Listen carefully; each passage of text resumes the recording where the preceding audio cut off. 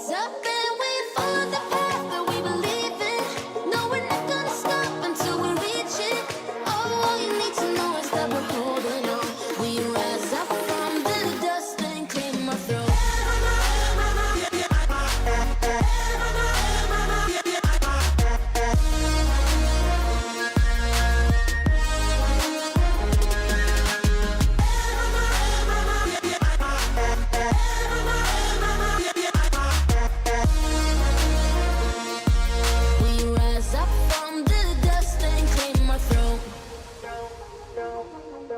We all have our reasons why we are on this track. Oh, we all have our burdens, yeah, but we just keep on fighting and we never look back. Here we go, go, go, let us heal and grow. You won't be alone, we're unstoppable. Don't be afraid to show what we're going for. This is what we know. Here we come back to life, we're still breathing. Standing up, everybody's gonna see it. Oh, all you need to know is that we're holding on. Even if we fall, we will rise up and we follow the path that we believe in. No, we're not gonna stop until we reach it.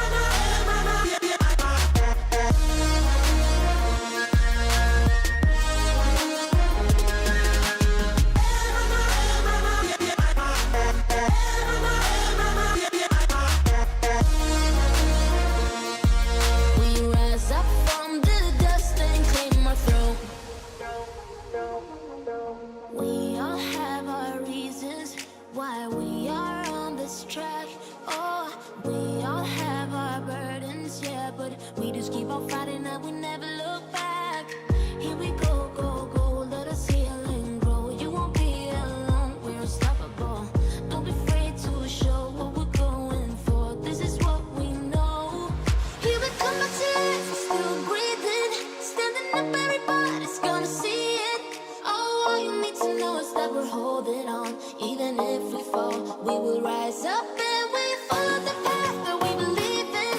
No, we're not gonna stop until we reach it. Oh, all you need to know is that we're holding on. We rise up from the dust and claim our throne.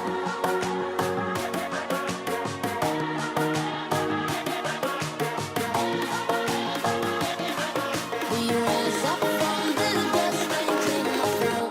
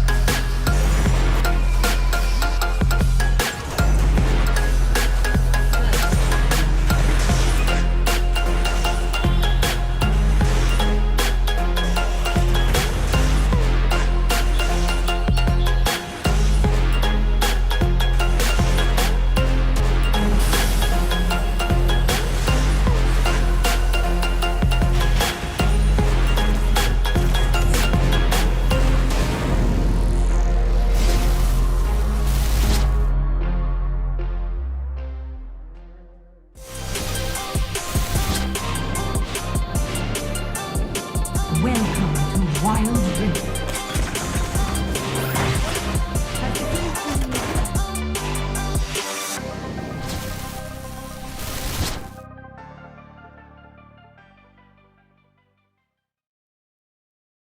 Ladies and gentlemen, we are now at the finish line of the South Luzon group stages here at the 2021 League of Legends Wild Rift Sea Icon Series Summer Season Philippines, and it is most definitely summer right now. I know you all can feel it.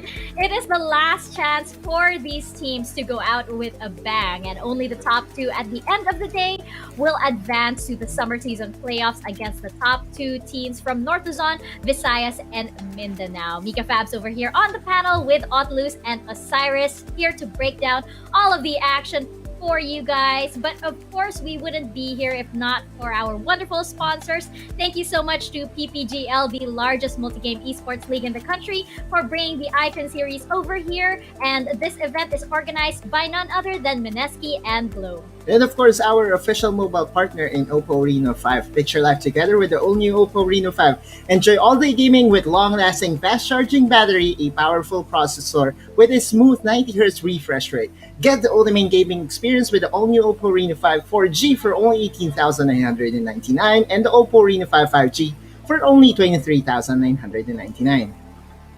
At syempre, nandito din ang sikreto ng mga gwapong gamers. Kahit buong araw na naglalaro, hindi mo kang na-GG, fresh pa rin. At para fresh all day, bring your clay game with you, Master All-in-One Clay Face Wash. It cleans 99.9% of germs, controls oil to 12 hours, and helps prevent pimples. All-in-one, bring your clay game with Master. Sikreto ng mga gwapo. And you can up your game even more. Osiris there, just trying to be cute for you all. Master you can right up your there. game even more as Virtual Hangouts Go Esports brings events and programs like no other, starting with an apprenticeship program led by the pros, stream takeovers, and local and international tournaments. All you have to do is download the Globe One app and click on the Virtual Hangouts tab to get updated and get hashtag OL together now on the latest happenings on Globe Virtual Hangouts. Now, guys, we do also have some surprises, some giveaways for the community right now. It is the end of our broadcast week, so that means we will be giving away 1,650 wild cores to 10 lucky winners at the end of the show. So hope you guys stick around for that. And if you want to know how you can do that, just like and follow the PPGL Facebook page. Post a photo of yourself virtually hanging out with us here on the panel, or with the casters, or with the players over there at the game, just by watching the Wild Rift Sea Icon Series PH Summer Season. Make sure that the post is public with the official hashtags Sea Icon Series, hashtag SISPH, that's SISPH, hashtag PPGL Wild Rift, and hashtag OL Together Now. That is 10 winners that we will be announcing at the end of the show for 1,650 wild cores each. Yeah, so stick around. You better stick around until the end of the show to find out if you are one of those 10 winners. But we also have another giveaway ongoing. Isn't that right, Osiris? Yes, get a chance to win 380 wild cores by voting your favorite team. It will add up to your God King Darius or God King Garen, whichever you want to. Like and follow Oppo Philippines Facebook page. Like and share the stream with the caption of the team you are rooting for. Make sure the post is public with the hashtags hashtag Oppo Game On, hashtag Oppo Reno 5, and the hashtag Picture Life Together, hashtag Oppo A94, and hashtag Live Life at Full Speed. So we will be announcing 4 winners for this last day as well. Once winners are announced, please message the PPGL Facebook page to know how to claim it. This giveaway is only applicable to Facebook. And of course, we are live on 4 different platforms: Facebook, YouTube, Twitch, or TikTok. So you can go ahead and drop by here on Facebook, follow the instructions, and if you are in a rush in getting those skins, all you have to do is to go to kodashop.com and load your wild cores up using your globe load. And guys, as we mentioned, it is the summer season indeed here in the Philippines. The sun is high in the sky once again. So this might mean another good day for Sunsparks, because as we've noticed the past few days, Sunsparks appear to be solar powered. They had a great day yesterday, although they did lose to Omega Esports, coincidentally at night. And it might be because the sun had already set by that time.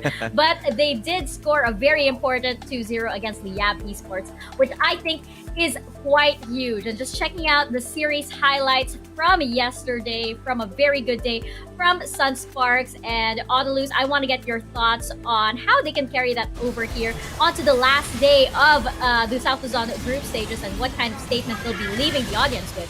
Well, first off, they have to break the code, per se, right? For the third, they will be going up against Execration come third series, and that will be the third and final game for South Luzon.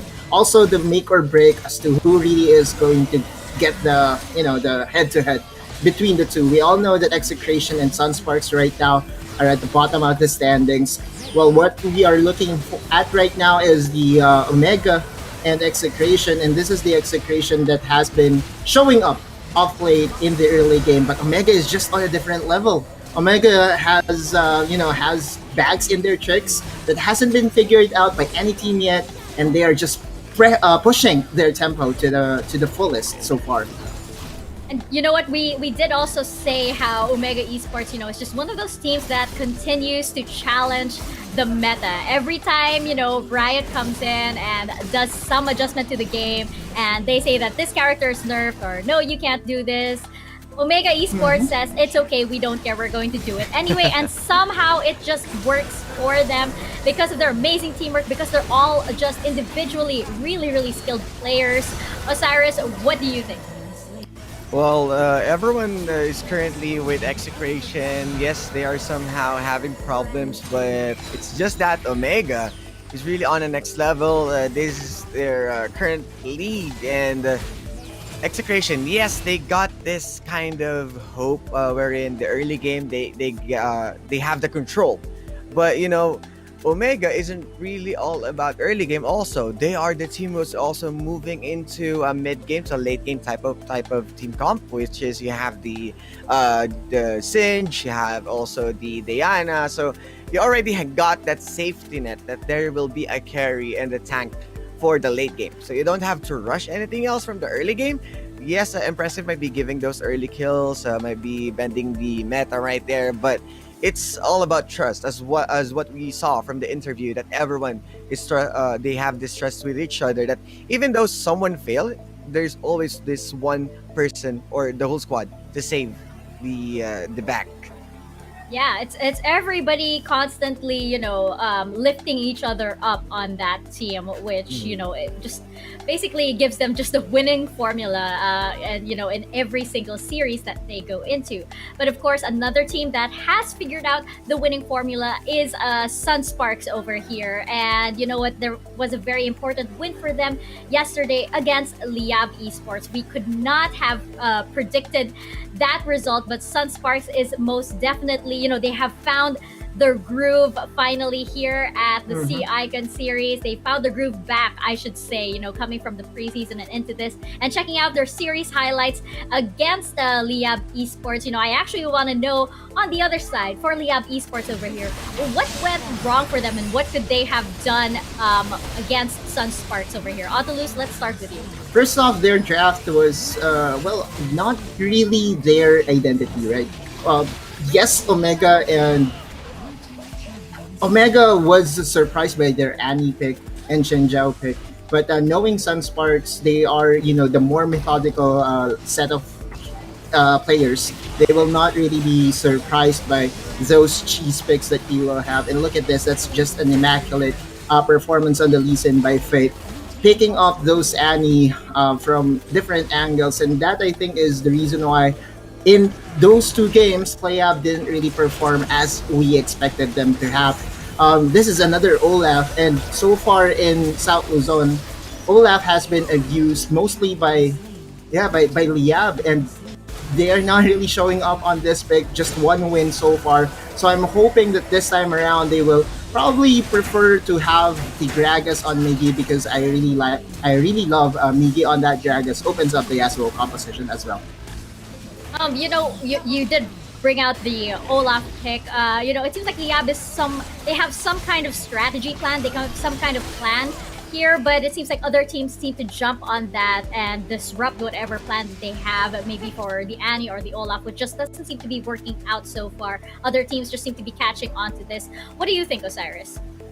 Well, it's just that right now, yes, at that point, Liyab they got this kind of surprise pick, but it isn't surprising if the result isn't really good.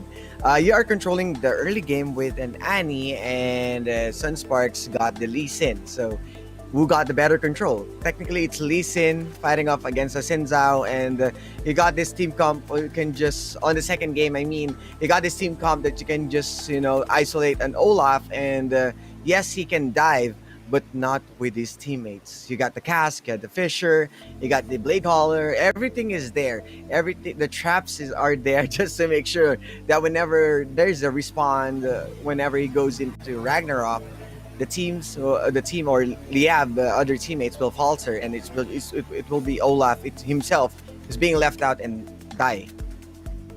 And of course, the last series of the day was Sunsparks versus Omega Esports. And, while we knew that they did have a successful run against Liyab Esports, against Omega Esports, it was a bit of a tall order for them. But I still do think that, this was a good day. This was a good series for Sunsparks still, because this was miles of progress versus what we saw during week 1. And just checking out the series highlights from that matchup, Autolus, what are your thoughts? Do you actually think that it was a huge improvement as well? Yeah, I definitely believe so as well. When it comes to facing up against Omega, there really are a lot of things that you have to think about. You have to think about the Gragas on Arise or Diana on Arise. You also have Impressive, right? Just dominating the jungle so far, and looking at the highlights right now, I think this is the flash from Dr. Mundo. Trying to assassinate sets, and no one in their right mind will do it except Impressive. That's because he's Impressive, right? He's being allowed by his team to play as aggressive as possible, and that I think is the secret ingredient as to why Omega Esports got the nod over Sunsparks, regardless of the momentum that they were riding.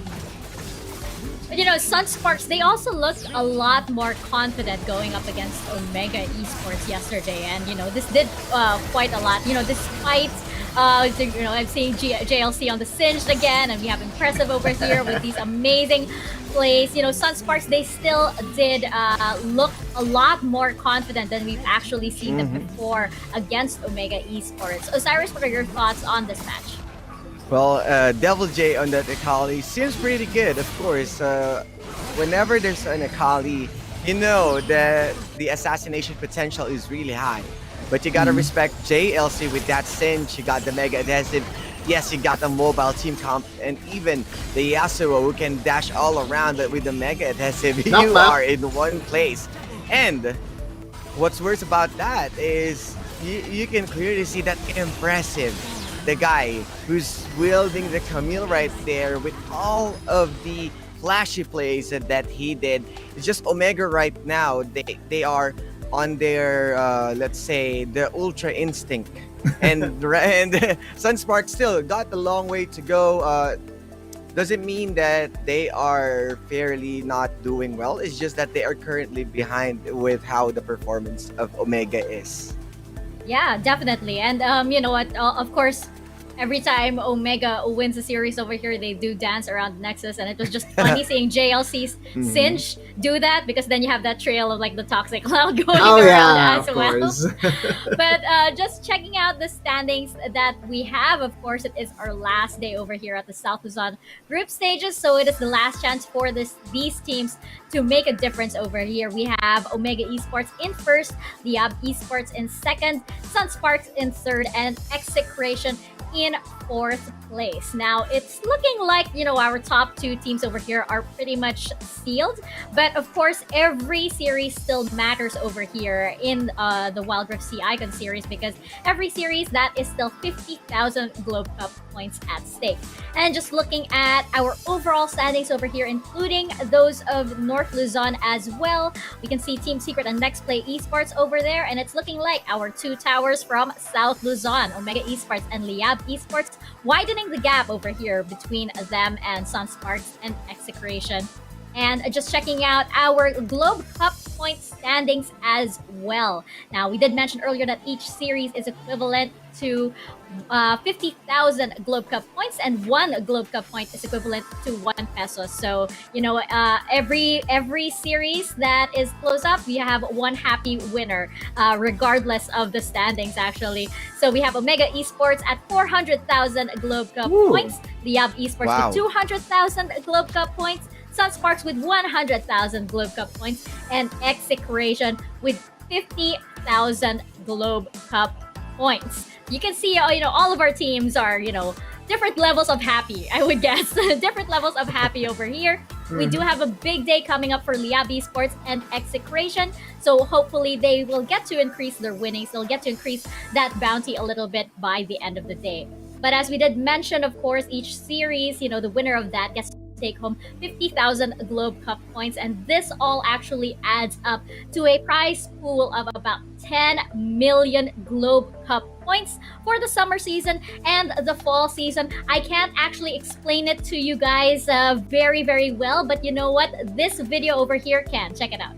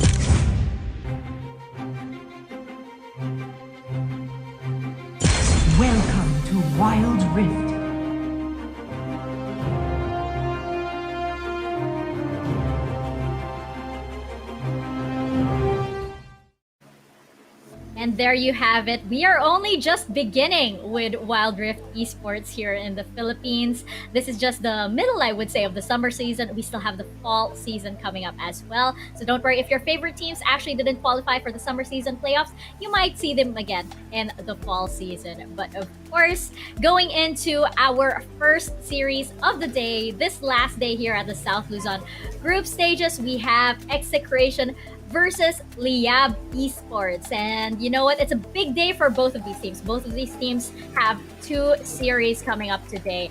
And you know what? Like for Execration, like Sunsparks, we're definitely seeing the ball roll for them now. And just checking out, of course, Execration's lineup for today. Audaluz, I want to get your thoughts on, how this team has improved over the past 2 weeks. Very, very big improvement. Again, these guys are all first-time pros. So I want our viewers to remember them. Tonte in the Baron lane, Supremo in the jungle, the Dene in the mid lane, Isen in the Dragon lane, supported by Arjo. And since they are all first-time pros, I just hope that after this Icon series, they will still remain intact, because reaching this far is already an accomplishment for their team, for their organization. Just imagine how much growth they can, bring to themselves after being able to go toe to toe against all these teams. I'm just so excited about their potential, and I hope the viewers will also, appreciate the fact that these are all first-time pros. So let's try to, root for them, and let's watch their journey as it unfolds here for the last day of South Luzon. Definitely. I mean, you know what? You mentioned, again, first-time pros, and you are up against Liyab Esports and Omega Esports and Sunsparks here at the Wild Rift Icon Series. It's crazy. It's crazy, and it's a big opportunity for these guys. Again, these guys, this isn't even their final form yet. Oh, yes. and, Yeah. Our solo player highlight for today is Isen, and this guy also, I'm very, very much excited to see more things from him coming up, because as we mentioned, Execration might be a team of first-time pros, but the organization that is backing them up is such an old name in the Philippine esports scene, and Execration, I'm sure, will support these guys all throughout. And Osiris, I want to get your thoughts on Ison over here and just how much he has improved so far. Yeah, so we saw Isen on different champions, but the most effective that we saw is the Kaisa. And playing on Kaisa, mostly he's getting that killer instinct, and then goes for a Zanya, which is a big bait play. Because the Execration or the squad can back him up after putting a lot of bait, and then they can just wipe everyone out. So with that being said, the late game potential of Isen is really good. It's just that whenever at the early part of the game that he's doing the killer instinct and he's carrying the twin shadows, it's kind of iffy, and that's also something that he needs to change, because I believe that he's really effective on different playstyle. Instead of carrying the twin shadows, might as well keep that item to the Baron laner, to Tante or to Supremo, and he can opt for a much more safer item, because this guy is an aggressive machine. Yeah, he might have to invest more, I guess, on his own protection as well. And of course, you did mention Execration, playing out with the baits over there. We do, of course, have to shout out, I guess, Arjuk, as we did note in a previous interview that, he has taken the mantle of being the sacrificial lamb for the team. But that also means that he is indeed a good support player, putting himself on the line over there for his team. But of course, we also have Liyab Esports over here. Definitely not first-time pros, of course, on the other side of our matchup over here. Now, they got a loss from Sunsparks yesterday, so I'd say that today they might be out for blood. This is a team that is never ever to be underestimated. Even though they might have some bad days, their bad days still looks pretty good, actually. And of course, just checking out their lineup once again, this all-star lineup that we like to say over here. Otaluz, let me know your thoughts. Nixu, Migi, Exosen, Gambit, and Marita Boy forming the Exocha for Philippine Wild Rift competitive scene for me, right? If I'm not mistaken, we have Miggy and Gambit already being representatives for SEA Games, right? For the Philippines. So they have really a huge amount of experience. Exosen was a world's player, right? Back in 2013. So he has been in the grandest stage of League of Legends scene. We all know Nixu, also a pro player in his own regard, high regards, and Moraita Boy, a staple in the League of Legends PC community as well. So this group of people is, you know, kind of the contrast of the first timers and Execration. And today is going to be the last day we're going to see them in the group stages. And hopefully by playoffs time, we are going to see them in a much better form because so far, yeah, they have been not in their best form. You know, it's interesting. You know, they might just be sort of biding their time or, you know, conserving their energy maybe. And then, you know, you never know, come playoffs, you could awaken the monster. You know, they'd say don't poke sleeping dragons. Liyab might be that. Exactly. You know, That's you right. might not want to poke that sleeping dragon. But of course, our solo player highlight for Liyab Esports will be Moraita Boy over here on support. And Osiris, I want to get your thoughts on how this guy plays support over here. I'm looking at that KDA. That is quite Yes. unusual for a support for a support player.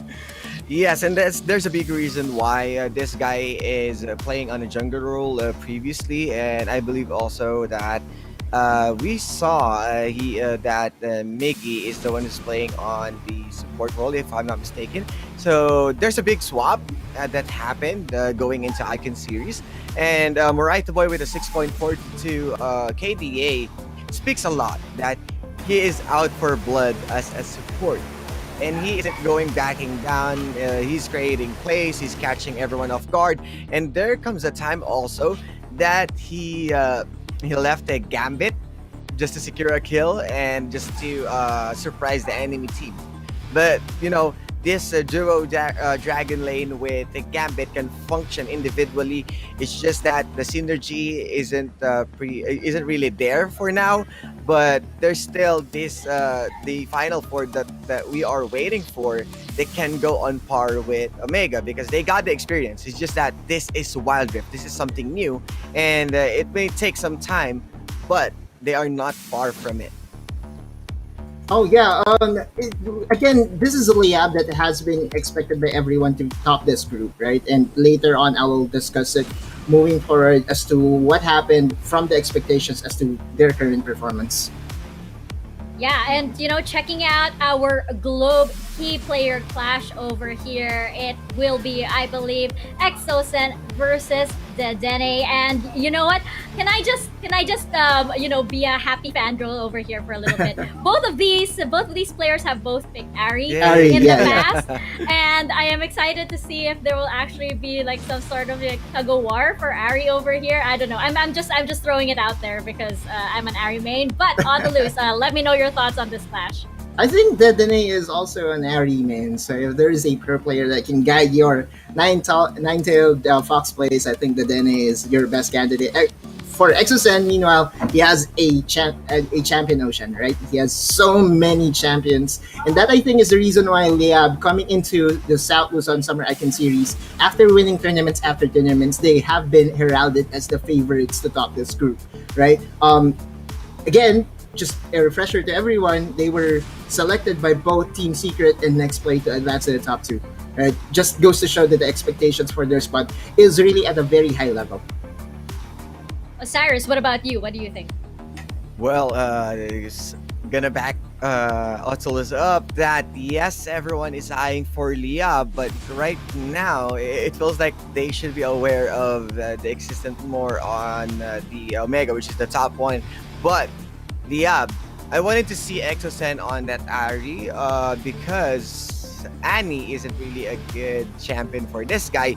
Yes, he is functioning very well with what's the early game into, but you kind of need that extra layer amount of crowd control with the charm, and there's a huge escape mechanics with the Fox Rush, and Exosen might be staying away from that Oriana but might be capable to carry as an Ari instead of an Annie. So I think that's one thing that they can do to steal away also Dedene's main and put him in a bad position to pick, or they can just go for a big tug of war or ban it out completely.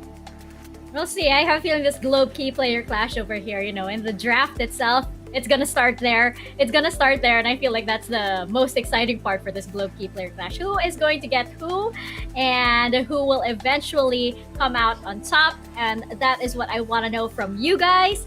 Audaluz, who is taking the series? I still favor experience, right? I know that the Execration is hungrier, but because of what happened yesterday, I think Liyab will just come out on fire, and hopefully, probably just pick that Diana, because I think Diana is a good fit with Exosen's gameplay, right? So with that said, I will give 2-1 in favor of Liyab. And Osiris, what about you? Yes, I'll go with the same as Otoluz, as 5722's Diana is pretty identical to how Exosen can maximize, also the same as Yasuo so both of these guys can go for it. Might deny also the Ari against Dedenne. So Liyab all in, I'll go with the 2-0 as in favor with Liyab. And you know what? That is 3 for 3 here on the panel. I will actually also go for Liyab Esports as well. But a 2-1. Execration might be able to take one game from them. But there is nothing left for us to do except to actually find out by jumping into the series. So here we go, guys. Execration versus Liyab Esports. Casters, take us into the rip. Thank you very much, panelists, Des, for that incredible opening day, kicking off the Wild Rift SEA Icon Series Philippines Summer Season, South Luzon Group Stage, Week 2, Day number 3. I'm Infinity, in this case Saya, and we are moments away from game number 1 of Execration versus Liyab Esports, in which I hope comes to 3 games to determine on who will win the series today. Wow, 3 games, that is what you're hoping, but I'm not sure as of yet as to which team you're actually eyeing on to winning. But I guess it's time for us to place our prediction. So I'll just say it now out loud. It is going to be a 2-1 prediction for me in favor of Liyab. We have the same train of thoughts here, Saya. I'm going for 2-1 in favor of Liyab Esports. In history, we have seen them play it out, and 2-1 was the standing, and Execration has defeated Liyab Esports in certain games, but I think Liyab Esports, going into the last day of the South Luzon group stages, has come in with a different type of power, with a different type of beast in for today's matchups. And the panelists have talked a lot about the champions, have talked a lot about the players, and I want to talk about something specifically onto the mid laner that the panelists has talked about, Dedenne versus Exosen. Kaisaya, I want to hear your thoughts, because mid lane I think is one of the point of contention when it comes to in the Rift. Oh, definitely. Especially if you talk about Dedenne in here, very prominent usage of that of the Gragas, the Orianna, especially the Diana too. However, for the side of Liyab Esports on Exosen, we are still seeing some playful, picks in here in the mid. Sometimes you can see Exosen eyeing that utility mage in the mid, and then sometimes he could be that carry mid like that, or sometimes he'd go for the Corki. And however, though, I think the problem with that, whenever he is in the Corki, or recently when he was seen most of the time in the Corki, it just gets banned out and just gets respected. Definitely, I think Corki of Exosen is a different type of champion when it is onto the hands of Exosen.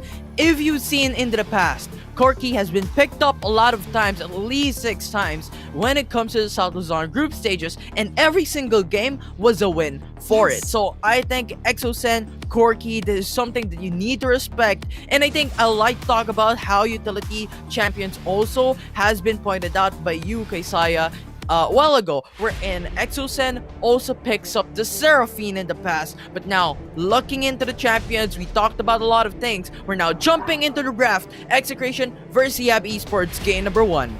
Gotta love how Ziggs is still respected no matter what.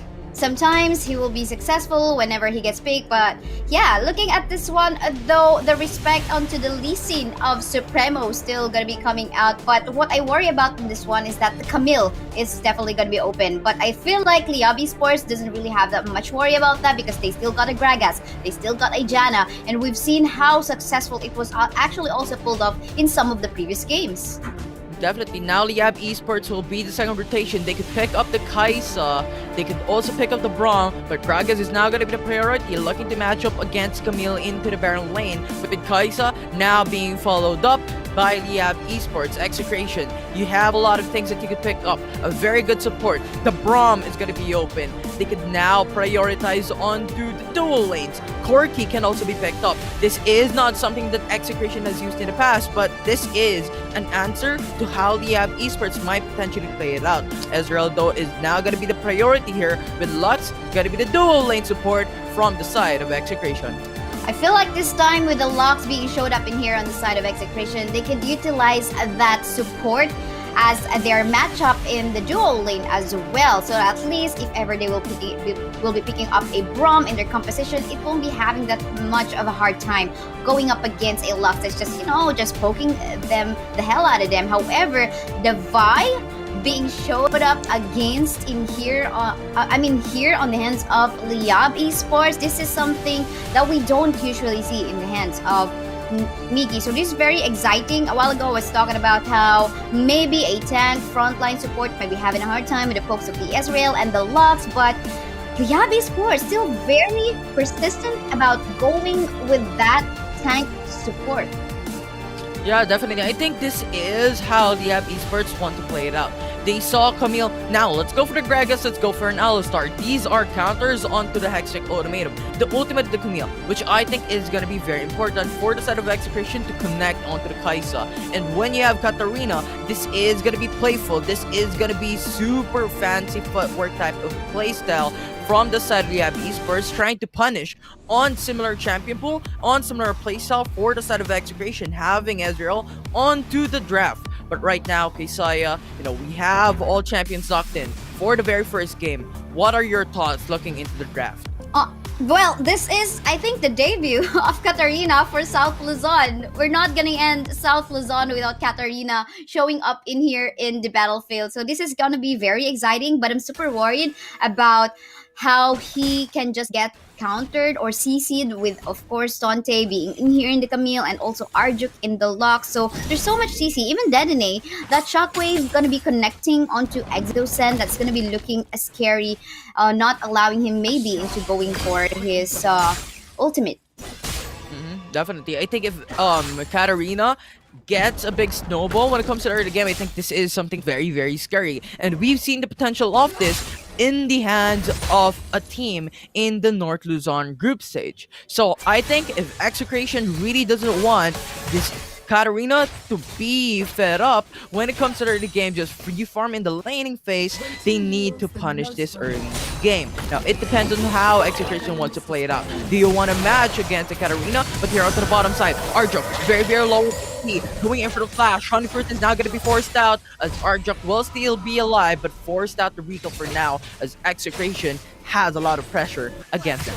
I do agree on that one. They need to punish this Katarina earlier on, but however, it is actually Dedenne going for a very aggressive play in the middle lane. Fortunately enough for him, he actually went onto the side wherein Dr. Mundo was near. So if in case he was actually trying to go for an aggressive play in the middle lane, and then maybe Vi will be there, Miggy, to assist.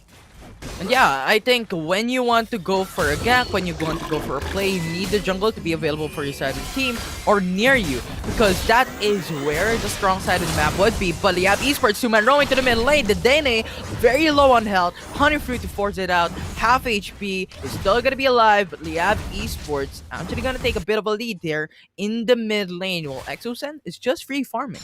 No more barrier for Dedenne in here. Gotta be, I think still will be enough, later on if in case the dragon goes up. But I believe that the most important thing in here is that they make sure that they will be able to pick off that Katarina later on, right before a team fight happens into that dragon pit. So the contribution of Dr. Mundo, maybe just rotating, going for a gank, baiting it out, baiting that Katarina out in the middle lane will be very important. But for the meantime, I feel like they're just waiting for all their power spike, especially Dr. Mundo later on, so that he'll be able to give that great contribution into the team fights. I like how you talked about a power spike, and I think that is the reason why we really don't see any first bloods out of yet. right? A Kaisa isn't really strong when it comes to level 4, not having like Haven Rain being upgraded immediately. Exosen with Katarina, not that strong when it comes to early game as well. You need to get to level 3, you need to get those items up and running to really just scale out when it comes to the damage output. And similar to Execration, but maybe aside from Ison with Ezreal, really strong when it comes to early game. But with just the amount of pressure that Liyab Esports is producing, I think that is delaying how the early game is now set up for the side of Execration. And I do believe, as you stated it a while ago, but Liyab Esports now into the mid lane. 3-man Rom gets the first blood as Orianna will be melted down. 1-0 Liyab Esports. That should have happened onto Exosense Katarina. Apparently, though, it was Dedene who got caught off guard by the members of Liyab Esports. Gotta love how Liyab Esports rotated onto the map. And going back onto the draft, though, by the way, I love the fact that it is actually 2 champions that Nixu has countered in here. So as a Gragas, definitely gonna be a good timing for Explosive Cask who will not allow either Tonte or Detonate to set up a play. But meantime, it feels like there might be an upcoming fight in here as Execration starts a win contest. Good information though from Execration, has the knowledge that Liyab Esports is going for the contest, goes for the shots, true shot barrage, connecting onto one. Liyab Esports is now opting to back away for now. Arkanshift gets that information. Cloud Dragon still gonna be alive and goes for the reset. I just don't like the fact that it is actually Execration that started off the fight in the Dragon. They are in a poke type kind of composition and they must at least maybe just have Liyab Esports start it off first while they're actually poking out their champions. But however, you see this fight? My knockoff coming from Sport, Liyab Esports, a Kater Rain with the follow-up from Killer Instinct. 2 flashes are now going to be burned from Execration with low HP. This is not looking that good. Liyab Esports is still going to push through. Final Spark, not going to get it. As the Smite will secure it, Cloud Dragon. Liyab Esports will get the advantage. But Ponte, with the split push, will get a tap for his blood in the Baron lane for their team. Nice try, and we see in here a turret has been taken down already. Meantime, I feel like this is the time for Execration to just back away, go for a reset, as this is, they instead of allowing Liyab Esports to pick up more targets. Picking up targets, I think that's the thing. When you're poking competition, when you don't really have the massive AoE CCs, aside from maybe Orianna for the side of Execration, you really need to stay put. You need that light binding to connect onto one, or either Tante with the ultimate for the Hextech Ultimatum to connect onto one, and that is the time that you could actually go all in terms of team fight. Go and isolate each member of the Liyab Esports before you go for the 5v5, before you go for the 5v4. And I think that will be the winning condition of Execration here. If they succeed in isolating each member of the Liyab Esports, goes for successive type of gank, successive type of skirmish, I think this will be something that Execration will be looking forward into. Oh, but Assault and Battery actually connect into the mid lane. Orianna is pretty low. Katarina with the ultimate, putting him at a very low HP. Orianna will fall down. Doctor moves to the follow-up. It's a 3-man roll from Liyab Esports. Force the Vault Breaker to back away with a Camille. Hextech Ultimatum has to be down to 1-for-1. Katarina forced to flash away as the Hextech Ultimatum. With that, we have Camille jumping under the turret, trying to get that kill. But with the support of Liyab Esports, still gonna be alive, but Explosive Cast rather is gonna isolate each member of Execration, and Liyab Esports will take 2 kills in that engagement. Oh, lots of happenings in here. Yes, maybe Execration is having a tough time in taking down objectives, but I guess Execration already also has this in mind wherein, okay, while they are on it, yes, they will do get the priority on the objective positioning, and then we'll just go for other turret takes, or maybe for other objectives rather. And as we can see in the map, that is what is currently happening. They get the priority on the turrets, but however, I think a fight might occur again. Camille actually getting the target here by Miggy. 2-man Shockwave, no follow-up from Execration. Liyab Esports has another day to live. Katarina with the ultimate, actually producing a lot of damage. But Execration opts to back away and goes back to safety. A wonderful play here from Liyab Esports. They just defended, and I like how quick responses were just coming through into the mid lane. They saw Execration going for the 5-man roam into the mid side. You know what? Liyab Esports, let's immediately go for the response. Let's not Execration, take this lead, take this tower, because simply 2k gold lead is already in our favor. If we give this turret, it's gonna make it even when it comes to the gold lead. Now into the bottom lane, Supremo goes for the defense, 166 HP. For the tier 3 turret into the regular lane, although this is gonna be defended by Execration. Liyab Esports is now looking into the mid lane. I love the fact that Execration is able to maintain all of their turrets consistently. I think that's because of the poke capability that they can do. Meantime, we got a sandwich that is about to happen in here. We'll see. Wallbreaker, Assault and Battery, actually an X onto Ezreal. Arcane Shift is not going to be enough. Killer Instinct with that major range, losing a lot of damage. Supremo is the only one remaining for Execration. He is going to get a raise from the face of the earth as the Liyab Esports takes 3 kills against Execration. And wow, in here, though, despite them losing some members, well, actually that was quite a lot, 3 members in the bottom lane part of the map. On the side of Execration, they will manage to go for a push in the middle lane. However, I think I'm gonna give this one to this win so far still to Liyab Esports, because they did manage to take down 3 targets, plus of course they managed to take down 2 turrets as well. So I think that was a great utilization of the Rift Herald whenever it is in your hand. However, I'm not much liking how they're giving so much information that they're all actually crowded in this area. This is gonna be looking bad, and they are actually starting it. Potential fight might happen again. Gragas is not here though. Liyab Esports is on a member disadvantage, and smart move by them not going in for the contest, because Gragas, I think, is the only one that could split up Execration and just go all in terms of that team. But Liyab Esports is playing safely and gives up the Infernal Break to the side of Execration. So right now, with the Infernal Break, 2 turrets are ready for Execration. They have a lot of objectives taken against the Esports. It's a matter of utilizing this objective. It's a matter of utilizing your manpower to beat out the Esports. So simply enough, they are still at a disadvantage overall because of 4k gold deficit that they already have. More or less with the Infernal Rake, they have a lot of scaling potential when it comes to the mid-game late game fights.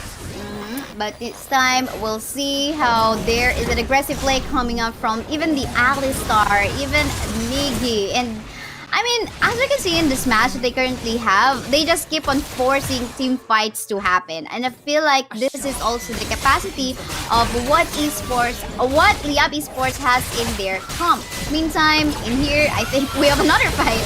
Assault and Battery, Hexic Ultimatum to just cancel it out. The Flash is now going to be burned by Conte, but Conte is going back to safety, going over the hill, and Liyab Esports is not going to catch through. No kills will be made. Oh, I mean, from being chill from yesterday, I mean, we started week 2 being chill. Being very, heated in that week 2, day 1. And then we went for a chill mode, day 2 of week 2. And now we are back to having a lot of actions happening in the map. We don't see, I gotta be honest, I don't see this being that of a methodical play coming from both of these teams.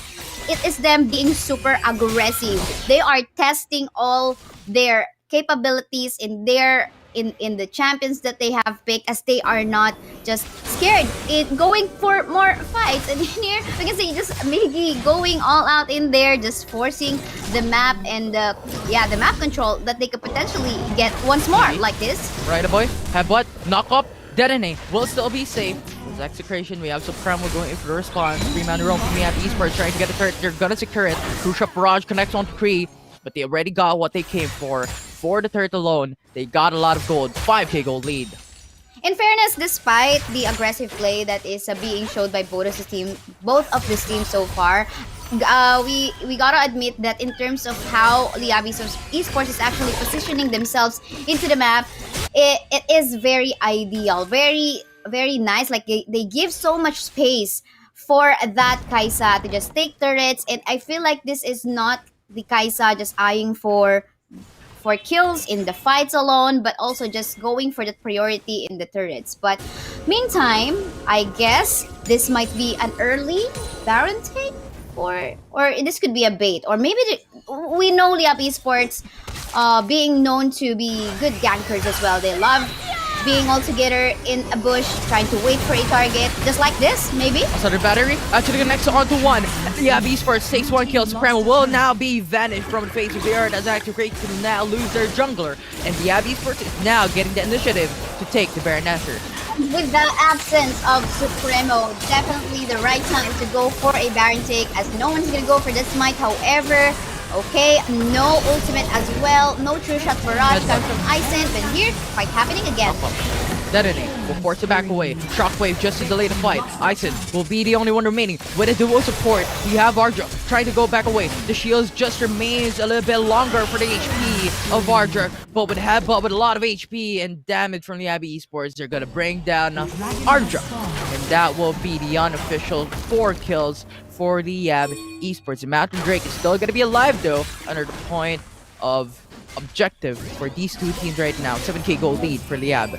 Wow, well, this time, it definitely Supremo is having a tough time sustaining for what Liyab Esports has in store. But again, I feel like another fight might happen in here. Question is, will there be a steal? And yes, they will go for a chase. Marida Boy, knock up onto Tante, but we still have Supremo here, getting a lot of damage. Final Spark connects onto 2. Ezreal just hovering around, fancy footwork, just delay the fight, gets a kill, gets 2, but Katarina just going into the back lines, decimating the HP of the enemy team, and Liyab Esports takes 4 kills against Execration.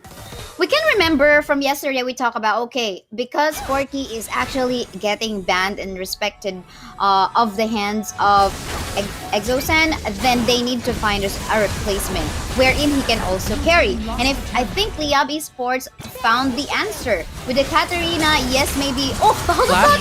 Whoa, wow. Katarina getting into the back lines, getting the kill. That will be the ace from Liyab Esports, and now they're looking into the Nexus. They're pushing in through the dead timers. It's gonna be the 3 seconds. Execration is now going through. It's a 3-man roam. It's a 4-man roam. But the Nexus, 70 HP, and Liyab Esports will take the win for game number 1.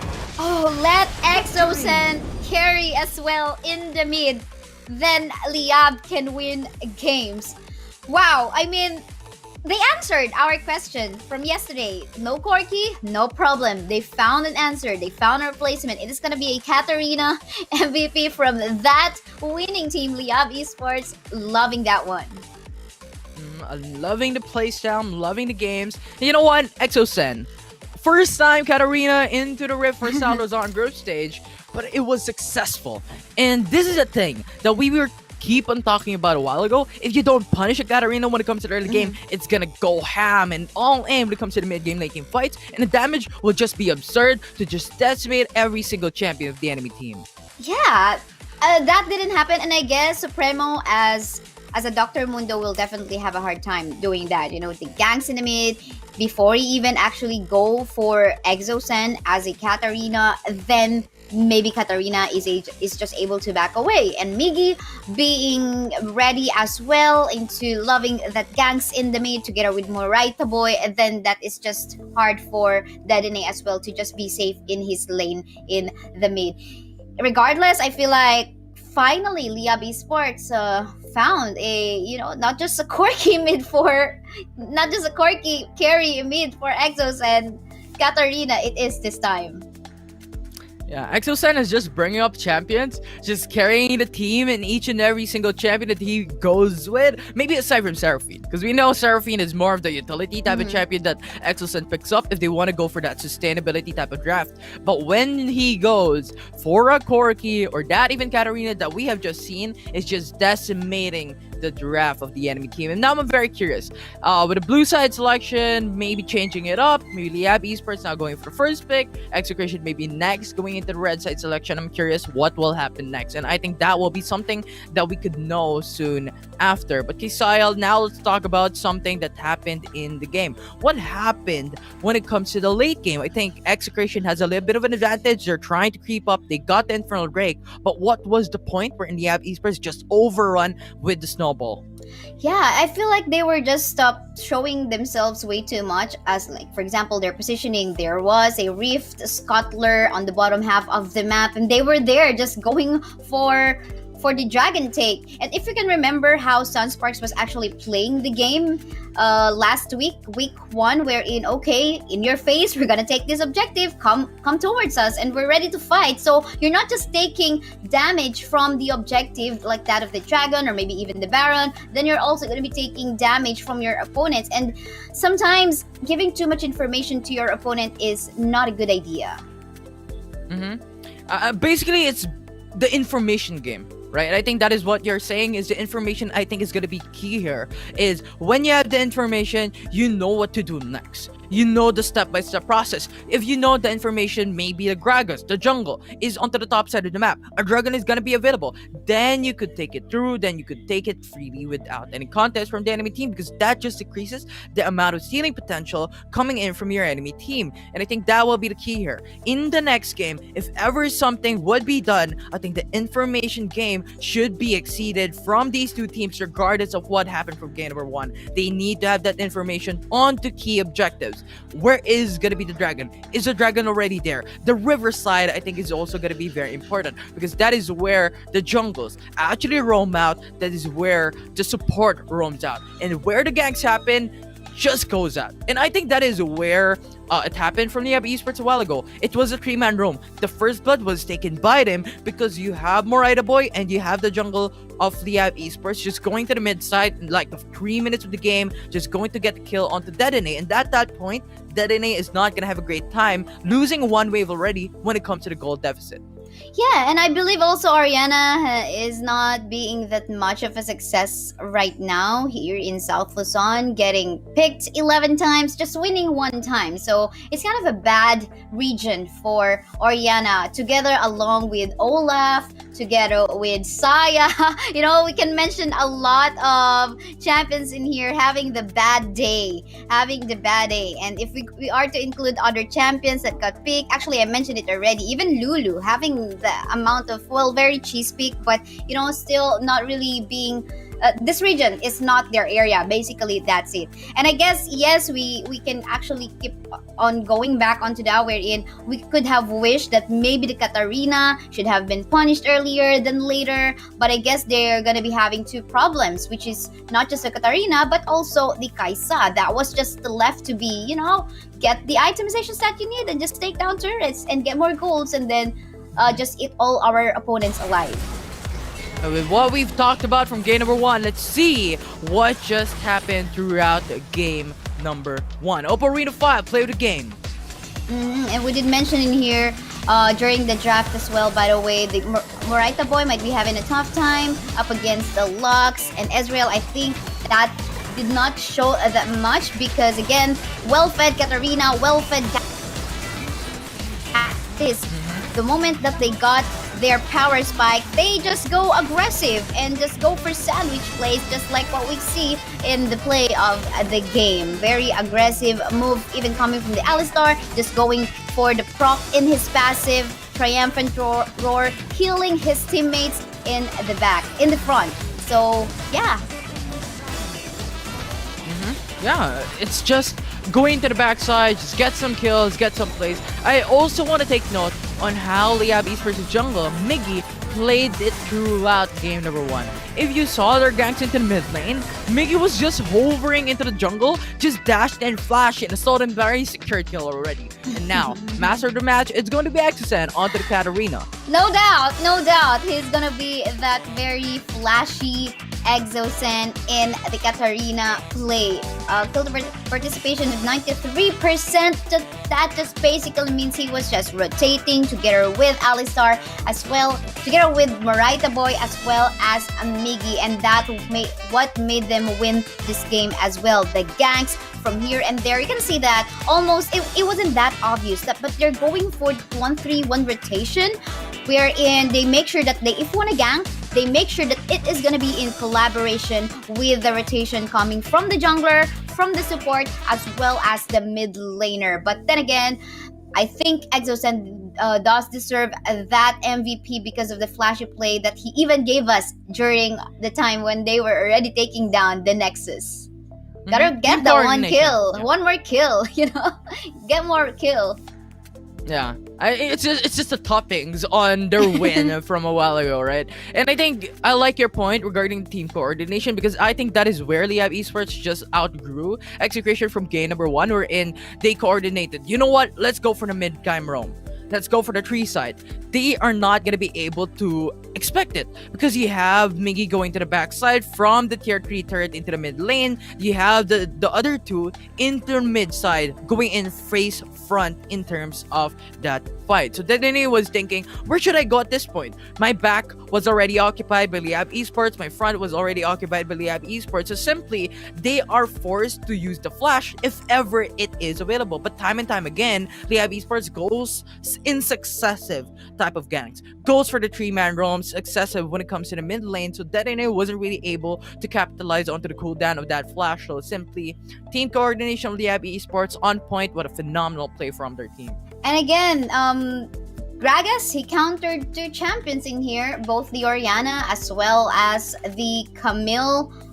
At the same time, Orianna will definitely be having a tough time going for a setup, because again, that is a Katarina that is also, he needs to deal with, basically he needs to deal with some range champions as well. But then again, nice try. It's just, I guess, in terms of the draft, it could have been better. Maybe they should have been more prepared into letting that Camille get countered again with the Gragas. It just didn't happen though. But nice try. I feel like there could have been a better choice compared to that of a Mundo, which I'm still thinking about right now, actually. Yeah, I think they're wanting to play the snowball games, similar to what Liyab Esports is thinking about. Because if Dr. Mundo snowballs when it comes to early game, it's so hard to defeat. It's so hard to melt down that HP, right? Especially if you already have the Sun for ages, if you already built up the items, at least 2 core items within the first 8 minutes of the game, that's already pretty good. And making it 3 core items, that's phenomenal. And I think that is what Execration is thinking about. You know what? We've played in the past when it comes to the early game, we defeated a lot of teams when it comes to this early game type of setup. So we could play it once again. Let's try to take the lead. But the problem was, Liyab Esports just took the lead when it comes to early game immediately, even before Execration was able to do the same thing against their team. So I think that will be the name of the game. But now, Isaiah, we talked about the strategies, we talked about team coordination, and what overall happened from game number 1. Now let's talk about the draft, the patterns, the bans, the champions that was picked up by these 2 teams. Well, in here, it's kind of a general ban coming from the side of Execration. Lucky for them, actually, it wasn't that quirky mid again on the side of Exocen. It feels like also Liyab Esports was ready to experiment on this stage, because again, that is a generic ban. Not Camille, but Akali as well as the Ziggs. However, this is still from the side of Liyab Esports, that is still a respect ban coming from to target the Lee Sin of Supremo as well as Dedenay's Diana. So gotta love this fact, but I guess it's just that the good answer coming from Liyab Esports with the Gragas and the Kaisa countering up that Camille. Still gotta love the second phase of peaking coming from Execration, and then we move forward to how Vi as a surprise pick and Alistar was a surprise pick in here as well, coming from the side of Liyab. This actually surprised me, the Vi and the Alistar pick. But however, we did not expect that this has actually the idea of giving protection and giving space for the Katarina to go for her play, to find their space that wherein she can just go for the ultimate. So given that fact, given that information, still it is okay. Or rather, I'm kind of half-hearted on this one. The Orianna pick again. You know that there's a Gragas already. Why are you gonna be still going for the counter to yourself? Maybe he could just pick a Quirky instead in the mid. At least, when you still don't have that information that okay, this is gonna be a last pick Katarina pick. Anyway, I mean, on the last slot there was Exocen, so they could still be in that. Idea wherein okay, they might pick the Corki, then let's just take it away. But instead they just pick the Orianna. So I think it all started from here wherein they started a pick on the Orianna for the side of Execration that lead them into a somehow disadvantage in terms of the draft. So with this information then, okay, let's just go Katarina. Anyway, they still got the protection coming from a very aggressive Vi that can be played by Miggy and an Alistar that can be played by Moraita Boy.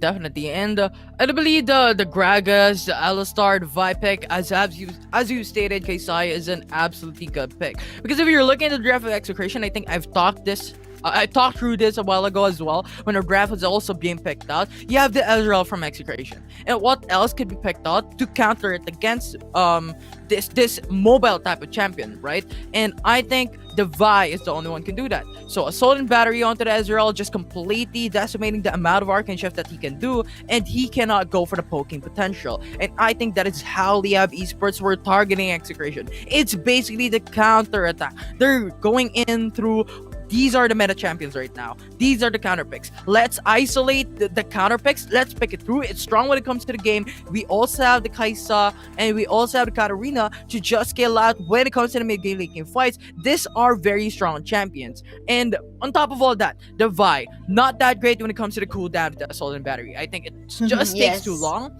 But when you get that secured kill onto very key champions, I think that will be very valuable. And as you've seen, 2 minutes, 3 minutes into the game, Vi, level 5 immediately went into the mid side, Assault and Battery secured kill already. So that just gave them around 500 gold for their team from that first blood.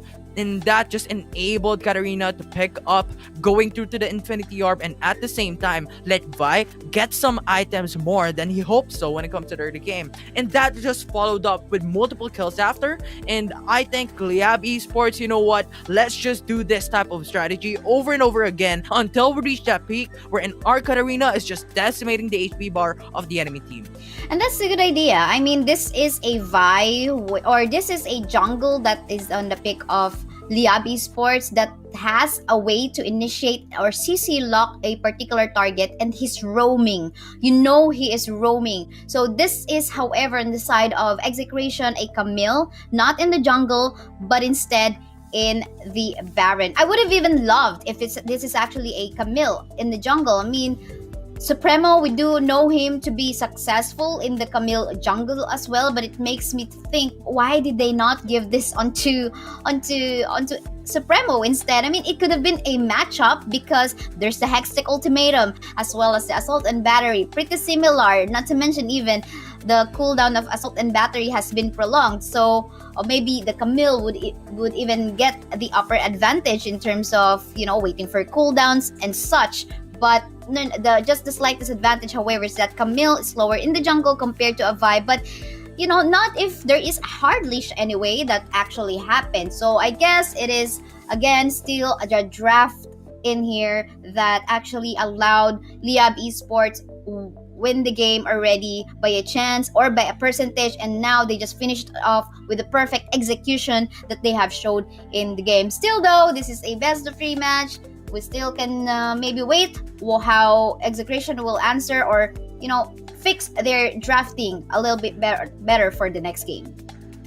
I hear your thoughts, Kaisaya, and do think the same thing. I think Execration, Supremo has played Camille in the past, maybe one time, a couple of times, only at the very least, and has won that game. But this actually is synonymous to the game style of Execration. This is synonymous to the game style of Supremo. Supremo is a player that is very aggressive when it comes to the game. Get that lead and get that further against the enemy team, right? Especially with the Lee Sin on how Execration has played it out. I think that is phenomenal. But when it is actually counterattacked, if it's banned, if it's stolen away, I think you also have Camille to come through. I mean, you still have the Garen to be picked up. Maybe not that big as a Baron laner for the side of Execration. Maybe you could pick up the Galio as well. Not that big as well. But there is a lot of potential that Camille does give when it is a jungle. Level 5, going to the mid lane, Hextech Ultimatum. I think that would be the scare kill, and especially if an Alistar will be the support against the enemy team, it will not roam that quickly, and you could just have a lot of burst damage potential present into the mid lane as well to support the type of game style that Execration might be thinking. So I think I do agree with your thoughts here, Kaisaya. Camille could have been a jungle here for the side of Execration. Now we're thinking what could be the next step here with every changes happening all throughout, and with the bans now coming in.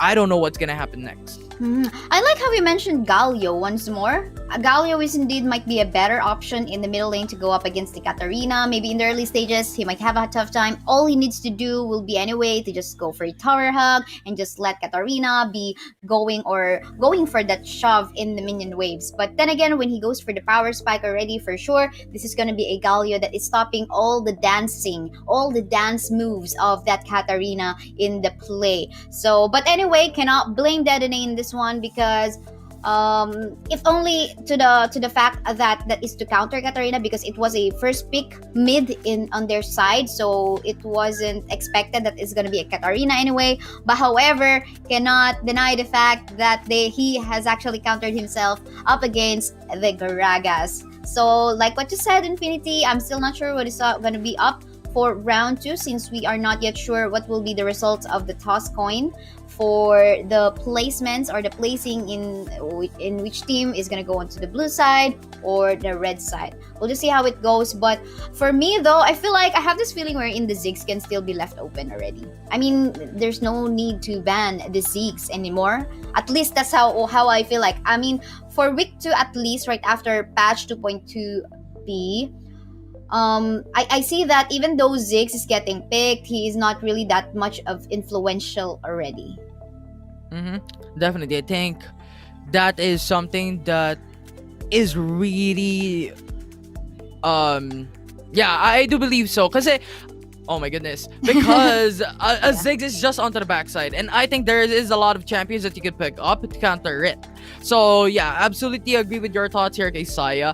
And when you're looking into the game 1, I think Gragas has spawned up a lot of explosive casts that just plays that matchup upside down against Execration. Right, there are a lot of instances that Camille is going in for the initial setup, and as you stated, Gragas has a lot of counters against Execration from game number 1. So I'm thinking they could now ban out Gragas, and I think this is something that Liyab Esports has used yesterday against a lot of teams, and this is a very strong champion overall when you're thinking about the disengage, when you're thinking about the engage, because you have a lot of isolation as well that you could do with the Gragas as well. And on top of all that, we had the buy from Liyab Esports to follow through with the isolation type of setup. So I think Execration, a lot of opportunity open here. They could ban out the Gragas, maybe pick up a very strong champion, like Camille once again, when it comes to the second game. Yeah, I agree on that Gragas ban. Instead of the Ziggs, maybe just ban out the Gragas. Anyway, if you are really eyeing on to picking up on a first pick Camille, then ban his counters. Well, maybe what maybe Execration is also thinking about is, okay, if we ban out the Gragas, then it's gonna be obvious that we might be picking up a Camille, then let's just not ban it. But then again, you know that this is why we will come into a decision-making point, right? Are you ready if in case this happens? So, but apparently, maybe it will be fine if it's just gonna be one champion that this Gragas is gonna be countering up. But what happened is that, okay, they added the Orianna, and Orianna had a tough time in the middle lane, not dishing out too much damage, not finding that ball game that she needs, just because, you know, he's just getting zoned out, getting poked out by his counterparts in here on the side of Liyab Esports. But yeah, then again, I still stick to that idea where I feel like Ziggs can be left open already, and this guy seemingly he doesn't need the priority ban anymore.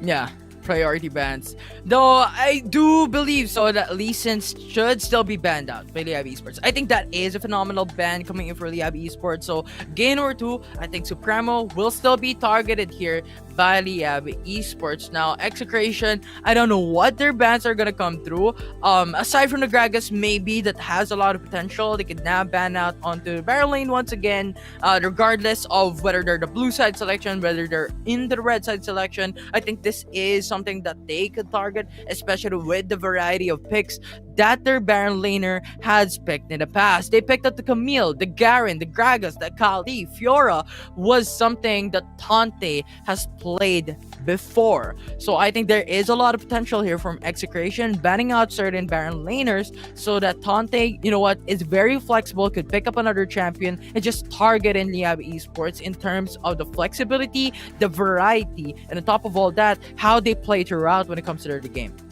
In summary, though, I feel like again for the bans, The only cleanup that I find in here is the Ziggs. Again, no need for a priority. But for the picks, everything is looking good. How Liyab Esports reacted and planned out the strategy that they will do based on the first pick of Execration. However, Execration's first 3 picks are looking good still, but for their last 2 picks, that's something that they should pick later on in the succeeding rounds that they still do have. But now I guess the question in here is, okay, given that, okay, this is the draft already and we can't do anything about it, how can we potentially get a win, or what is still our win condition given our draft? Because of course there's still the pros and cons. The draft is just the face of the game. It is just a 50-50 way for us to predict things out. But then again, like what we said, Infinity, I feel like the Katarina Exosen should have been ganked earlier on. Gonna be a tough task for Dr. Mundo, but maybe Dr. Mundo on the hands of Supremo, maybe he should have not gone for that full clear first before he planned out a gank or a visit onto his laners, but instead maybe right after one buff, if we see or let that Katarina just overextend in the middle lane, then let's just go for that gank. But that did not happen. Things happen already. Maybe they realize it in the next round, or maybe they will just not pick the Mundo and the Oriana up against this type of composition again. I do believe so as well. But instead of maybe the Dr. Mundo now going for the 2-man roam into the mid side, make it so that they are in a 3-man roam, right?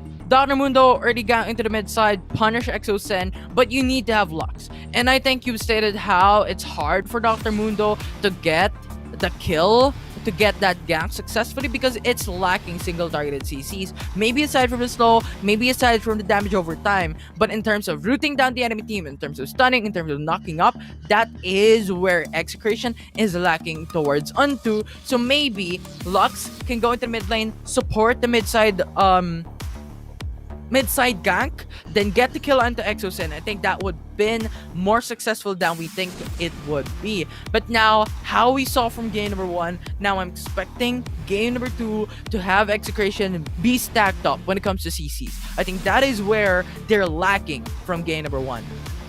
But you talked about Lux visiting the gank in the mid. That's exactly what Liyab Esports did.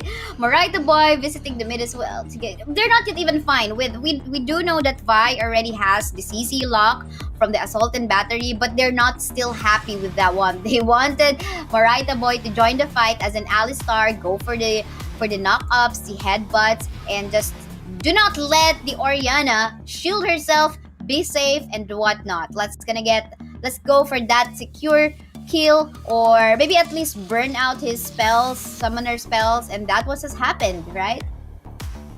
Yeah.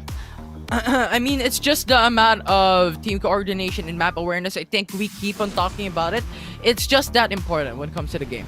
And I think at this point, we talked about everything already, right? The map awareness, the information that is needed, the counter attacks that is also available, the bans, the picks, the champions in the Grift is something that we've talked about time and time again. So I think it's the set.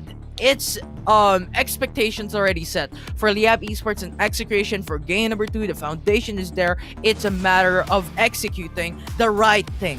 It's a matter of application of these type of strategies when it comes to the side of Execration and Liyab Esports as well, trying to win game number 2. Now, Kisaya, I know we talked about the predictions already, but I really want to ask once again, Liyab Esports Execration, for this game number 2 alone, who do you think has a chance to win, considering that Execration has lost already from game number 1?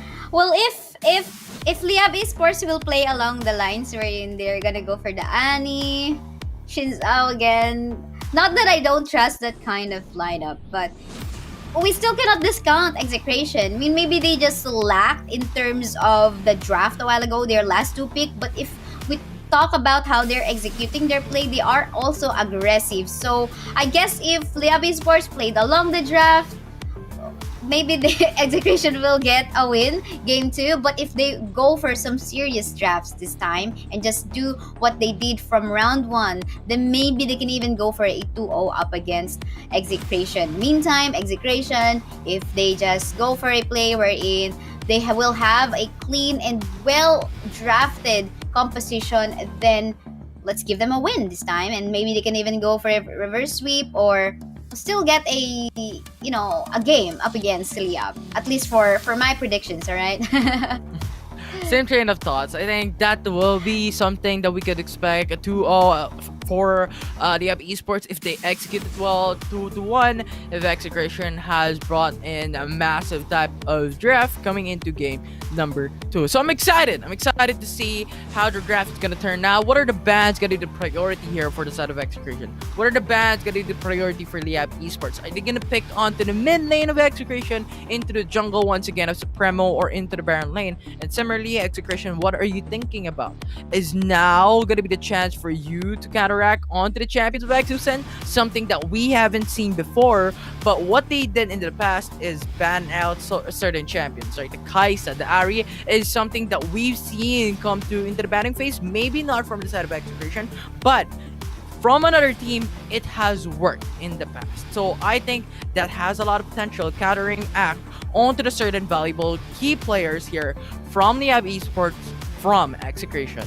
Definitely, I feel like whenever Exosen's carry mid lane champions gets banned, somehow Liyab Esports is having a tough time making a play. So if this happens, wherein maybe Execration is on the first pick, maybe they can try to target ban Exosen alone, like that of banning out the Katarina and the Corki and just going for a first pick Akali. But now we see the placements. Infinity looks like well a Ziggs ban still in here in place. Ziggs, Gragas for the side of Execration. Now Liyab Esports has banned out Lee Sin and Braum as well. They're targeting onto the Supremo. They're targeting onto the support role of Execration. And now, with Akali left open, Execration is now picking it up. But this leaves Camille open for Liyab Esports. Yes, indeed. Camille is open. They took away the Gragas, wherein I had this thought, okay, are they gonna go for a Prio Camille?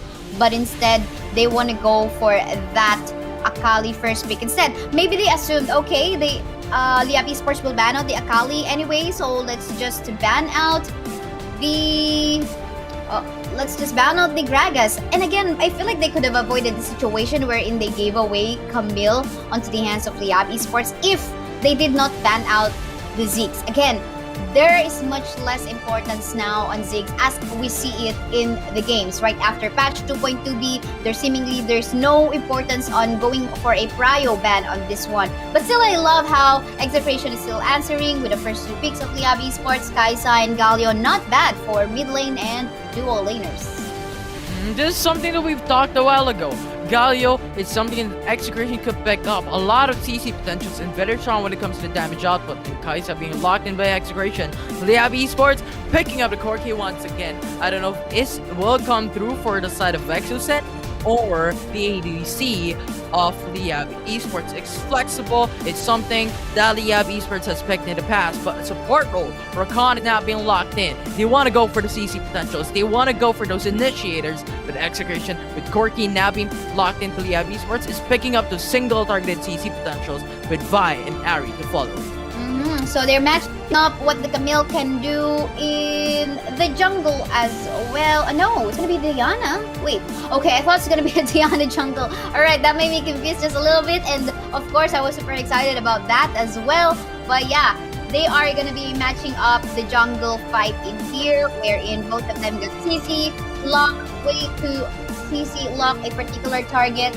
Corki is going to be into the hands of Gambit. It's going to be very interesting. This fight is. I feel like the Rakan must be very careful about the grand entrance he will do, especially when the charm of that Ari from Dedenne will be ready.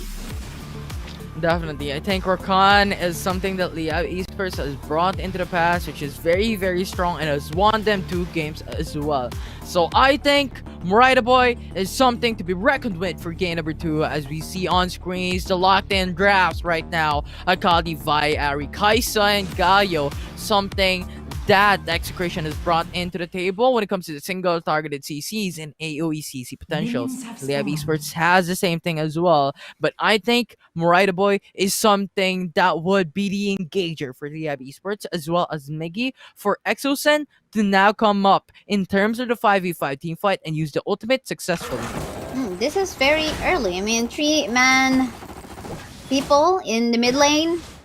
That was very early. I think they are thinking about, okay, Dedenne plays quite aggressively from the previous game. Maybe he does this again this time. So let's try to go for an attempt. Nice attempt coming from Liyab Esports. But one thing to take note in here is how they're actually laning as of the moment. We can see a 1-2-1 setup coming from Liyab Esports.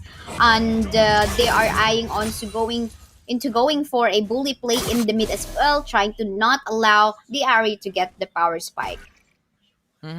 Yeah, 1-1-2-1. A punish Ari. And on top of all that, I think the upside as well in having the 1-1-2-1 type of setup is the vision game. Right, going for Rift Cutler at 125 when it comes to the early matchup. Get that advantage. And as you stated, punish into the mid side of Execration. And I think in some sort of way, the Esports has that certain point of advantage here. But you know what? They went in for the standard type of situation, but both melee champions for Liyab Esports went into the Dragon Lane. Now they're actually just going for that rotation. I feel like they're also trying to utilize the play wherein they will make sure if they are gonna go for gank, they make sure they utilize the 3-man gank wherein there is an involvement of their mid laner as well as the support and the jungle. Meantime, a fight might potentially happen in here.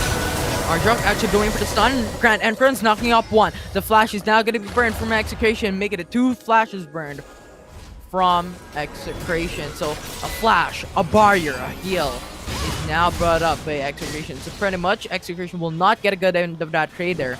But at the end of the day, they got what they came for. Rift Cutter being secured by their team as well. I love the vision that Execration has secured for themselves in these early stages of the game.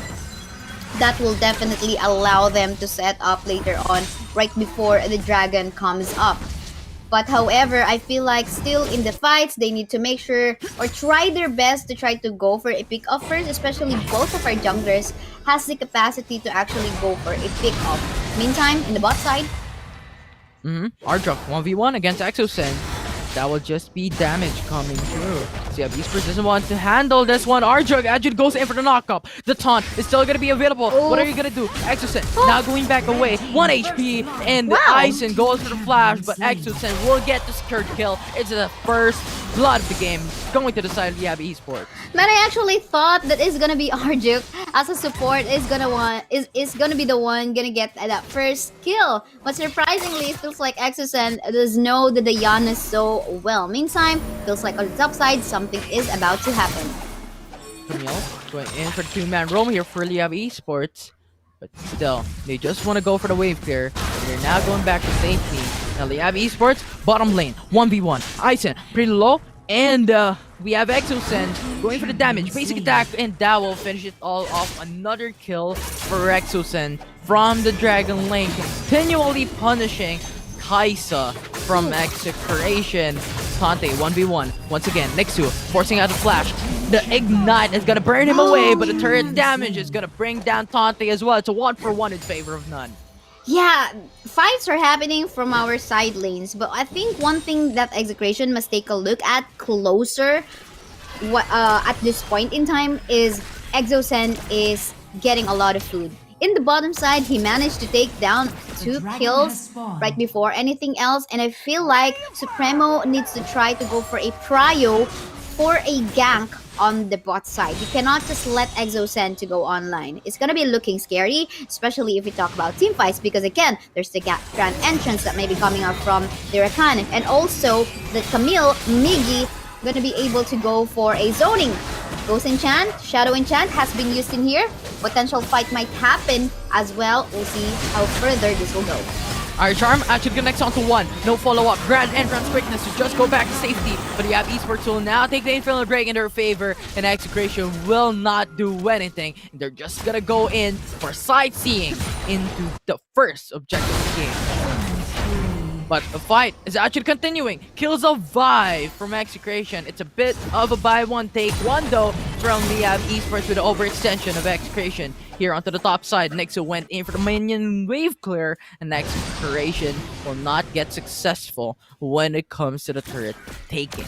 This is why you would want to go win by numbers, because during the early stages of the game, anyway, the minions are not amplified, or at least for first 4 minutes of the game, we do know, especially if you manage to shove the minion waves, it is not going to be an easy take, especially if you're just alone trying to go for a push. Meantime, are they gonna go for a gank onto Tante? Not really gonna go for that, but nice attempt. But yeah, what we are talking about in here is how we win by numbers into the team fights, just like what happened in the bottom half of the map a while ago. Akali wasn't there when he was actually supposed to try to go for a pick-off, maybe onto Gambit, maybe onto Exosen, because Exosen's Diana is also not that, you know, this one is a squishy target as well that maybe he can just assassinate from the back line. But that did not happen. But I like the idea. Maybe Execration still has the idea wherein, okay, let's just go for a first turret take while you guys try to 4v5 Liyab Esports in that bottom part of the map. But if you're looking at a gold lead, they're pretty much even. So Liyab Esports is not that far deep when it comes to the gold accumulation. So Execration is matching it up when it comes to the farm. Grand entrance not connecting to anyone as we have Galio now falling back away. Ardruk though is still having on to the sideline with ultimate ready up against Liyab Esports. Now it's going to be the Vault Breaker. Hexic Ultimatum onto one, but falls back away as Liyab Esports is respecting how Execration is just stacked up when it comes to the Rift Heralds. It's gonna be looking scary. Watch out for Exosen. Here we go with the fight.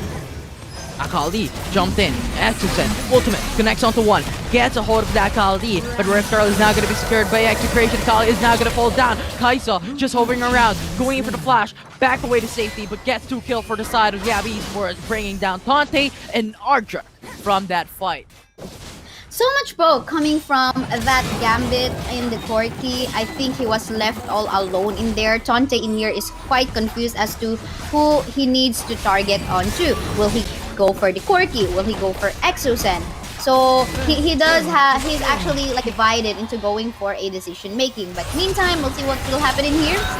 Vault Breaker, Flash, Assault and Battery, all skills has been made. Exosen just dashes in, flashes away. That will be safe for Liyab Esports, but Supremo doesn't have anything to go back to safety because of all skills has been made, and that will be the kill from Liyab Esports. Now Galio though went in for the taunt onto Miggy. Miggy still wants to go for more. Ison is in danger, half HP remaining, 1 HP remaining, and Miggy's just jumping through with everyone to back him up. And Liyab Esports takes 1 more kill against Execration now with a 1k gold lead.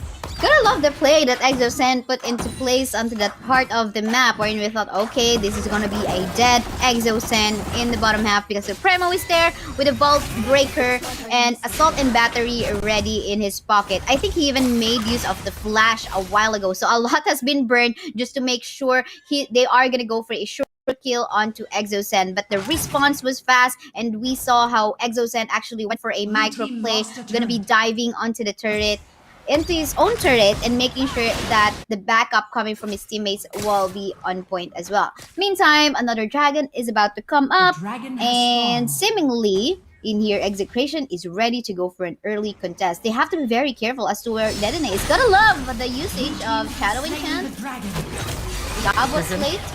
Well, now security ocean break, but Ari into the top side, separated from his team, will now get a raise, and Liyab Esports takes 1 more kill. But now Garen went in for the ultimate against Tante. Tante flashing back away, is now 1 HP. He really wants to go for more, but Tante is just there with the pokes in here and now. Liyab Esports really wants to go for more. It's a 3v3 into the bottom side jungle, as they're not going in for more of the kills. Nixu just jumping around, walking around, goes for the wave clear instead. But we have Marida Boy, went in for the flank, 1 HP, literally 1 hit remaining from Tante, and he is gonna fall down. The Flash is now going in. The grand entrance to follow through, but Tante is still gonna be alive. What was that execration?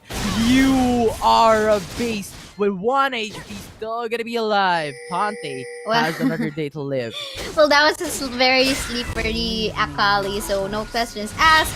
But I feel like Liyab Esports was aware of that. I mean, they're also just buying time, not allowing Tonte to go back to the base, not gonna go for that recall in order to help his teammates in the middle lane. And thus, you can see an open mid lane already on the side of Execration, at least the tier 1 or the outer turret. And not only that, the shoving of minion waves looked good, well, at least from a while ago, and they managed to get a vision up in there in the Baron pit. So far, looking good. But meantime, I think in the bot side part of the map, there is some action that is about to happen.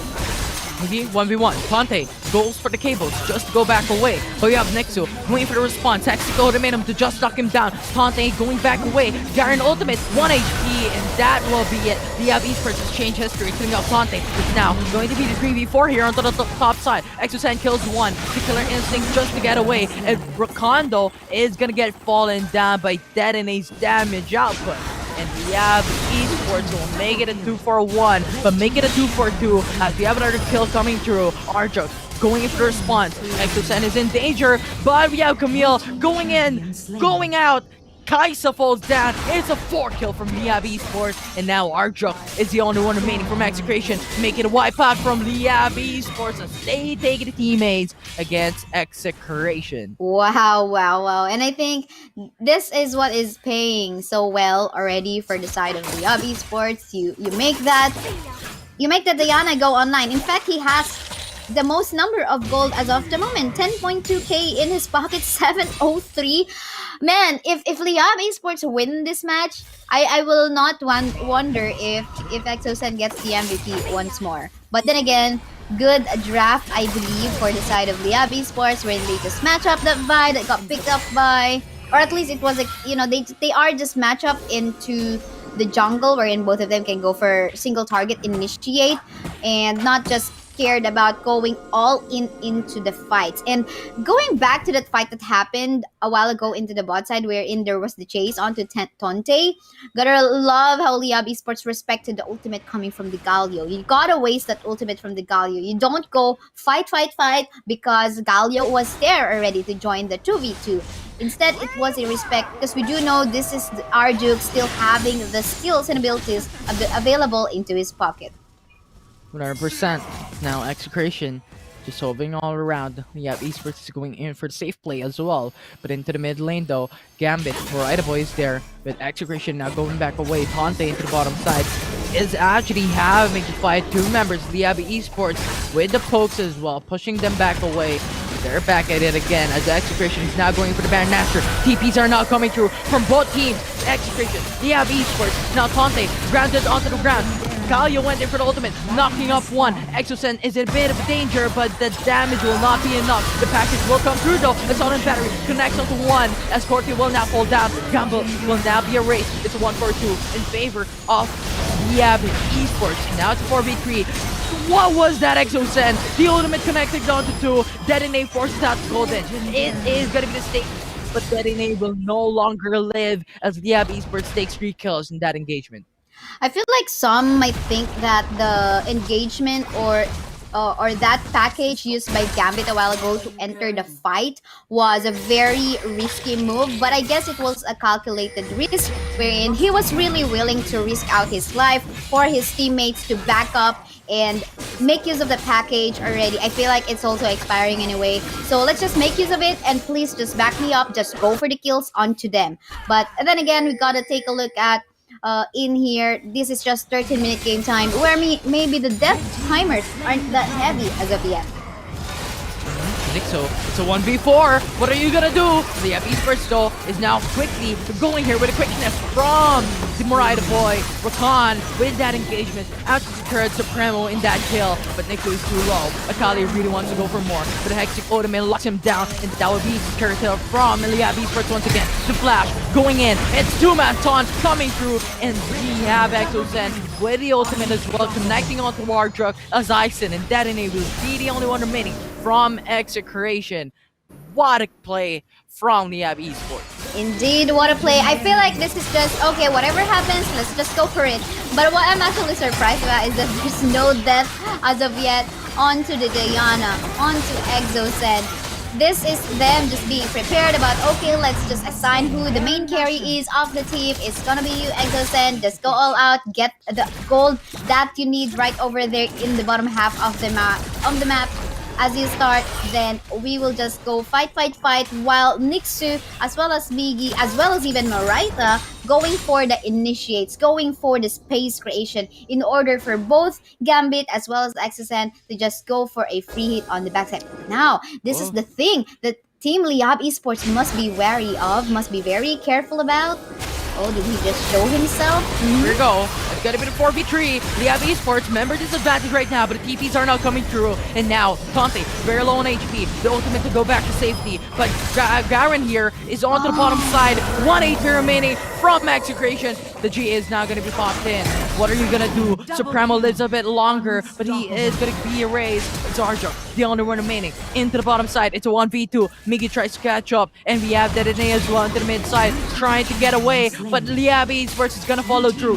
Smite, we're gonna slow him down. Blastcone is there, but he breaks one another as Miggy actually gets the kill. Now Liyab Esports, the TPs are not going through. They're looking for the base, they're looking for the inhibitor turret, the grand entrance, going for the knockoff. Tante is just there, hovering into Twilight Crowd as the turrets are going in to just defend the base, as Tante is going in for the Phantom just to get a little bit more HP. But Liyab Esports takes game number 2 and takes the series overall. And they are serious. They are serious. There's no playing around. There's not going to be a 2-1 prediction for us casters because they said they want to end this as soon as possible because they still have another match. But no, to be serious, I feel like again this was just Exocen left in the fridge to eat people alive. Oh no, not to eat champions alive. Sorry, that might sound super gross, but that is what has happened. You give him food, then he just go online and then just get the kills that he want to go for and just carry the game all throughout, while the rest of his members are just creating also the space that they need in the fight. Yeah, I like how Liyab Esports did it. You know what? Dragon lane, let's go into the mid lane. Let's switch it up. 1-1-2-1, but the 1-1-2-1 actually didn't work. Rakan went into the Dragon lane instead, so basically it was like a mid lane, then support into the Dragon lane, then the ADC went into the mid lane. But after that, it worked perfectly because Exocen was able to scale out. The Roa was built 4 minutes into the game. And typically that is not what happens because Roa is built later than sooner. But with the 2 kills from Liyab Esports in the first couple of minutes, Exocen was just able to get those items, was just able to scale out as soon as possible. And when you're looking at the items of Exocen alone, Roa, Rabadon stat cap, and the Nashor's Tooth that was available into the 3rd Dragon, and he was just going in for skills, and with the basic attacks, with the passive accurate proccing, he's dealing damage like never before. Like that. And this was this was even a more better play that is brought to you by Exocen, because that Katarina was just like that of, okay, this is just the intro, but this is gonna be my outro for this series. So gotta love that. And I guess the idea coming from Liyab Esports is still that, okay, dear laners in the bot side as well as in the top side, just take care of your lane and try to, as much as possible, win your lane while you wait for the visit coming from both the support as well as the jungle. And that is also the reason why we are seeing there is an assistance in the middle lane onto the Corki with our support, of course, Marita Boy, wherein, okay, let's just go for a fast clear, then when our jungler is ready, let's just go for the ganks in the side lane. And that was the kind of rotation that Liyab Esports has pulled off up against Execration. That actually worked out. Sometimes even I think about, okay, that gank wasn't very much needed because Exocen did manage to go for a 1v2 down bottom part of the map, early stage of the game. Really good micro plays that was actually showed by Exocen during that part. Yeah, the mechanical playstyle, the assassin type of build from Exosen, the games that he play is an absolute learning for us casters and even for the viewers watching at home. So it's an absolute phenomenal game style from Liyab Esports. But now, let's look at what just happened from game number 2 with the Oppo Reno 5 play of the game. Yes, and this is the part wherein, well, it's already kind of mid to late game, wherein Corky Gambit actually went on to the usage of the package going towards the opponent. And yes, maybe he was expecting that he's gonna die anyway, but at least that will create a space for the rest of the members of Liyab Esports to just go for the secondary or the assist in terms, the follow-ups in terms of kills. And this time wherein we actually saw, if you can recall, it is where Execration actually tried to pull off a gank in the middle lane, but that didn't happen. If I can recall it correctly, Dedene showed up himself a little bit in the bush, so that was kind of a misplay coming from the side of Execration. So something that already was expected from the side of Liyab. Okay, they know people are in here, they are waiting for us and waiting for a gank. So let's just be ready and go head on fight up against them. And Exosen was there as well, just dealing so much AoE damage, killing of all of the members of Execration. And now with the master of the match, it's going to be Exosen, Diana, into the mid lane. That is really his play style. Give him a carry mid and then we can win games as a team. So Diana, no questions asked, no deaths at all, with a high kill participation as well. He is just going ham and wild with the itemization that he has built in. It is full on damage and of course just a stasis to give him some sort of survivability. And I feel like the usage was also still on point, wherein he did not have any deaths at all from that match. So well deserved, I do believe, for Exosen, Eric Gubatan, our master of the match.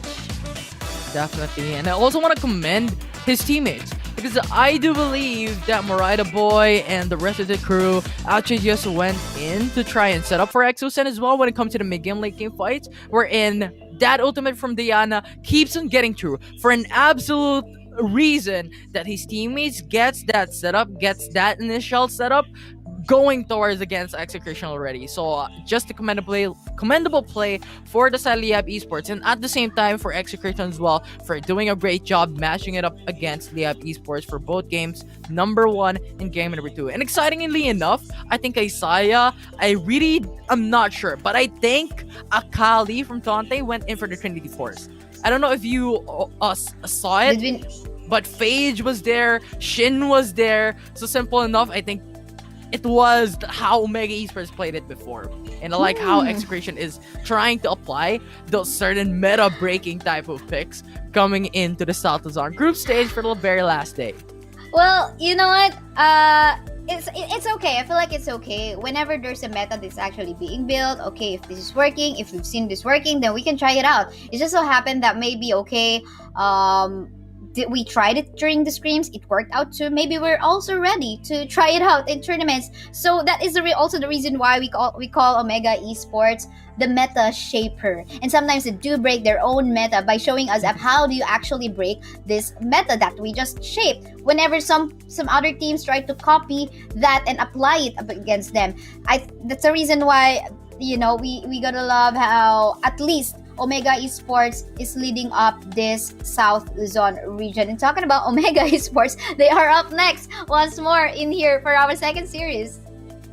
Definitely, I'm excited to see that happen. What is gonna be the next step here? It's Omega Esports versus Liyab Esports, and we saw how Liyab Esports played today, and it's absolutely amazing on how Exosen played it out. So maybe Diana is gonna get tackled here into the next game. I actually don't know what's gonna happen next, but I do believe that Liyab Esports has something else in mind prepared for Omega Esports. But regardless, this is gonna be the phenomenal series coming in from Liyab Esports and Execration, as we saw with a 2-0 in favor of Liyab. I'm Infinity and there's Isaiah, and when we go back, it's gonna be the panelists that's discussing on what happened from series number 1.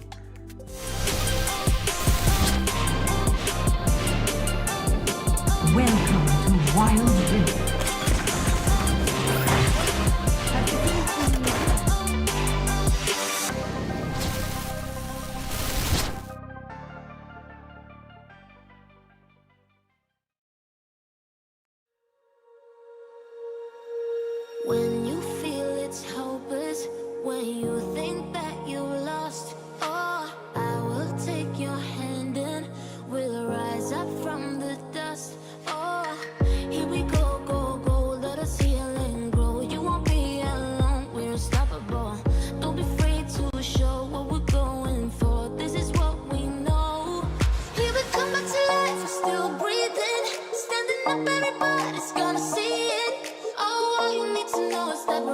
holding on. Even if we fall, we will rise up and we follow the path that we believe in. No, we're not gonna stop until we reach it.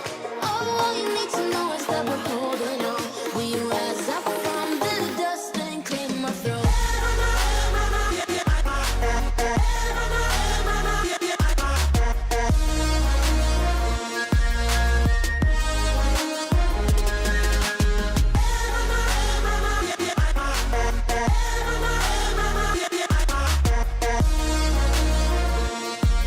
We rise up from the dust and claim our throne.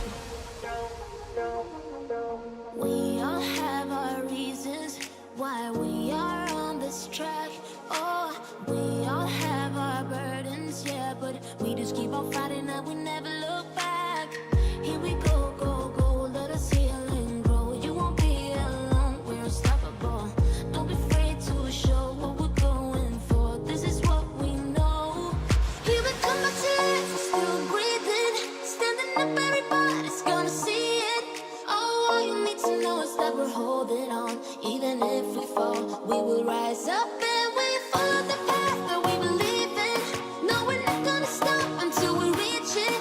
Oh, all you need to know is that we're holding on. We rise up from the dust and claim our throne.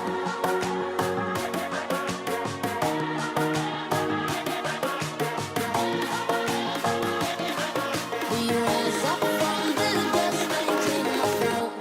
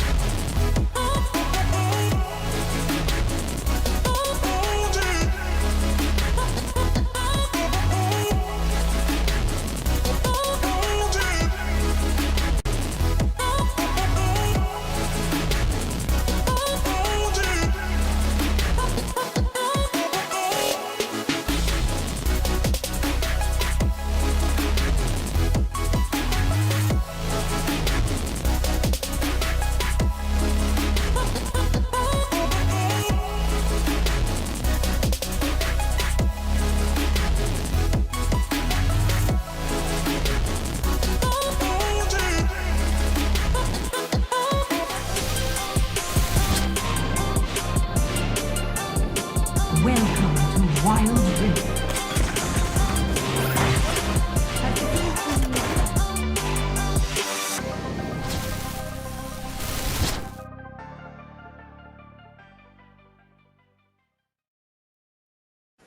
So it's not just their logo that's on fire. It's not just everybody in the Philippines that's on fire just because of the heat today. It's Liyab that's on fire too.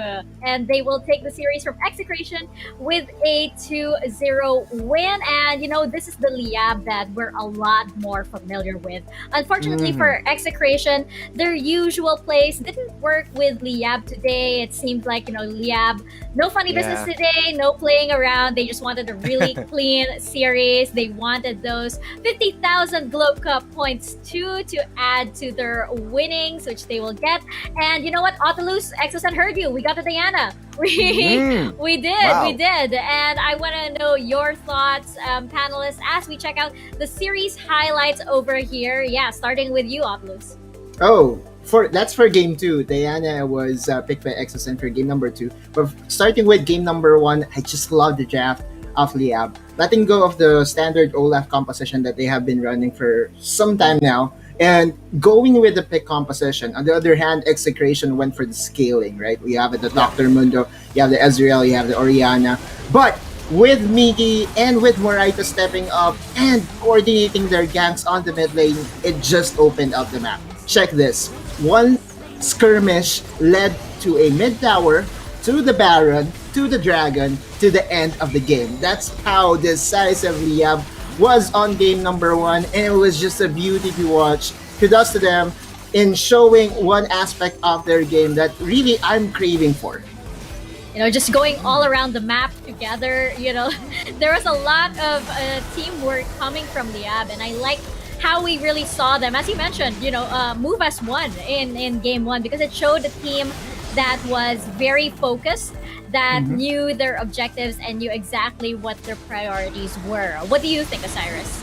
Well, with that being said, they know when one good about the draft is the aggression. I really love the aggression of Liyab right now. They are feeling confident. They got Exosen. That was 2 games, and he's on the sweeping mode. Like he's keep on cleaning everyone. Like with a Katarina, with a Diana, he knows how to deal with these kinds of team comps, and with the shot calls being dropped down again and again. I think this is a very, very good spot for Liyab to play aggressively. You have the Rakan from Moraita Boy, you have the Alistar from game 1. He is everywhere. He keeps on engaging. You don't have to worry that much because Nixo is on Garen, so you got that frontliner. And you already, as for Execration, it feels like you already got the Akali that's really working wonders in this meta, but failed to deliver. So I think that's one thing that they need to focus on in terms of fixing their gameplay. Oh yeah, you mentioned Nixu on Garen, and just his ability to turn the fights around was pretty amazing. I mean, I remember seeing him, in one skirmish, stalling the fight. Again, Garen able to hold those, 1v5 setups, just stalling everything until the rest of Liyab Esports was able to come on back and eventually wipe out the rest of Execration. That was just like, these are these big brain sort of teamwork plays coming in from Liyab. And as you mentioned, on game 2, again, Exosen picking the Wonder Women, I guess, for for today. Katarina, Diana, really bringing that firepower in the mid lane. Otolus, I know you have a lot to say on that Diana pick. I think it just fits right with his gameplay, right? He was known from his LoL PC days as the assassin mid laner. Although we know that, he's very talented, that he's being put on different positions, right? But what he was really regarded highly most was on the assassin picks on the mid lane. And I'm just so happy that he decided to pick up the Diana, because right now, in this current form of Diana, she's just able to engage, assassinate, tank, name it all, and I think Diana can really just be the center of attraction of a lot of fights. And what it on Exosen, that was just a legendary performance. Definitely a treat to watch. And what about you, Osiris, as we wrap this up? What were your thoughts on game number 2? It was fairly easy to access and to move around because he is trusting his teammates. They gave Katarina, they gave Diana, which is really engaging. At first, you are playing Katarina, you want to be that conservative type of mid laner, but you got that frontline Garen, you got the frontline Alistar. So there's a fair amount of layer before you going in, and it feels like he's really confident that he also jumped behind the Nexus. Same as game 2, bringing that momentum. He is on an assassin carry role, sweeping everyone out. He is jumping backlines after backlines, and that put a lot of pressure for Execration to move around. And you know what? Speaking of Execration, I want to know at what point did they lose the series? Were they outplayed? Were they outdrafted? Was it a combination of both? What are your thoughts, Odlus? During game number 1, I think there is a moment in where there was a clear disconnect between Supremo and his team. From observation, I would say that Supremo is actually not with the team in terms of the boot camp situation, right? And there was a point in where he was starting the Rift Herald and his teammates were already being engaged upon. And I think that's what is lacking right now with Execration. They're coming off multiple losses, and they really have to step it up later the day on the 3rd match against Sunsparks, because in their current form, if they do not correct those miscommunications amongst their team, it will be very hard for them to trump the now soaring Sunsparks. You know, that's interesting. Even in mobile games, there is a boot camp buff, so to say. And, you know, that we have seen it in other esports titles, most notably in FPS games, of course. But it does also matter in mobile games. And, you know, these teams, with the current situation, of course, we have some teams dealing with some very unfavorable situations. And, you know, it's just a wonder that here at the Wild Rift C Icon series, they're able to navigate around that. Sometimes, though, it doesn't work out, which might have happened on the side of Execration. But Osiris, I want to know if you agree with this, or was there something else in Execration's strategy today that, you know, might have allowed them to come off on, you know, the shorter end of the straw, so to say? Yeah, it feels like there's a big miscommunication as of now, and a synergy issue, since you already got the Akali, which is a fairly strong top laner or Baron laner. You also got Dedena's Ari, who's keep on delivering. You got Supremos on his A game, even Aizen on Kaisa. But it's just that there is something that's missing from the team currently, and it's somehow negative because you lose a game, but it's positive in a way that there's a huge room for improvement for these guys. Remember, this is their first time, and they are being forged into the fires of Liyab. You know, the best heal is being forged with the fire to make a really good sword, and I think Execration is experiencing that right now, and that's something that they can bring with this experience from the last day of South Luzon. There's no defeat, it's all just learnings also as well. That's right, just continue in improving. And speaking of bootcamp, I just saw a post from a friend of mine that is related to the Liyab guys, and apparently it's been a long time since they have been home, right? They have stayed together ever since the qualifiers, and it just shows, I think, right now that they are very excited to finish up the day. Just making sure to finish up the games as fast as possible. So I'm actually expecting that the next match that we will have between Liyab and Omega to be as explosive. We are no longer seeing the Liyab that will wait for 20 minutes. We are no longer seeing the long game strategy that Liyab wants to play. This time around, we have a new and reinvigorated Liyab. Yep, definitely. Taking control, you know, from the draft to the early game to the mid, not letting it get past, you know, anything that might give the advantage over to the opposing team. This Liyab is like, you know, no funny business. Let's just cut to the chase. Let's just get down to business, you know.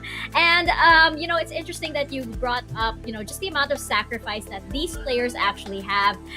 Sometimes I feel like it could be taken for granted because it's a mobile game, you know, and it's not immediately seen because mobile gamers, you know, it's just a cell phone.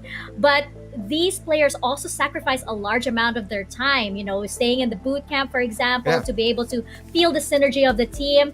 We casual gamers might have our Discord channels, and we might have our group chats and everything, but it is totally different on this level. You have to be with your teammates. You have to feel that energy, that unspeakable energy that you just glance at your teammate or something, that has to be there, especially when every single series here at the Wild Rift Sea Icon series, it does matter quite a lot. Again, that is 50,000 Globe Cup points on the line. So of course you want to be at your best. And Yeah. for these players to be at their best, they have to be there. They have to be together, and they have to have that perfect synergy. So that is why the boot camp buff really does And matter. food. And Food. food. Food You in the know, boot camp. We Food did camp. not. It should be We food did camp. not get to ask. I believe we didn't get to ask any of the teams today what they had for lunch. Not yet. Later. Not yet. Later, We'll find out Last later. match. We'll find out later. I'm very, very curious. You do know that food is, of course, very important to us over here at the Wild Rift Sea Icon series, as it is, of course, to everybody. I get really interested to find out what our players do Man, have, I'm hungry. for the pre-game sort of like food. But going back to Execration, they do have a series later on versus Sunsparks, and I want to know what do you think they need to do in order to recalibrate? Sunsparks, of course, is an entirely different, is a monster Yeah. on their own, especially since, again, we have the new and improved, shining, shimmering, sparkling, splendid Sunsparks in their version right now. Yes. So what does Execration need to do to sort of recalibrate, to sort of brush off this loss coming over here, and get into that zone so that they can be at their best going into that series against Sunsparks? What do you think? Let's start with you, Otolus. Oh, number one, they have to prepare for the bans that will target Ice and Skysa. Okay, so that's the number one thing. Maybe this is the time, because we haven't seen the variety when it comes to giraffes that we were spoiled upon when we were watching North Luzon, in where the no ADCs, no problem was kind of a thing, right? Right now in South Luzon, there has been solutions that has been implemented. Go with the Yasuo, assassinate the backline. You have the Diana, you have the Katarina. There's a lot of answers. So if I'm with the Execration right now, I'm starting with thinking that my Kaisa on the Isen is going to be banned. Interesting that all of that spotlight seems to boil down to one of the most popular girls so far here at the summer season, which is Kaisa. She still seems to be like the most popular ADC pick so far. I know we're seeing some teams get a little experimental, shift things around here and there, but it seems like Kaisa seems to be best girl at the moment. Osiris, what about you? What do you think Execration has to do to recalibrate? Go back to Tristana. I think that's something that they can focus on Cool. because we know Isen is being targeted again and again. It proves a lot that they are exploiting the weakness of Execration, that they doesn't have that wide pull yet. So I think adding up a Tristana, because you got the buster shot, you got the sieging power, you got the late game potential, the same as how Kaisa works. So you're getting the most of the damage, AoE damage, the same as Icathian Rain. Although Icathian Rain you got that raw damage, but somehow Tristana, I think this champion can provide a lot in the hands of Execration. They should be ready on shutting down Fate. 5722 is an early player, but we know that Dedenne can play on a static mid lane. Doesn't need to be flashy, just survive. But one thing that's for sure, Fate is going to do something for the team, which is the one who's carrying with the Graves, and that's something that they need also to watch out or focus on. And you know what? We've seen Fate definitely step up in the past few days. And, he is definitely a player that Execration needs to look out for on the side of Sunsparks. But, Otolus, I saw your reaction over there to Osiris as, go back to Tristana pick. And Oh, I yeah, want to of know, course. I want to know if you agree or do you disagree with that? I definitely agree. I really see a lot of potential on the Tristana, because it's not just when we talk about Tristana, it was weak in the early gaming phase, and that's the reason why he's she's not being picked. Is it a he or a she? I'm not 100% sure. But there's a Rocket Tristana girl, the skin in LOL PC. But yeah, Yes. again, Tristana is one of those champions that has been recently buffed, and I think in her current state right now, it is possible for you to employ a strategy around the Battle Gunner. Again, he is in a position, or he's actually similar to most of the ADCs that has the 3-item power spike, but with her 3-item power spike, you can have the steroids on the first skill. You can also have the advantage of the range. In fact, if you are level 15, you have the longest range in the game. You're the Tristana. So I'm just liking the idea of Osiris of integrating this Tristana if ever Kaisa is going to get banned. Also, another thing to note, Fate shutting down the highest ranked member right now of Sunsparks is a tough task. He's top 80, if I'm not mistaken, in the ladder boards all across Southeast Asia. So just a very talented guy. Yeah, and it's all order, it seems, as also Sunsparks is the one who ran a triple buff type of aggression. So you kind of need to go and read first if you can really shut down Fate, or you wanted to focus on Isen. You can go on early ganks just to make sure that Isen get that priority in terms of items. Tristana, yes, just stop jumping up front. You should be patient when you're playing Tristana. You should be getting those resets and make sure that you got the range. And Isen, yes, he got this outplay potential from Kaisa, but if he's going to lean more on the Tristana, you want it to be more understanding, or you want it to be more that conservative AD carry. And that's where the Dragon Laner Arjuk comes in. The sacrificial cow or Alistar is or any champions from Arjuk is a really good peel for Isen's Tristana. So I think it complements or it amplifies also Isen's outplay potential, or the if you wanted to play on the late game as Tristana. So who knows? I mean, we're just formulating, but we are really happy to see them that they got this potential who's running this kind of team comp. And Sunsparks is really showing that they are a team to beat right now.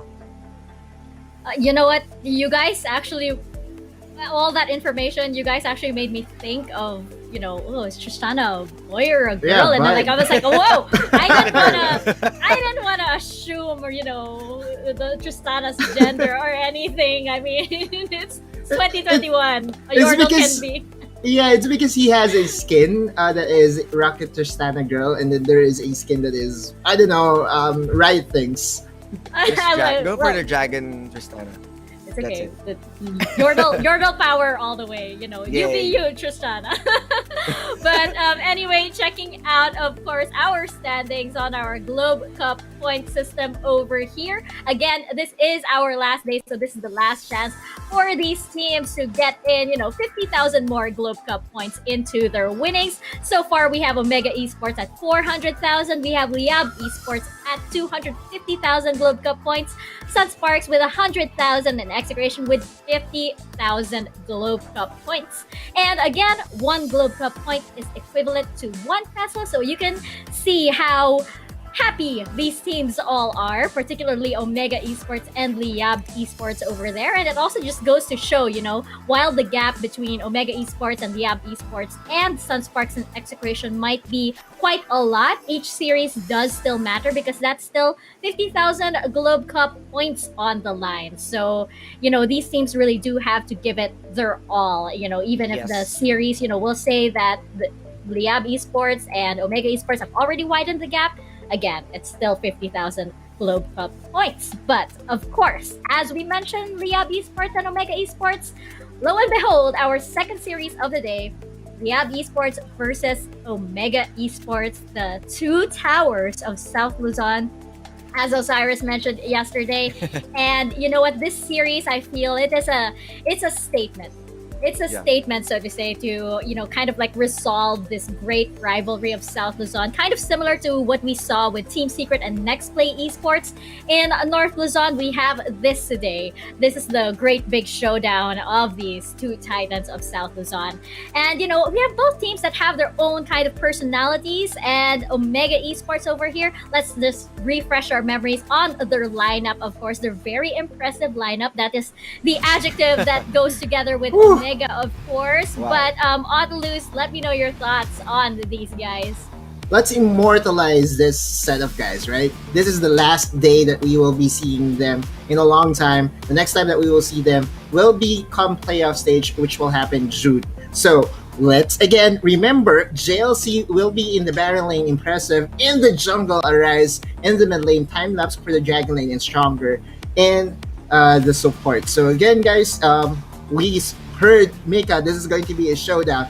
What about SmackDown? I want them to be on the wrestling stage, right? You know, let's get it on. And I think they have what it takes to still remain flawless. It's going to be a bit harder right now because Liyab is just riding the momentum from the earlier win. But I'm 100% sure that both these teams wants to go home with 50,000 more cool points. Oh yeah. And you know what? You're absolutely right. Can Liyab ride that momentum, or can Omega come in, feeling very, very refreshed, and they have all of the energy still, left over to spend coming in here? But of course, our solo player highlight over here for Omega Esports will be Arise, who we had a very fun conversation with yesterday.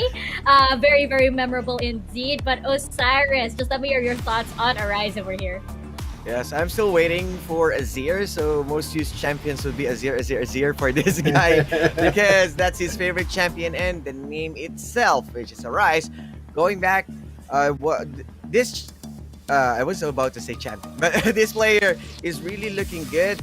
With everyone on the boot camp or with Omega, they know what he's going to use.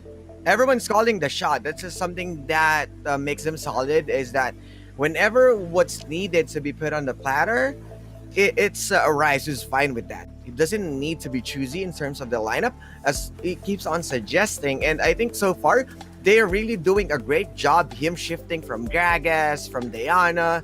So it's just a different type of mid laner right now. The flexibility, the versatility of Arise, and it feels like we're gonna see let's see a WrestleMania right now. Woo, because there you go. they're the Undertakers, the undefeated of the South, most probably, and I'm waiting for that one. Just the same thought I had in mind. I think they are running for a streak, and they are the Undertakers right now. Really on a streak rampage. My God, this guy is. Let's see if Liyab can step it up and slow down the Undertaker of South Luzon.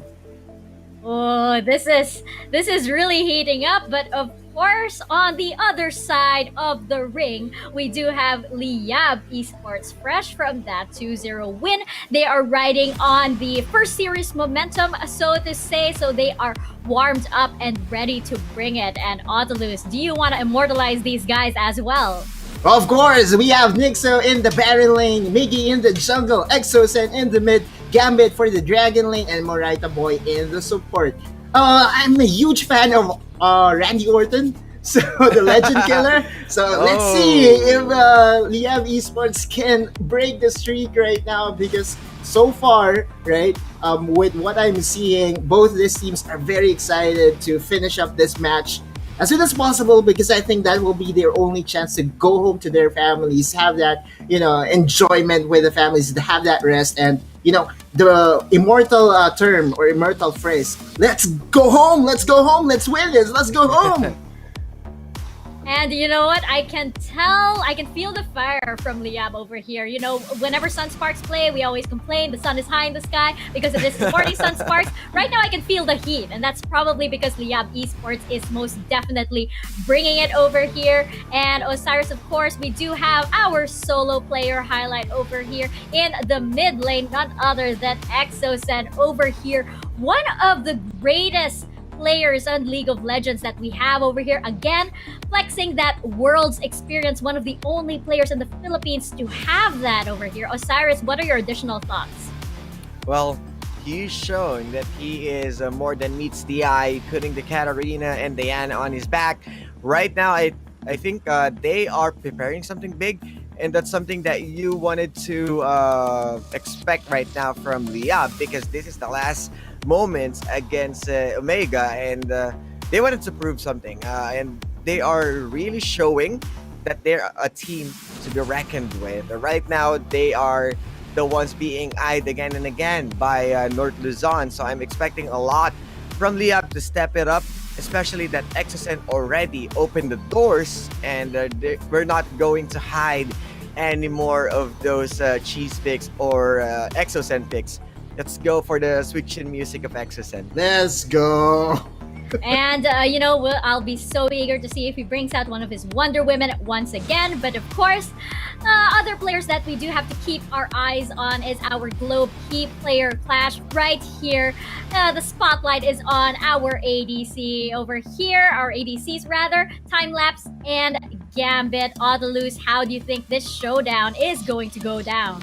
Wow, okay, so both these players are the finishers, right? So we can say that Time-Lapse is the chokeslam and Gambit is the RKO. So let's see what is going to happen in the Dragon Lane, because both these squads can really carry their game or carry their team into victory. So far, the stats are favoring in terms of the damage department, Time-Lapse. But look at that, that's very minimal, just 1%, very equal so far in the Dragon Lane. So I'm so excited as to what these players will bring out.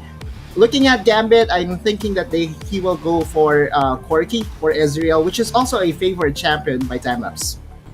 And what about you, Osiris? How do you think this is going to go down?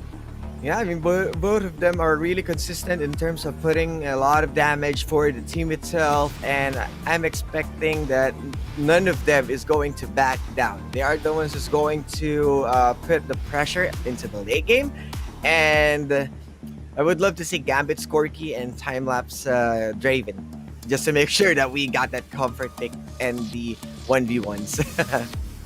All right, so guys, which way do you think this series is going to go? Is it going to go in favor of Liyab Esports, or will it be once again in favor of Omega Esports, yet to break their promise of a perfect streak? Odalus, let's start with you. I want to be spicy, so I'm waiting for Osiris to throw his prediction, and then I'll just go ahead and counter it. So Okay, fine. what's yours, Osiris? Well, huge respect and mad respect, of course, from Liyab, but numbers don't lie. It has been an undefeated streak from Omega, and let's stick with that. This will be a 2-0, as this will be the last push, and they're not going to back down. All right, Odalus, Then I will go with Liyab. Let's go, Randy Orton. Let's kill the legend. All right, let's stop that streak, and yeah, it's going to be a 2-0 for Liyab. So that's even. Can I like? It's gonna be a 1-1. No, I'm just gonna like level the playing field over here. But I actually do think it's gonna be a 2-1 in a favor of Omega Esports, just because I think that they're gonna hold true to that promise right now. But here we go, guys, the two towers of South Luzon, Liyab Esports versus Omega Esports casters. Let's get it on. Thank you very much, panelist Dust, and welcome back, everyone, to another series here at the Philippine Icon Series Summer Season South Luzon Group Stages, Week 2, Day number 3. I'm Infinity and this is Rico. And now the question would be, if Liyab Esports could actually defeat the undefeated team right now, Omega Esports. Yeah, I think that is the biggest question. I mean, they were so close last Friday, taking the series into that 2-1. But at the end of the day, Omega was still able to sort of close that series and stay undefeated. And that's the reason why they're at the top of the charts with no losses so far, series-wise. But they're not exactly immortal because, again, when we look at their previous series, we've seen Sunsparks take one game off of Omega, Liyab once as well. So I think the draft later on will be that key on how the game will go. Definitely, I think the draft is something that we need to look out for, because Omega Esports has brought in a Singed in the current meta, an Akali tank in the current meta, and Liyab Esports has done the same thing when it comes to matching it up. They've brought Starfiend in the past, and I think these are OGs type of draft, but we could expect similar creativities from these two teams for this series. I'm looking at Exocent to go big time when it comes to the mid lane for the side of Liyab Esports, and I'm looking at Impressive for the side of Omega Esports to really go all in when it comes to those certain matches. Now, Rico, I want to ask, who are you looking at for the side of Omega Esports and for the side of Liyab Esports? Whew, that's a toughie because when we look at Omega, they're such it's another superstar team, basically sort of similar to Liyab, and everyone laning wise they're really strong. Their 5v5 is super duper strong as well. So if I were to choose, I guess we could select on our highlight earlier in towards the panel, Gambit and Timelapse. When we look at South Luzon, most of the matches end around 16 to 20 minutes, 20 minutes being the max, longest games we've had so far. So that's the reason why we've been seeing a lot of these scaling AD carries. That's the reason why we've been looking at our AD carries to be like that safety net whenever the early to mid game doesn't work to for the mid and jungle duos usually, and that's why I'm so excited to see the Gambit versus Timelapse versus here on this series. Definitely, I do agree with that statement. I mean, Liyab Esports up against a while ago Execration. In the past, they were going for 20 minutes on 2 consecutive games, and into their third game was 19 minutes. And I do agree with your statement, Rico. I think we've talked about this a while ago, even before the series have started, even before the caster's desk was already up, about how long these games are going through. And I think this is reflected with the recent updates, with the recent patches wherein the turrets are buffed up. 5 minutes will be the name of the game. The jungle can't go into the lanes, or can do, but more so to go for those kills, to go for the first blood, but not stay towards into to just go for the turrets, to just go and farm the lanes, because the amount of gold is decreased and the turrets with the armor is already buffed up as well in the first 5 minutes. So I think that is the reason why we see this type of a late game phase from these teams right now from South Luzon group stages. And with this late game phase, Rico, I want to ask you, what are the champions are we looking at? As you stated, scaling champions are going to be very important. Yeah, that's true. I mean, it's going to be the usual, maybe possibly the Kaisa Saya. I mean, we haven't really seen Gambit on that Kaisa, but he has been picking it up recently, especially when we look at the Execration matchup in their first match of the day. So it was a quick 2-0, a very dominating 2-0, and we'll have to see if that momentum carries over because, again, Omega is their toughest opponent throughout the South Luzon group stages. They also had a big shock, I suppose, with that 0-2 up against Sunsparks last night. So it is good to see that, the reset already happened, especially that they have to face Omega, who's just very stable in every point of the game. Early, mid to late, they know their win conditions. Omega doesn't do anything extra. They just follow their very textbook styles, if you will. And I think that's their biggest strength. Absolutely, like the patience is gonna be the virtue here, right? I mean, in the real world, it's the same thing, and it's applied here in game from Omega Esports and Liyab Esports. And in the past, I think Omega Esports has played it through. I think more specifically into the second week of South Luzon group stages, wherein their game style changed quite a bit. They're still methodical, they're still step by step. But when it comes to the facing of the game, they went in for more of the patience game. They're waiting for the opportunity into the 3 minute, the 4 minute, the 5 minute, wherein they go for those ganks, wherein they go for those plays. And typically, this is not the Omega Esports that we saw from the first week.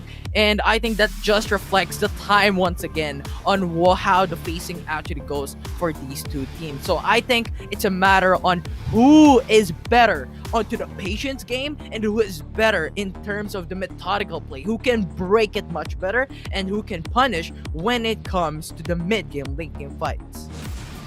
Yeah, I feel like when we talk about mid to late game, it's all about that collective teamwork sort of style as we expect. But when we look at the early game, most of the pressure will go towards the junglers. Impressive and Miggy matchup for sure, especially when you pair them up, assuming there's no lane swap, because we saw Exosen lane swapped over to a 1v2 situation, and he's able to deal with that really well.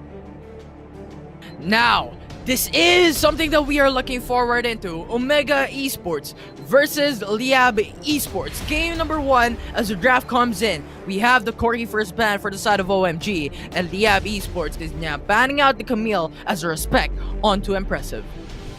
Yeah, the Smite God, the Phantom Thief here, Impressive, taking that away from him. Of course, Omega Esports targeting that Corki, Exosen, and Gambit. 2 birds in 1 stone. Rakan is also that pillar towards that Annie Sinzao composition that we saw beat Omega one time in their series. But of course, Gragas is open. Of course, that'll be your first pick.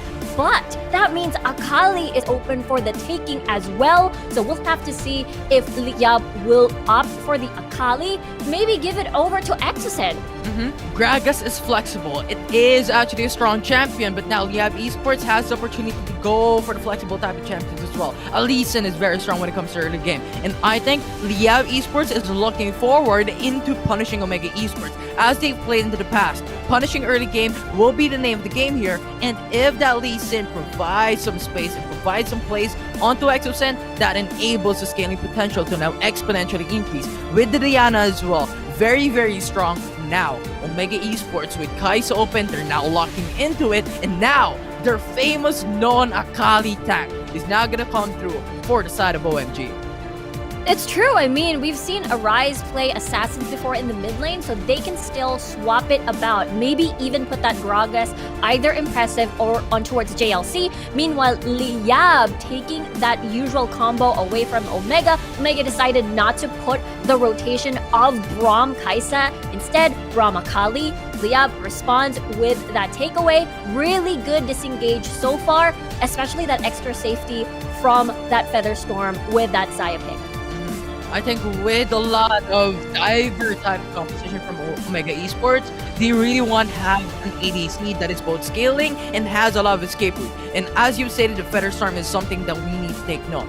But Omega Esports is now going for Vi, a lock-in champion. They want to punish those single targeted CCs against Liyab Esports, looking to match it up against the Lee Sin. But with that the same way, we also have the Janna being locked in by Omega Esports to go for the disengage against Liyab. Yeah, both disengage here on that Janna extra shield with a bunch of heal on that Monsoon. What is happening with me? I think it works pretty well when you're up against a Diana and as well as a Lee Sin on the opposite side of the spectrum. And Singed, I feel like, Atalus Osiris will be very happy about this Singed pick on towards Nixu. So a lot of DOT damage on the board for Liyab, and I'm excited to see how this will execute later on. Is this gonna be a Singe with the Riley and Leandris as Omega Esports has done before, or is this gonna be a tank Singe? I think that will be the question here. But when you're looking at the draft for Liyab Esports, I think this is favorable to go for the tanky composition instead. To let Lee Sin, to let Diana, and to let Xayah do all the job when it comes to the damage aspect of this game, where Braum successively going in for the support role and go for the tanking capabilities at the same matter. And for the side of Omega Esports, I think they're going for the diver type composition, as I've stated a while ago, and they're going in all in when it comes to the 5v5. Right, you have the vibe with Assault and Barrier and Vault Breaker to go for the early CCs, Akali to just dive in, go for the attack damage and go back out. In and out type of composition. And when all of that failed from Omega Esports, you also have Gragas to disengage with Explosive Cast. Exactly. That's the common. That's a combo that we're looking at, the Janna and as well as the Gragas combo, usually paired most of the time because of how strong their disengage is. I think I want to talk more a bit what the panelists brought up. I think a few days ago, whenever you'd see a Singed pick, the way that he has that grounding just to cancel out the dashes, as well as from Akali, you've got the dashes from there. You've got as well from the Vi pick. So, and the body slam as well. So I think that's absolutely very, very useful to have on the side of Liyab. But just as you mentioned, a ton of dives. It's completely scary to look at Liyab's composition as well. But when we look at the single target damage from Omega, they can really explode someone in a blink of an eye. Yeah, absolutely. I mean, we have already set up stage right now for Liyab Esports and Omega Esports. They have a lot of contrast here. They have Xayah for Liyab Esports, Kai'Sa for the side of Omega Esports. Now I want to ask you, Rico, what do you think about this individual matchup from these two teams? Individual matchup, we'll have to check out because Exocen, I want to know if there's gonna be another lane swap happening. Exocen dealt with the Kai'Sa Galio combo earlier against Execration. Maybe they want a better matchup, and we'll have to check that out.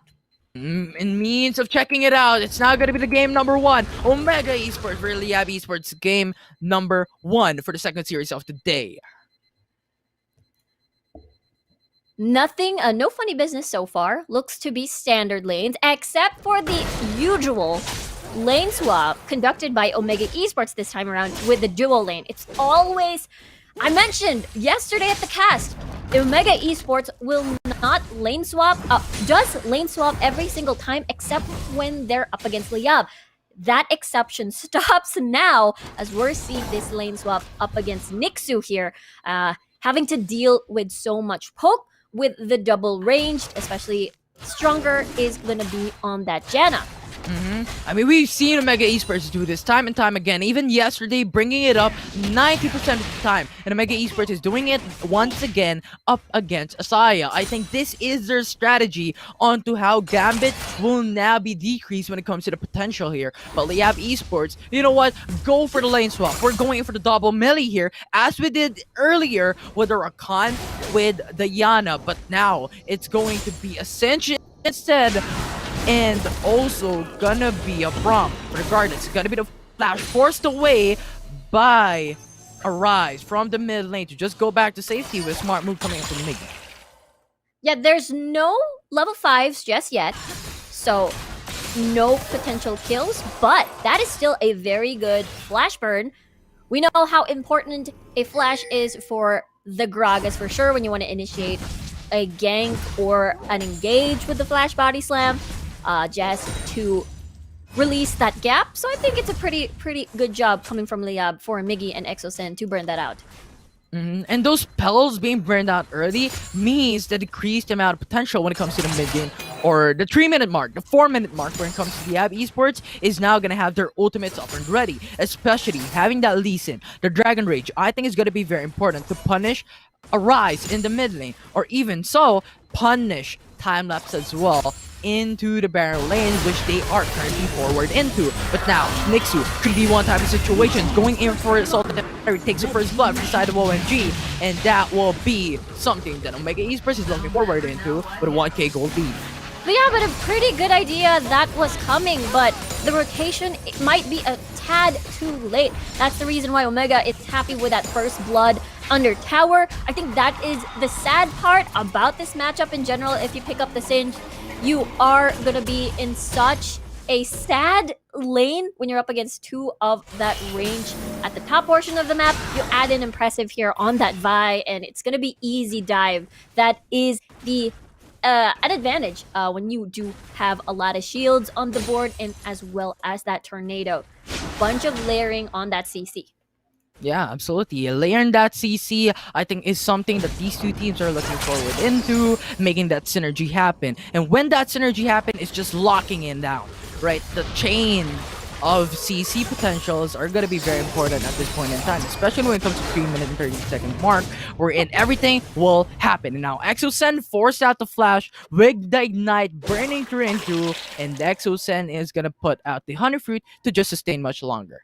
That could have been dangerous. The fact that Miggy and Exosen burnt the flash earlier, if they didn't burn that, Exosen could have fallen in the lane in that solo duel over there. So, that's at least a sigh of relief for Exosen, able to reset before the dragon spawns. But Omega Esports is actually first on that reset. The dragon Meanwhile, has spawned. Gambit already making his way downwards to the lane, but Airdrake will spawn first.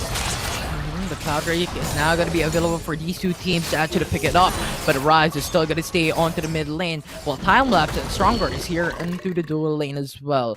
So the Liyab Esports, take note, we have a 3-man roam now coming through and through. It's a 4-man roam if you're including Saya as well into the fray, but still no fight will now be occurred as they are looking to go for relaxation for a bit. They're not going in too deep. They're not going in for rush.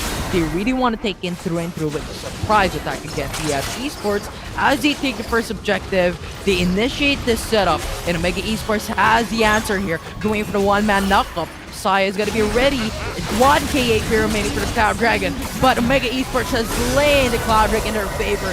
The Smite Force is gonna one by them, but Akali onto the bottom side just going in for the attack. Monsoon just to sustain the fight, and we have another kill for Timelapse, getting the kill against Liyab Esports, and they will be happy with it, and they're falling back away. Yo, Mega Esports! That is mission accomplished for them. They managed to attain that dragon, not give away 2 kills. Again, they're the team who would be happy getting picks here and there, but not a full-on 5v5. So that is the reason why, again, you draft the Janna, you draft the Gragas. Get a pick, get an objective, and retreat. Wait for time-lapse to scale. And Omega, again, we mentioned this earlier, they're not the type of team to do anything too extra, just right, and that has been working for the past 2 weekends. And the patience is a virtue type of play of Omega Esports is now showing up. And I think we've talked about it a while ago where Omega Esports is just chilling down for a bit. They're looking at the situation, they're assessing what's happening to then go for a counter play. But now it's JLC up against 3. He's going back away in ease as Liyab Esports takes the Rift Scutter, but no kills will be made. No kills will be made indeed, as Omega will be happy with their 2-0 at the moment. A little bit of punish of isolated targets. Again, we mentioned it's all about the picks that they can do with that Vi here on Impressive. But now Rift Herald has spawned. We'll have to see if Liyab wants to contest this. They do have the ability. They have a lot of AoEs on their side, actually. So that is also their biggest strength. The Moonfall with the Feather Storm of the cast. Oh, explosive cast actually just makes him into the far away, isolates the target, and makes the kill. Exocen will now fall down for the side of Liyab Esports, and Omega Esports is down going through and takes the Rift Herald into the side of the team. And now it's gonna be the 5k gold lead. Omega Esports. What is up with the casks of South Luzon? They are amazing. They are on point. Arise on the Gragas just managed to get another pick. Again, this is their strength. This is the strength of their composition. They can immediately obliterate someone within a second. Either you get that through the assault and battery or with the explosive cast. JLC though might be in trouble with a little bit of dive, but they might actually lack a bit of damage there if they want to attempt one. Not gonna be done so. And Omega Esports, I like how they're playing it out. You know what? 2-man roam for the side of Liyab Esports. No. We're gonna stay under turret. We're gonna keep it safe. We're at a 6k gold lead. Let's not give Liyab Esports any type of opportunities to actually make it back into the fray, making an even level playing field. So now, Omega Esports taking 2 turrets with a 6k gold lead, with the Cloud Dragon still gonna be available for them, is gonna take it down to the drain, sustaining that advantage until 10-minute mark. I predict is something that they're gonna do. Yes, 6k gold lead already, just as you mentioned, from Omega. They've unleashed the Rift Herald on the board, as again, there's only 1 tier turret left on Liyab's side of the map. Omega will be happy again to just... Actually, Rift Herald not maximized as much as they didn't take down the tower. So good response from Liyab to see this coming. And for Omega, they will just retreat and back away. With the Infernal Break now going to be available, 30 seconds left. I think this is something that Liyab Esports would want to go for, especially they have Gambit on Saya, Exocen onto Diana. The damage is going to be very important to make it turn through against Mega Esports. But now, it's going to be the patience game as everyone's going for the reset as much as possible, buy every single item to make the lead when it comes to the damage output. Yeah, Omega is happy with the game state right now. It's not accelerated at all. We didn't get to see the usual Miggy Exocen duo of getting a lot of kills using the Diana in as well as the Lee Sin combo. But we've seen how deadly it could be when they're in the Dragon Pit, when you're doing a Dragon Dance. You use the Dragon's Rage, knock a lot of people up, then combine that with the Moonfall. Then you add the Braum ultimate. I think that could get really, really spicy if executed well. The biggest problem is, even though they have strong engage, whether or not it's on an AoE side or an AoE way rather, or a single target, it's so hard with the disengage with the cask and as well as the Monsoon. I do agree so. But now, let's look at how Liyab Esports is gonna follow through as they go for the 4-man roaming to the bottom side of the map as Arise is gonna get through and through, but a body slam to just go back away. And he is still gonna be safe as Liyab Esports will not take that successful gap into the Dragon lane. The Infernal Drake is still gonna be alive at this point. Yeah, they're still doing the cha-cha here in the Dragon lane, but Flash Burn means, again, no Flash Body Slam for Arise here. But Omega now starting the Dragon.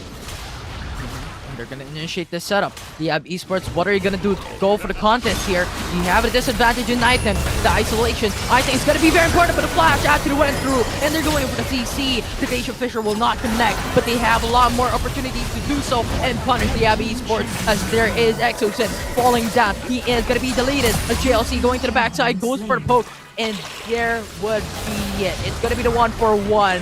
As Nexo will now go back away. The 150 will just sustain himself, and the Infernal Drake will now be left alone as Omega Esports looks for the mid tier 3 turret and take it down once again. Map control for the side of Omega Esports. Map control for sure, because Omega in that fight, especially JLC, he did his job as an Akali. Yes, first item Triforce, Arise! Whoa!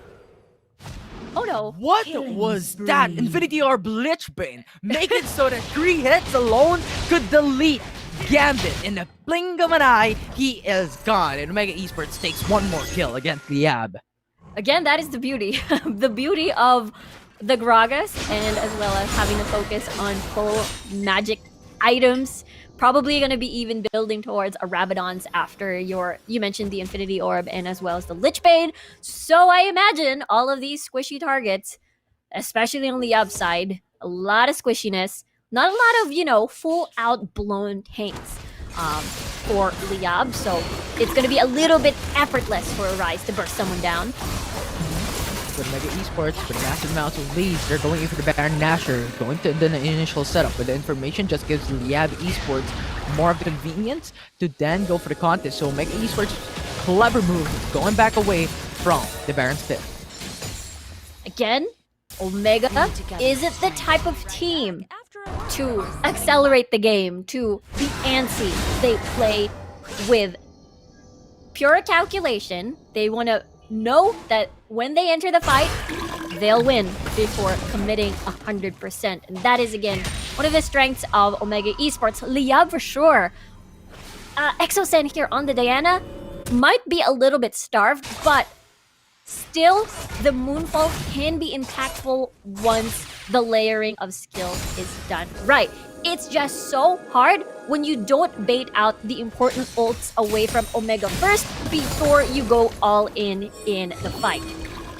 I do agree, as Exocet just needs someone to go for the setup for that Moonfall to come through. Because that Moonfall needs charging, and I think Morita Boy is something that is needed here. That Glacial Fissure, if it connects against Omega Esports, Exocet can now follow through. But now, speaking of follow through, we have Divide, went for the Salt and Battery onto Mickey. The response here is now going through. Omega Esports is going for the flank, as Timelapse actually stayed on Cinch.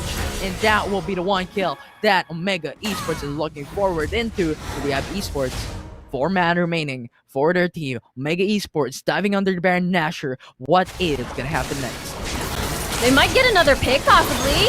Lee Sin just dives in by what was that? As Exocet is remaining onto the half HP with Gragas just playing him through and through. But a vibe jumping under the turret with the roots from Saya. A lot of damage coming through. A 1-hit, 2-hit combo from Arise just deletes and erase the team of Liyab Esports. Now the GA is gonna be popped though. 1 more HP, 1 more life to make him alive. As Timelapse will still be through and through, and Tier 2 turret is gonna be something that Omega Esports is gonna take in their favor.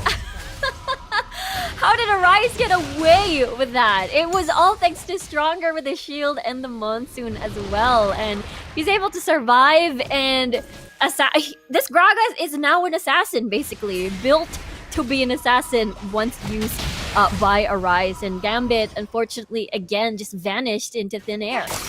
It's just so scary. Imagine Arise just goes for the flash body slam, and when you just close your eyes, even just for a millisecond, when you look back, you're already dead. And I think that is what Omega Esports is doing with that Gragas. And as you called out a while ago, after the Infinity Orb, after the Lich Bane, they're going for the Rabdon set cap. So basically, raw damage is going to be available for Omega Esports. Just punish Liyab Esports, especially at this late of the game. 15-minute mark, and we're still up to it, with Omega Esports taking the 11k gold lead. The dragon has Yeah, fallen. I mean, for Gambit, cannot really impressive at the wrong side of the map. Will he survive, I wonder? Vault Breaker just to go back away, but Akali here, Twilight Shroud just to go back away, grounded by the Cinch, just to delay the fight. But we have someone coming through, Killer Instinct going to the backside. Thunderstorm now forced out by Gambit, but the damage is still not here as Timelapse will now get fallen down by Cinch as they take 2 kills by the side of Liyab Esports, and that will be something that they're looking forward into. But impressive is not yet done as we have the Vault Breaker just to zone out the enemy team. They're going back a bit. Liyab Esports is too low to continue to fight. Omega Esports is backing away.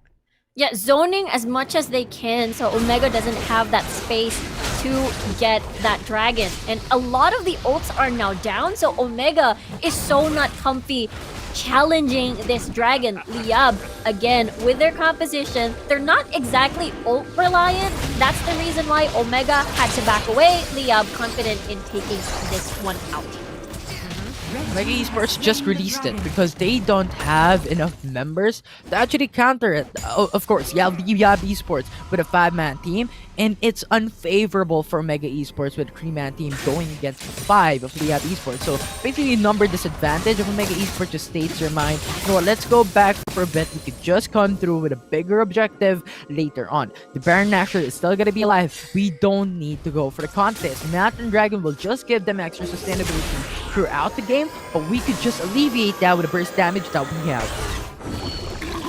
Yeah, burst damage. Arise with the Rabadons already. So Gambit's positioning will be key here in surviving because I don't think Moraita Boy on this Braum will be enough to sort of scare away Arise on this scary Gragas pick. And imagine the Vi, imagine Impressive and as well as Arise just focusing on your backline. It's just so hard. And we saw every time Exocent goes into the fight, Assault and Battery will greet him and just totally eliminate him right off the bat. Immediately a 4v5 for Liyab. And I feel like that is the struggle in the possible struggle rather in the following fights.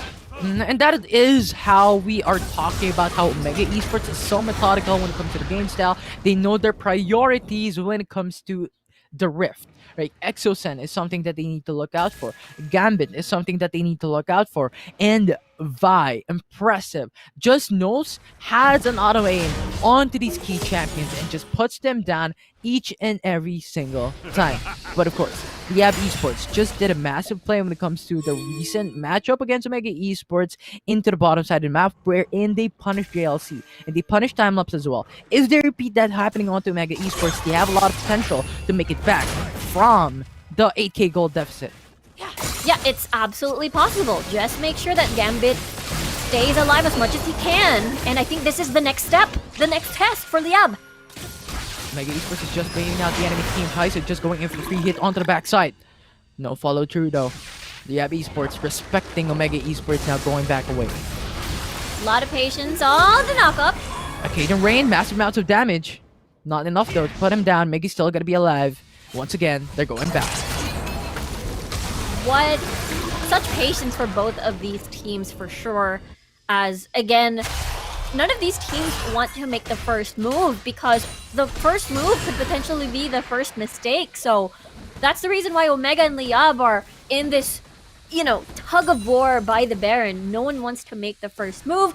Both of these teams want to be sure that what they're getting into at the end of the fight, they will get that Baron. And so far, Liyab is satisfied just clearing the waves for now and possibly maybe do the Dragon Dance, the Elder Drake Dragon Dance, instead of a painful objective such as the Baron. Because it's a matter of weighing out the risk and benefits, right? Omega Esports, if they take the Baron Nashor, they're more or less gonna take an inhibitor turret against Liyab Esports. But if they lose the Baron Nashor, Liyab Esports has a lot of potential to make it come back against Omega Esports and make it even when it comes to the late game of that fight. So it's pretty much, I think these two teams have a lot in store from the Baron Nashor alone. respecting each other into this objective. Regardless, they have Esports now diving in. Going in with the Sonic Wave. It's a 3-man. JLC though is going in for the flank. Better Storm is now going to be forced because JLC is going to the backside. But Timelapse killed off Singe. Gambit is now going to get slain by Omega Esports. G is now going to be popped in by Morida Boy. But that will be something that Omega Esports is looking forward into. Arcade Rage is finishing it all off as Morida Boy will be the only one remaining from Liyab Esports. The damage coming from the side of Omega is just so overwhelming, and now Morita Boy is all alone, having to defend this onslaught of still 5 more members from Omega. Now Omega Esports is marching onto the Nexus. They're rolling all around. They're ringing around Rosie as Liyab Esports does the same thing. 2k HP remaining with 1000 HP, and that will be it as Omega Esports takes game number 1 with a dominating play against Liyab Esports. Couldn't help but smile towards the end where Morita Boy conceded and joined the dance around the Nexus instead. What a game from Omega. Very patient again and not doing anything too extra. They're very, very, I guess, conservative, but still works for this squad, works for their composition from earlier. And it's just so hard because look, 516 on time-lapse. Arise did not die at all, only having that Zonius on the board for that defensive capabilities of stalling in a fight. But whew, what a way for Omega to create a statement here against Liyab.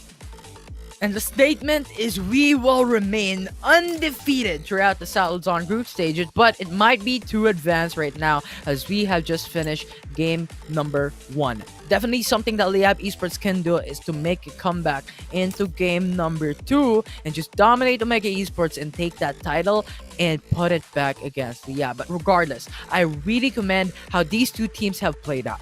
But Omega Esports just punished Exosen when it comes to the game, 1-for-1. And as you talked about a while ago, Riku, we're in Diana wasn't really able to scale out when it comes to the game, similar to what happened in the previous series. So pretty much, I think Omega Esports just punished cleanly in the first 4 minutes of the game.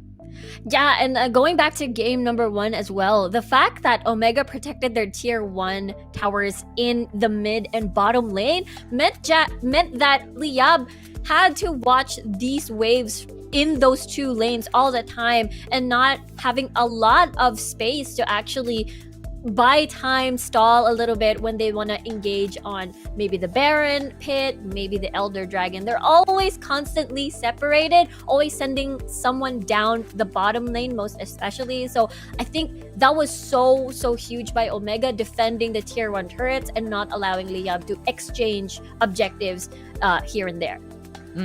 I think it really needs to be something that could disengage and just break out how Omega Esports is so methodical, and it seems like it's a textbook type of strategy, right? You go for a kill, you go for the objectives. If that doesn't happen, go for another objective present in the map. There are a lot of objectives that Omega Esports can take: the turret, the dragon, the Rift Herald, the Baron Nashor. And I think these is something that Liyab Esports needs to look forward into to punish against Omega Esports. And it seems so simple, but in terms of the complexity of how Omega Esports play it out, it's just too complex to break it down.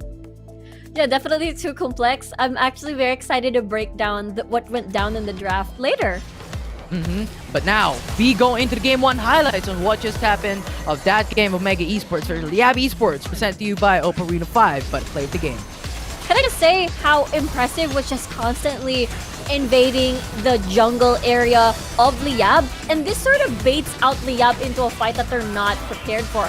There is one instance where they're able to sort of win the fight, and that's the highlight that you see there. It's only because the Singe is maximized. All the DOT, all the poison is just in one area. Omega is clumped into that compressed zone. And with that said, in open spaces, Singed unfortunately doesn't exactly shine. And that is how Omega is able to sort of dance around all that poison and as well as the Nexus. I love this playstyle. Omega Esports just having a lot of fun when it comes into the Rift. But now, the master of the match is going to be time-lapse for that Kaisa. Such positioning, really good plays, and coming from the side of time-lapse. Again, actually haven't spotted any greedy killer instincts at all. He's just in the backline using the killer instinct just for that shield on towards himself for that extra safety, and nothing too much where he has to separate from Stronger or join a Rise here and there. He's fine just sticking with the team and sticking in the backline. And how Timelapse just went in to go for the free hit when it comes to the fight, I think is something that is very commendable of Timelapse. He knows that he is the ADC. He knows that he is a marksman. So he just goes to the backside, let the tanks do all the work when it comes to defending, when it comes to all the aggro and all incoming damage. So what a commendable play with a master of the match, Timelapse.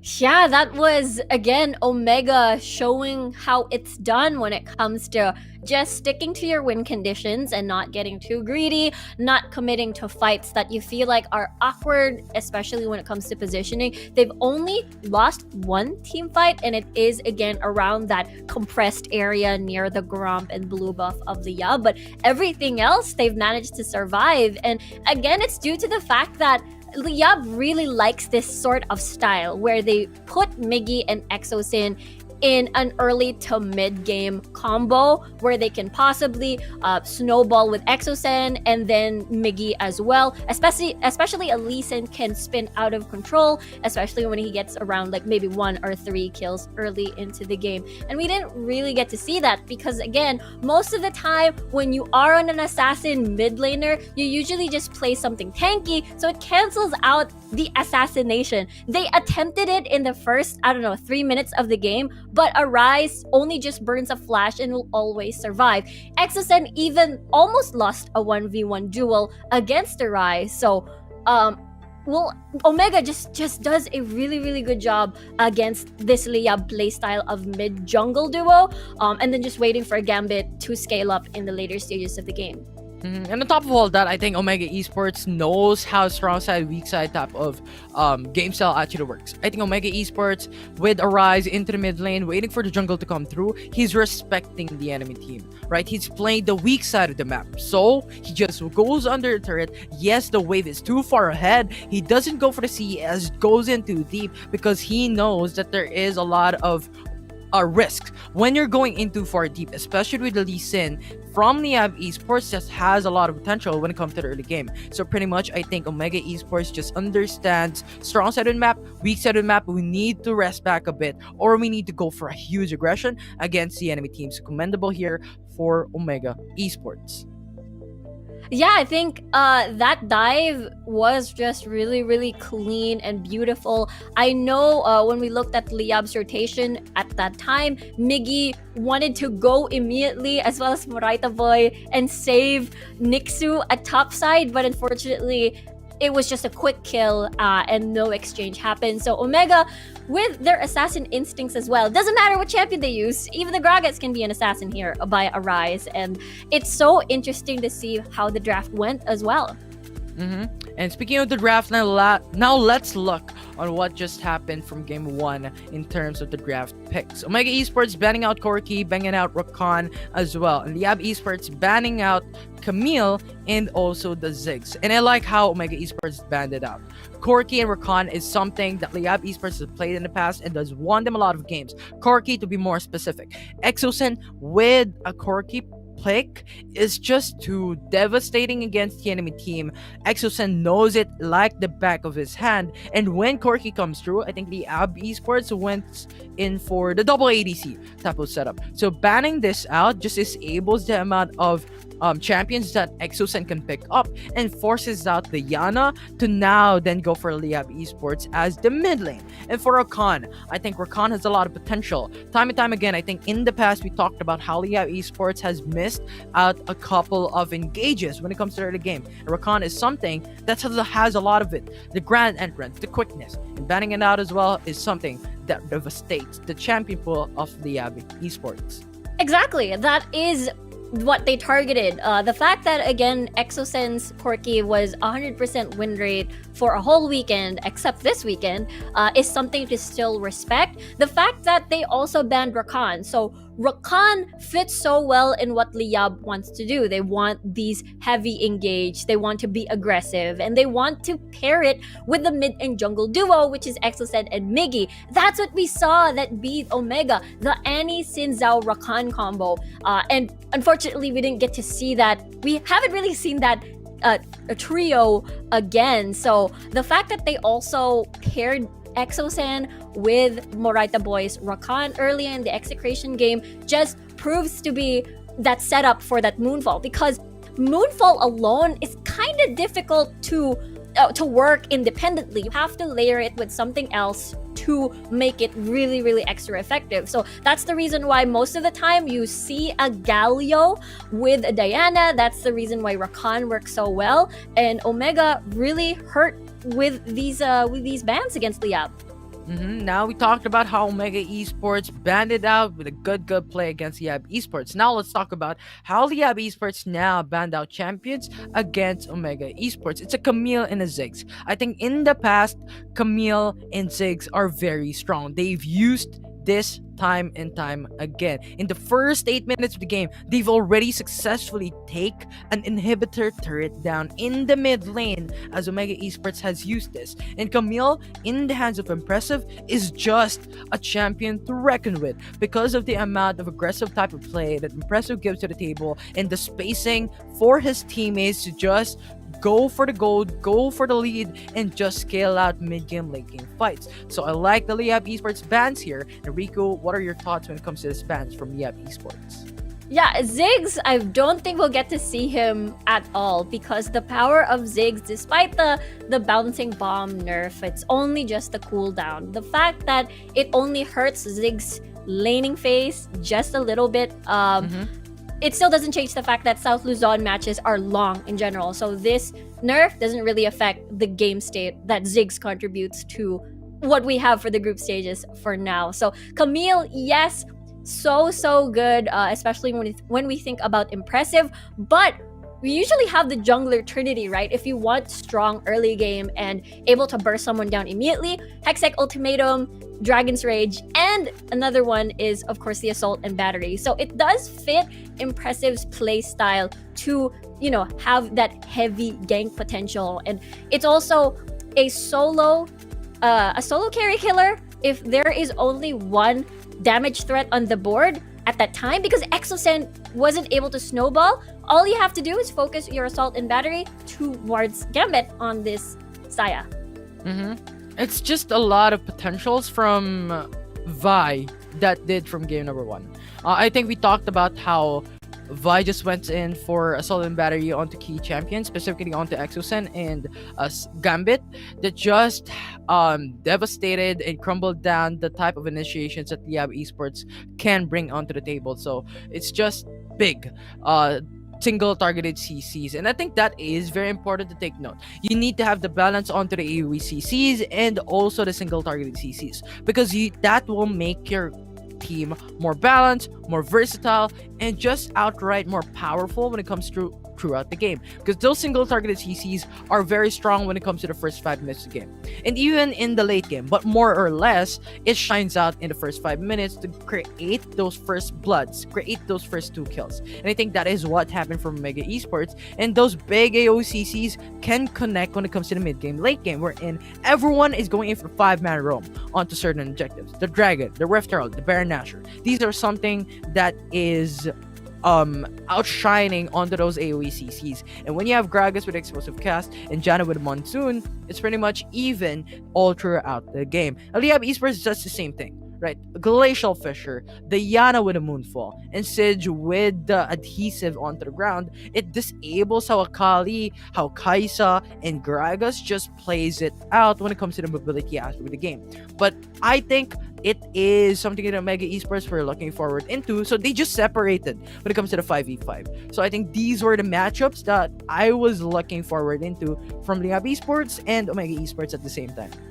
Yeah, you said separating the fight, and I think that's the reason why JLC on this Akali, he didn't go pure Tankali, but eventually he did after that Sterax pickup, after that Triforce completed, just to last long as much as he can and just create chaos in the backline, because again, with a Rise, just one comboing Gambit, Exosen, basically, it's just so difficult for Liyab basically to just hammer down on the pain. Again, we didn't get to see Exosen carry over a lead, especially on the Diana. It was very difficult, especially Miggy as well on this Lee Sin. So Omega, from early to late, they were able to just fully control the battlefield, and that is something that is incredibly challenging. But when we look over to what has worked with Liyab against Omega, it was constant aggression, something that enables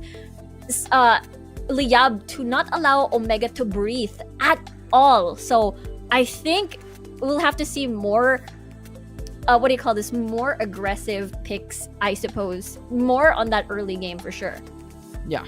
Early game will be in the game, as always. Right? When you get the early game, it's just a snowball potential for your team, especially as you talked about how scaling champions actually works. The late game is something that you need to go forward into. And if you get punished by those early games, you're not gonna have that items, you're not gonna have those leads to just build up that late game power spike that your composition does have. So I think early game will be the name of the game, even for game number 2, as we are just waiting for the draft to be completed and players go into the lobby. Something to look forward in the draft, though, makes me wonder if Liyab will go with, again, what worked in the past, the Annie, Sinzao, Rakan combo. Will they let go with a Diana pick? Go something a little bit more classic from the preseason. Yesterday, we saw 5722 fall back into the usual Aurelion Sol that we saw him on during the preseason. Maybe it's time to bring back the classics, the Yasuo, the Wukong. Maybe the Gragas again, because Gragas really never fell out of style, basically, for Wild Rift, at least for now. So I assume that would be really, really cool to see once more, because I think it was only day number 1 of the South Luzon group stages where we saw a bunch of Yasuo. Wukong fits so well in different compositions as well. You can put Exosen on the Orianna, put him on a Katarina again, and the monkey works with all of these really good and painful picks in the mid lane. And mid lane. Speaking of mid lane, we have Exosen, right? We have Esports, Diana. I think I want to highlight that because I think in the past he does it very well. And if Liyab Esports get the hand of Exosen once again into the early type of scaling potential, getting that ROA in the first 4 minutes of the game, and even getting those couple of kills and getting that huge power spike, I think there is a lot of potential to see here for Liyab Esports. And it's just a matter of getting those right compositions for your team. It's a matter of getting the right composition when it comes to the setting up the play for Exosen to just go all in when it comes to the team fit. And you talked about the damage. I think Exosen has a lot of damage with the Diana. It just needs more time. It just needs more items. Do not let Omega Esports just go all in, get a lot of kills when it comes to the game. Play the patience game. Play it like how Omega Esports does it, because Omega Esports, I think, is known to go for the patience, methodical play as well. And if you go for the same thing, I think there is a lot of potential to go for the counters. Yeah, Liyab, based on what we've seen so much in their play style, they usually go for something that works early. That's the reason why we see most of the Olaf picks coming from Liyab. We did mention that it's kind of hard because South Luzon have really, really long matches, and it's so hard because once the game prolongs, Olaf sort of falls off and just gets melted down by whoever is on the opposite side. So I wonder if they're going to fall back into the Olaf pick, but something different. Maybe still put the Diana in and add a Lulu support. Because the reason why Diana is incredibly strong, but Diana, when she goes in, there's no way out. So the survivability of a Diana is such a huge factor to make a Diana pick work. Let's just say the laning phase doesn't work, so you're relying on the team fights instead. So put a Lulu, maybe put that wild growth on the Diana, and Exosen survivability might, be increase rather, because we didn't get to see the Diana shine this time around, and it's still incredibly strong. Just that he just melts super duper quickly from the composition of Omega. So I don't know. Gragas seems to be something that should be banned in the next draft because it's so hard if you're gonna be on the red side and you get like a Gragas plus something. I don't know. We'll have to see what they decide to prioritize. Whoever's gonna be on blue side and on red. And you talked about utility.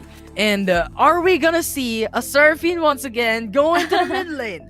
I think Exocen has did it in the past, and you talked about a Lulu and an Olaf, and this is something that could synergize with it, right? Seraphine, Lulu, and an Olaf just goes in and just anti-CC threw in against Omega Esports. And I think this is something that Omega Esports was respecting in the past, right? Banning out the Lulu and Lux. So I think surprising Omega Esports with the same draft that they respect in the past could have a lot of potential when it comes to game number 2 and taking a game against Omega Esports. So I do agree with your statement, Riku. A lot of potential coming in from that type of game style coming from Liyab Esports. But at the same way, when you're talking about the OG type of draft of Liyab Esports, I want to talk about the OG draft of Omega Esports. They did a lot of things in the past when it comes to going around their draft picks. And Omega Esports, when you're looking at their picks, they picked up the Ezreal before with a Braum. They picked up the Garen before. Are we expecting something similar for game number 2, Rico? That will surely depend on the matchup, what they want decide to put on Nixu. I mean, even though it's somebody picks an assassin, they want to sort of neutralize it with a Garen pick. But again, it depends on what assassins are open. This time around, it just happens to be Akali open for JLC. He's comfortable with that pick, so he decided to dish it out again. Again, when we think about JLC, we're thinking about high ceiling champions, basically, mechanics wise. So it's so nice to see him on these picks. Aside from the Garen, aside from the Darius or Singed.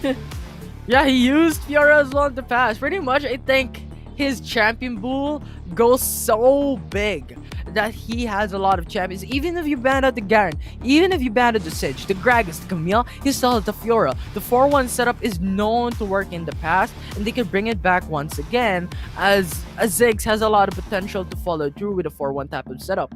And with the pushing capabilities of Fiora, I think there is a big chance here, if and only if Liyab Esports goes for the 2 bans onto the Baron lane, and if Liyab Esports now picks up a Baron once again. So I think when you're lowering down the champion pool of Omega Esports, it's just too hard to decide what is gonna be my priority here, just because of how their champion just goes overboard. And now for the Liyab Esports team, I think they're having a lot of champions as well, more specifically onto the jungle, mid, and support. Moraita Boy has Braum, Lux, Lulu, Gragas, Rakan, Leona.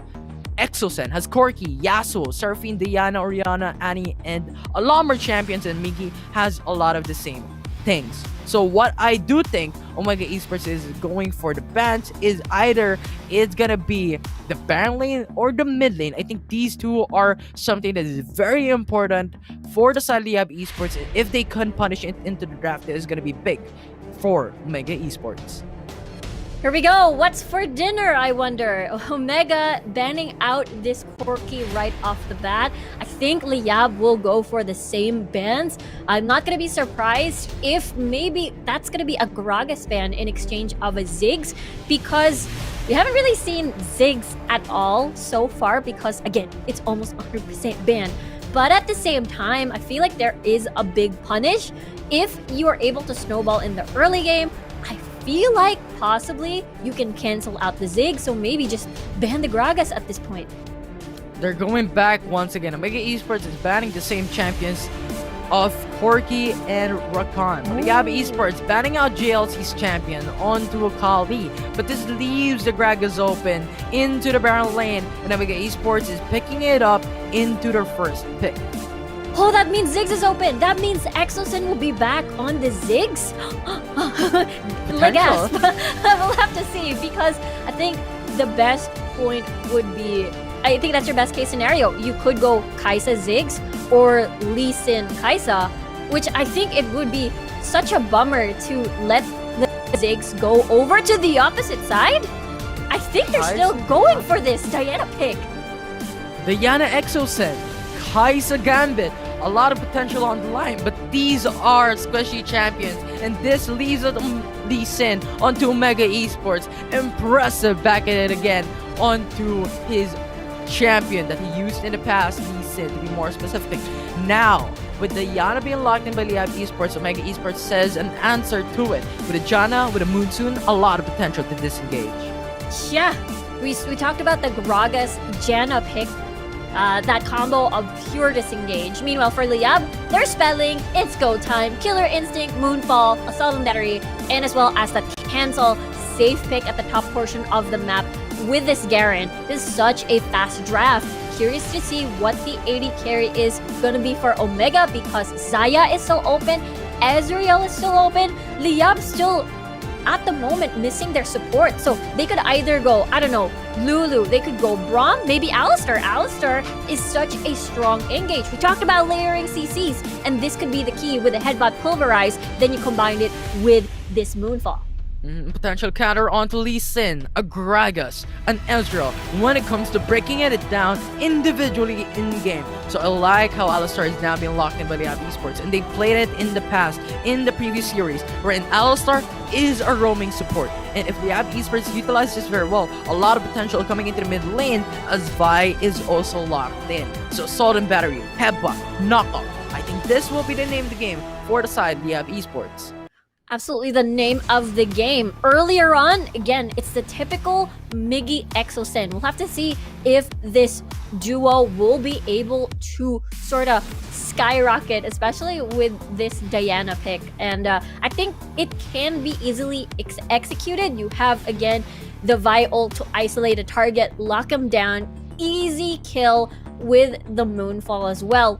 Earlier on, Vi's damage, absolutely really huge. So the Exocen can just finish the deal. A lot of squishy targets on the side of Omega once more, but it doesn't change the fact that their disengage is insane. Monsoon, explosive cast, it's gonna be a challenge for sure for the side of Liyab to enter the backline.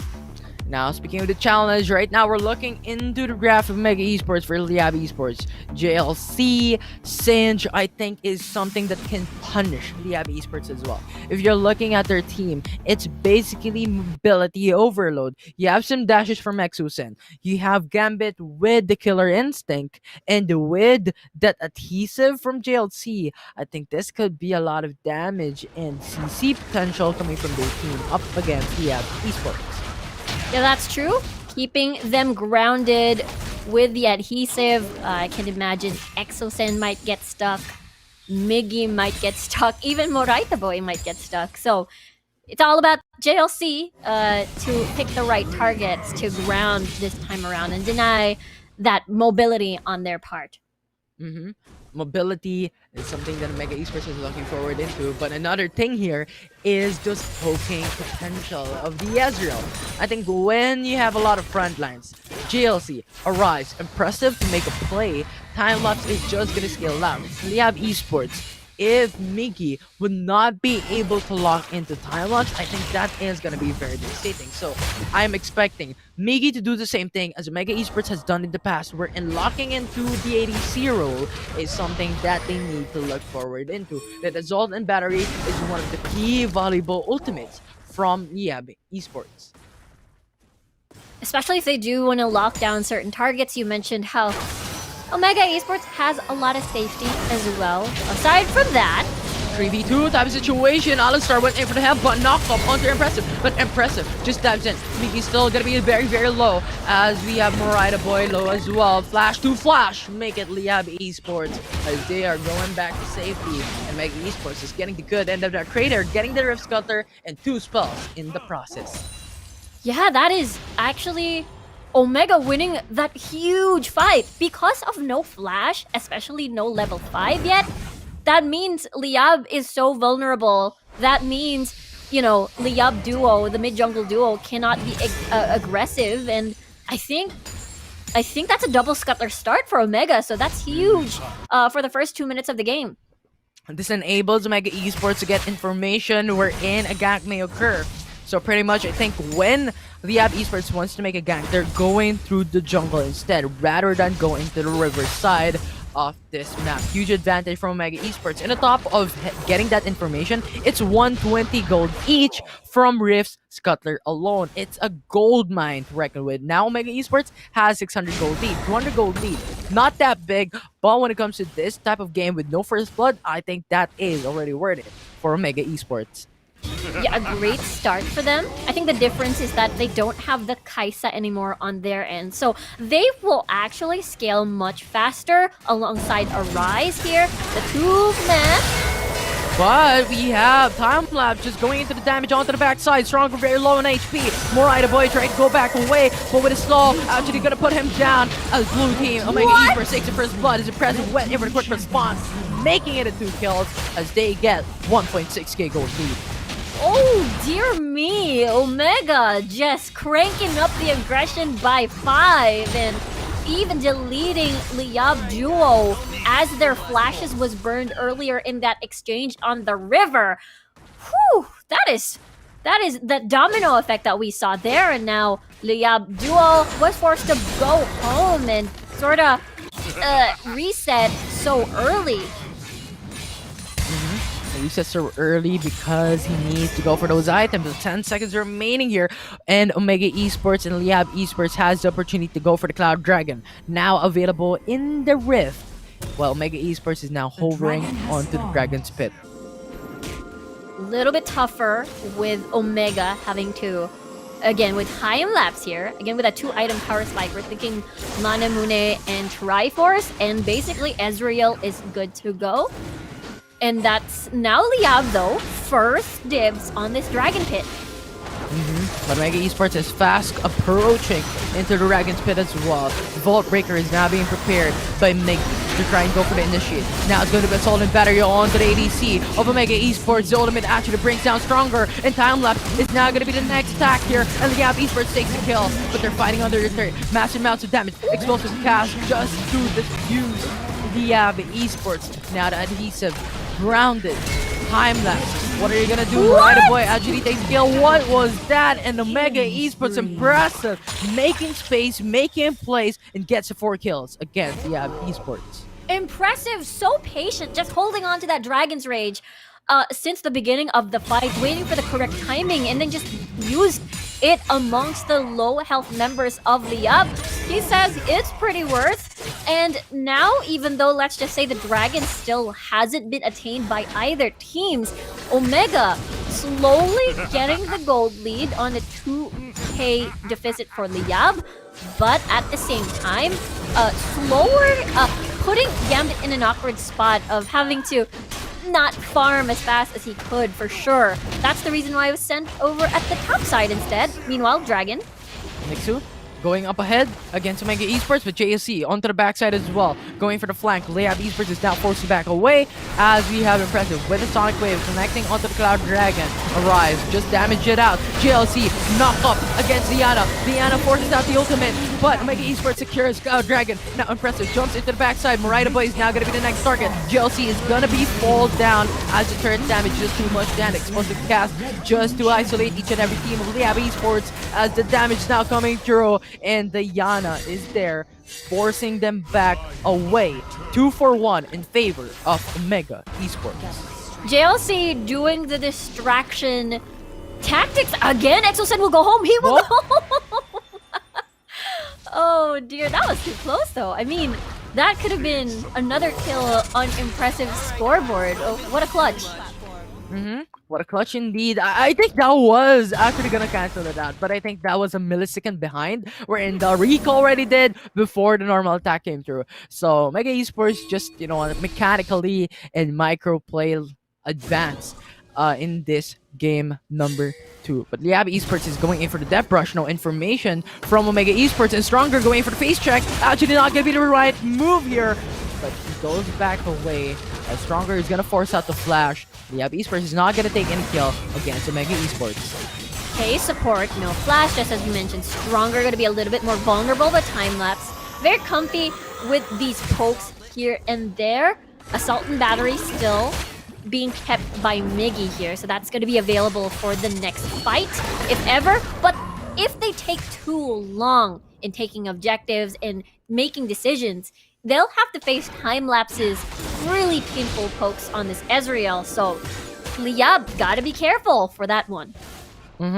Careful is indeed gonna be the right word in this game, as Mega Esports is stacked up when it comes to items. When you're looking at Singe, Rayleigh already, Ezreal already secured the Manamune in her favor, so pretty much the damage is just too much to handle. But Tower First Blood is connecting onto Mega Esports as Minnie pushed through. JLC went in for the knockoff. The damage over time is not gonna pull through onto Rift Herald as Liyab Esports secures it for itself. Gambit forces out the flash. JLC flashes as well to try and reach Gambit. Gambit will now fall down. It's gonna be the 3 kill from Mega Esports as they're happy to go for it. And Liyab Esports takes the Rift Herald, but sure enough, Mega Esports is looking for those trades. Possibly a tower dive though. Oh, a sudden battery connects onto one. Decent. Minky flashes though. Tries to go back away to safety. Chilling Smite does go for the slow. But the third damage is not something you don't want to mess with, as Omega Esports time-lapse takes another kill onto Marida Boy onto the Baron lane. Omega taking everything that they can and that they want from... I mean, Liyab was able to secure that Rift Herald, but the fights have been in Omega's favor. Definitely using these objectives as bait to corner Liyab, and Omega's fine because, again, Liyab will take longer when it comes to, again, scaling. They're going to be relying on Gambit, and Exosen will primarily be one of their setters and not exactly their killers. He's turning Exosen's role now is sort of just disrupting Omega, especially if you want to sort of create chaos for time lapses positioning. So with that, a lot of pressure on towards Gambit this time around, but I want to say Impressive is just killing it in this game. He is just everywhere, so confident, such an assassin here for Omega. Yeah, the spaces that Impressive provides, the amount of damage and the CC that he provides for his team is phenomenal. Now Liyab Esports went in for the 5-man roam into the mid side of the map. Impressive is stuck alone as Exosen goes for the face check, actually sees him through and Dragon's Rage actually connects onto 2 as the 2-man knockup follows through. But they are fighting under the turret, so no follow-up for the side of Omega Esports. No follow-up for now, but the dragon has already spawned. Meanwhile, Liyab is willing to unleash this Rift Herald as that timing, while Omega is busy. Time left. Going for the pokes, not connecting to anyone, but JLC went in for the Exec, just reaches it out, and Miggy will fall down. Marida Boy is now going to be the next target, but a split here is for Omega Esports. Ezreal finishes it out as Gambit falls down. Marida Boy falls down as well. 2-man remaining for Liyab Esports. Next, you're trying to go back away. Just goes for the whirlwind, trying to delay the fight, but that will be Omega Esports taking the teammates. Can I just say, Omega didn't even need Impressive to be there. Impressive was 1v1ing the dragon, and the 4-man, the rest of Omega was busy killing Liyab. So, at that point, you know how a little bit behind you are. It's already an 11k gold lead, and that is a good indication on how Omega is confident to enter these 4v5s and even sort of setting up these death rush, even though Impressive is all alone. And that is the isolation game, right? Isolation game always coming through in a sleek of a game style where Omega Esports is isolating the Esports and at the same time, but with the amount of gold lead of Omega Esports, it's just too much. 10k gold lead for Omega Esports, right? If you're looking at the items, Iceborne Content, Manamune for Ezreal already, Executioner's Calling, Lee Sin, GA, and Yumus Boy is now building up for the Trinity Force. But now, gonna be forced away by Exosen, not getting the good end of that, not getting the good end of that trade there. For the Esports, he burn a lot of spells in the process of JLC going into his own capabilities, grounds him up, as that will be the Esports taking the kill. The Baron Nash, 2k HP remaining. Omega Esports going for the smite. Actually gets it up. Dragon's Rage just to delay it, but 3-man knockoff from Marida Boy with a good set. Where is the rest of the follow-up though? Impressive, going to the backside, up against Exosen. went out for the damage, killing up Exosen down to the ground. As that will be the 1-for-1. Gambit will be the next step, as Gambit will now get erased from the face of the earth. Nixie will now force Flash away, as Impressive still has the Baron buff. 3 members of Mega Esports is jumping under the turret with no problems at all. He doesn't care about the turret. He takes another kill against Liyab Esports. What a way for Impressive to secure that Baron, having to kick Miggy out of the way to deny any sort of potential steal, then safeguard back to safety and smite that Baron. How smooth can you be? And again, Omega just taking everything away from Liyab, denying other resources out of their jungle, and this is a very comfy game for Omega with a lot of window of mistakes and not a lot of punishment at the moment. I think that is something that they need to look forward into, the punishment of the Liyab Esports, because as time goes by, already 13k gold lead from Omega Esports, right? And if this continues up, 20k gold lead is something that you really don't want to look forward into against your enemy team. But now, Impressive, going to the top side of the map, trying to match it up against Miggy as Miggy falls back away, and Omega Esports is not letting Liyab Esports free farm onto their very own jungle. That will be the clever punisher from Omega Esports. This is such an impressive thing to do. The 4 men, the rest are storming the base while he is solo pushing. He is like the top laner split pusher of Omega, but he's the jungler, ladies and gentlemen. He is way too ahead. He can face whatever 1v1 situation is thrown at him by Liyab. That's the reason why they're so comfy with this dive. Oh, Impressive! Gonna get stunned though! He is gonna lose control. GA is not gonna be caught. Liyab Esports has the opportunity to punish. Garen with the ultimate, bringing him down. Adhesive going into the ground here, but Liyab Esports explosive cast just to separate them from each other. But from under the Nexus turret is something that Omega Esports is not gonna fight against Liyab Esports. They're happy to take the inhibitor turrets, and they're not gonna go through and through as they lost Impressive in that fight. Omega now getting the 3rd dragon. Just as you mentioned, it's a clean slate for Liyab's base. Able to remove all of the towers, but Nixu's presence will scare Omega a little bit more. JLC still lurking around the corner though.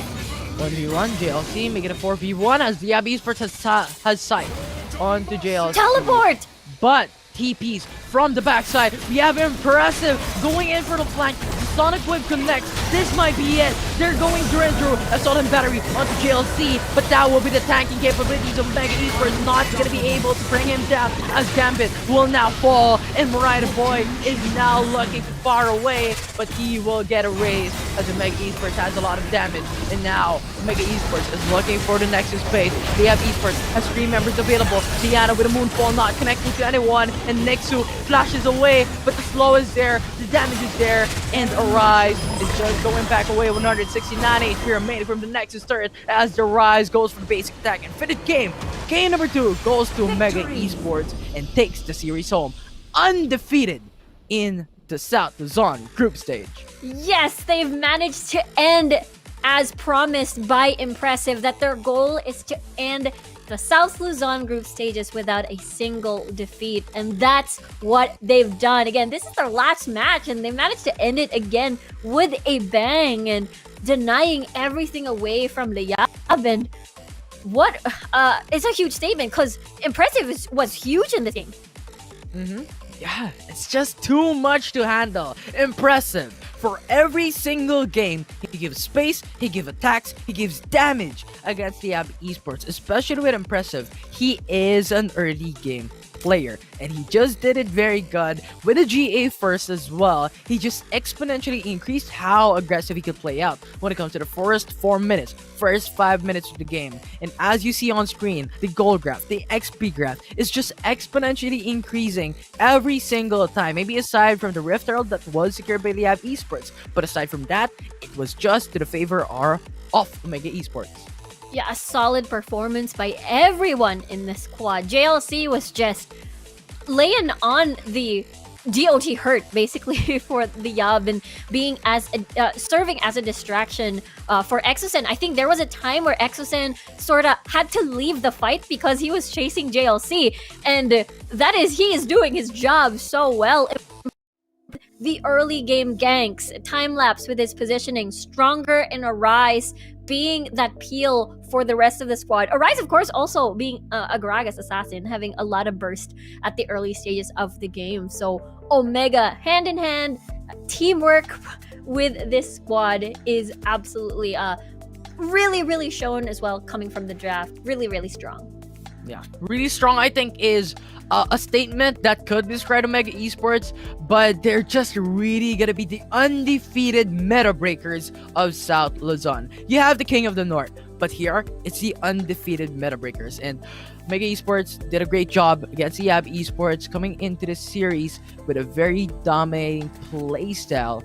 But I do commend impressive. I think that is one of the key players to point out.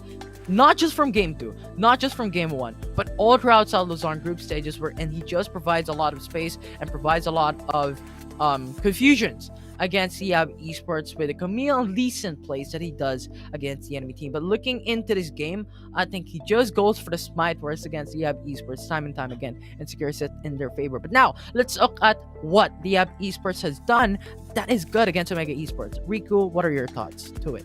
What the Liyab did, of course, throughout the objectives, they weren't really greedy with some of the plays.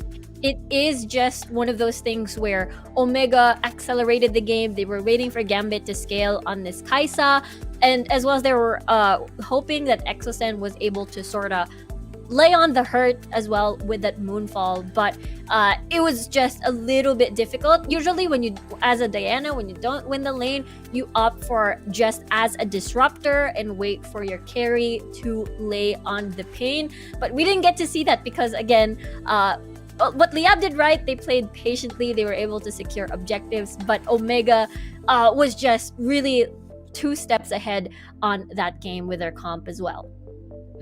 Definitely, I do agree with that statement. Liyab Esports did a great job when it comes to the early game, trying to match it up against Omega Esports, trying to get that kill, trying to get the kill lead in their favor. But the amount of aggressive that Omega Esports has done when it comes to the early game is just too much to handle. And I think 10k Goldie was already available in like the first 8 minutes of the matchup, which is just so big when you think about it. So after that, 12k gold lead, 30k gold lead, they just ballooned it to a point that Liyab Esports cannot already handle the advantage that Omega Esports already has. So a good play, a good punish from Omega Esports, and commendable moves from Liyab Esports at the same way. Yeah, impressive with that Lee Sin. You mentioned how impressive has a huge champion pool when it comes to his jungle picks, so his performance on the Lee Sin is absolutely insane. Now let us look at the Game 2 highlights presented to you by Oppo Rita 5 with a play of the game. This is the point where time-lapse was getting early kills and having to accelerate the Ezreal was just, Omega getting a lot of pieces on the board online earlier than usual. Impressive was already getting a bunch. That's my favorite play on this game. Having to Dragon's Rage Miggy off of the Baron Pit to deny a steal and then go back to the Baron Pit and as well as to get that Baron secure. And this whole match, JLC dividing the fight, time-lapse has space to just lay on the Mystic shots towards Liyab. And again, Arise with a Chariot. This is, again, look how impressive it's just so aggressive. Even that teleport in the base, just the flank, and again, put Liyab in an awkward spot, just shows how ahead they were on this game. And at this point in time, they were just decimating each other one by one. 3-1 left from Liyab Esports. They're trying to take back the lead, but it's just too much. Even a Garen ultimate just puts JLC 1 HP, not being able to bring them down. And Mega Esports will finish the game and finish the series from that Game 2 highlights. The master of the match, it's going to be time-lapse onto the Ezreal. For the second time around, at first game, Kaisa for time-lapse, now Ezreal towards the mid portion of the map. able to get a lot of safety items on the board actually with that gauntlet and the death dance as well with that Zonia's. That means they were really, really comfortable that they will not lack damage because, you know, Impressive was already there as well. Time-lapse with the amazing positioning along with the squad is able to get that Master of the Match well-deserved title. He just free hits into the back lines, right? He just free hits into the backside. And the amount of damage that he produces, 1951 damage per minute, is just too big against Liyab Esports. So what a game, Rico, that was. I'm so excited for the next series. I don't know what to expect because this 2 series that we have just seen is like 2-0. It's just gonna be another 2-0 later on. It's something of a question that we are thinking about. So Rico, so excited. Yeah, last Friday, it was the same schedule because it was the last day of the second round robin. Now, this is the third and last day of our round robin, and wonder if it's going to be a 2-1 trend. Remember Friday? 9 games? So far, though, it has been 2-0 between the Execration and Liyab match. Liyab Omega is the same, so curious how the next series is going to go. Maybe we get to see more interesting picks because, again, it's the last day. It's the last series. Better show your stuff this time around, but really happy to see Omega live up to their expectations, to their promise. Again, when we interviewed Impressive, undefeated as they exit South Luzon and move on towards that playoffs for again the Wild Rift Icon Series Philippines. And yeah, they really cemented that statement and they did an incredible job.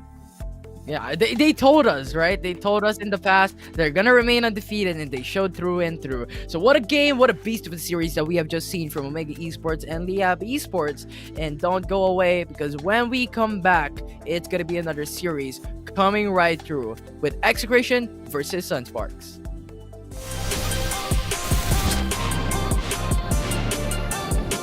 Welcome to Wild Rift.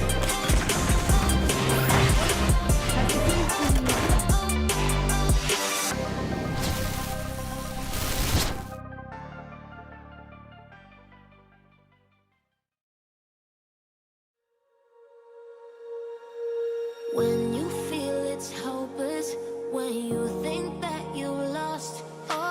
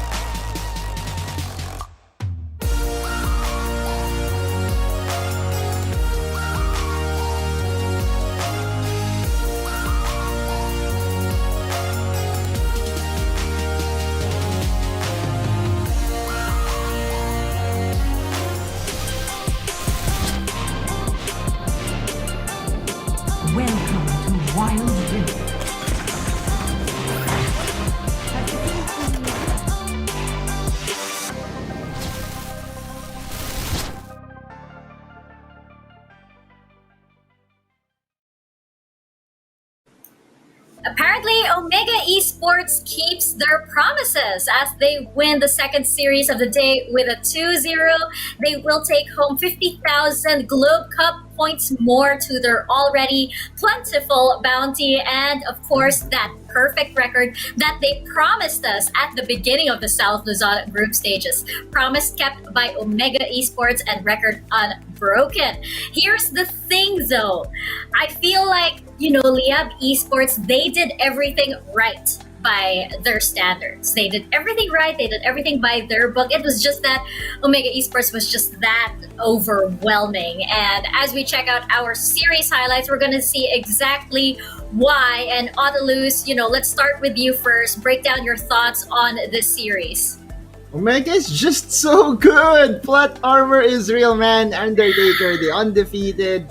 Anyway, okay, these are the highlights for game number 1 as we saw Nixu on the cinch. This was actually being brought upon by our casters, or brought up by our casters. I think this is the first time that we saw Nixu on the cinch pick, and we also saw, wow, beautiful play again coming from Impressive. But what really shined to me during the first game was the difference on the bot lane, right? We saw the Dragon lane here. I think there was a point wherein the difference in gold was around 5,000 in favor of Timelapse, and the Globe Key player matchup, which was the Dragon lane, was very on point because during games number 1 and 2, you can see that Timelapse had full control in the Dragon lane, and it just goes to show that it's not just Impressive that is running the show. It's not Arise. It's not just every single one of them can carry the games into a victory for Omega Esports. And I cannot wait to see them in the playoffs. But look at that play. Impressive. Are you sure this guy is on a phone? Because man, oh man, that's a decent play that you can see mostly on the PC.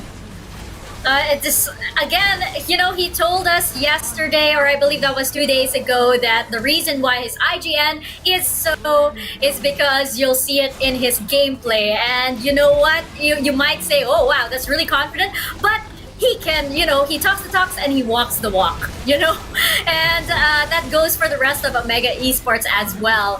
And you know what? Earlier we did also see Liyab was very focused, but as Riku mentioned, JLC over here just dividing them, running around and distracting them, just pulling their focus this way and that. And, we just saw Liyab Esports eventually. Their focus was not as it was earlier today. Osiris, what about you? What were your thoughts on this series?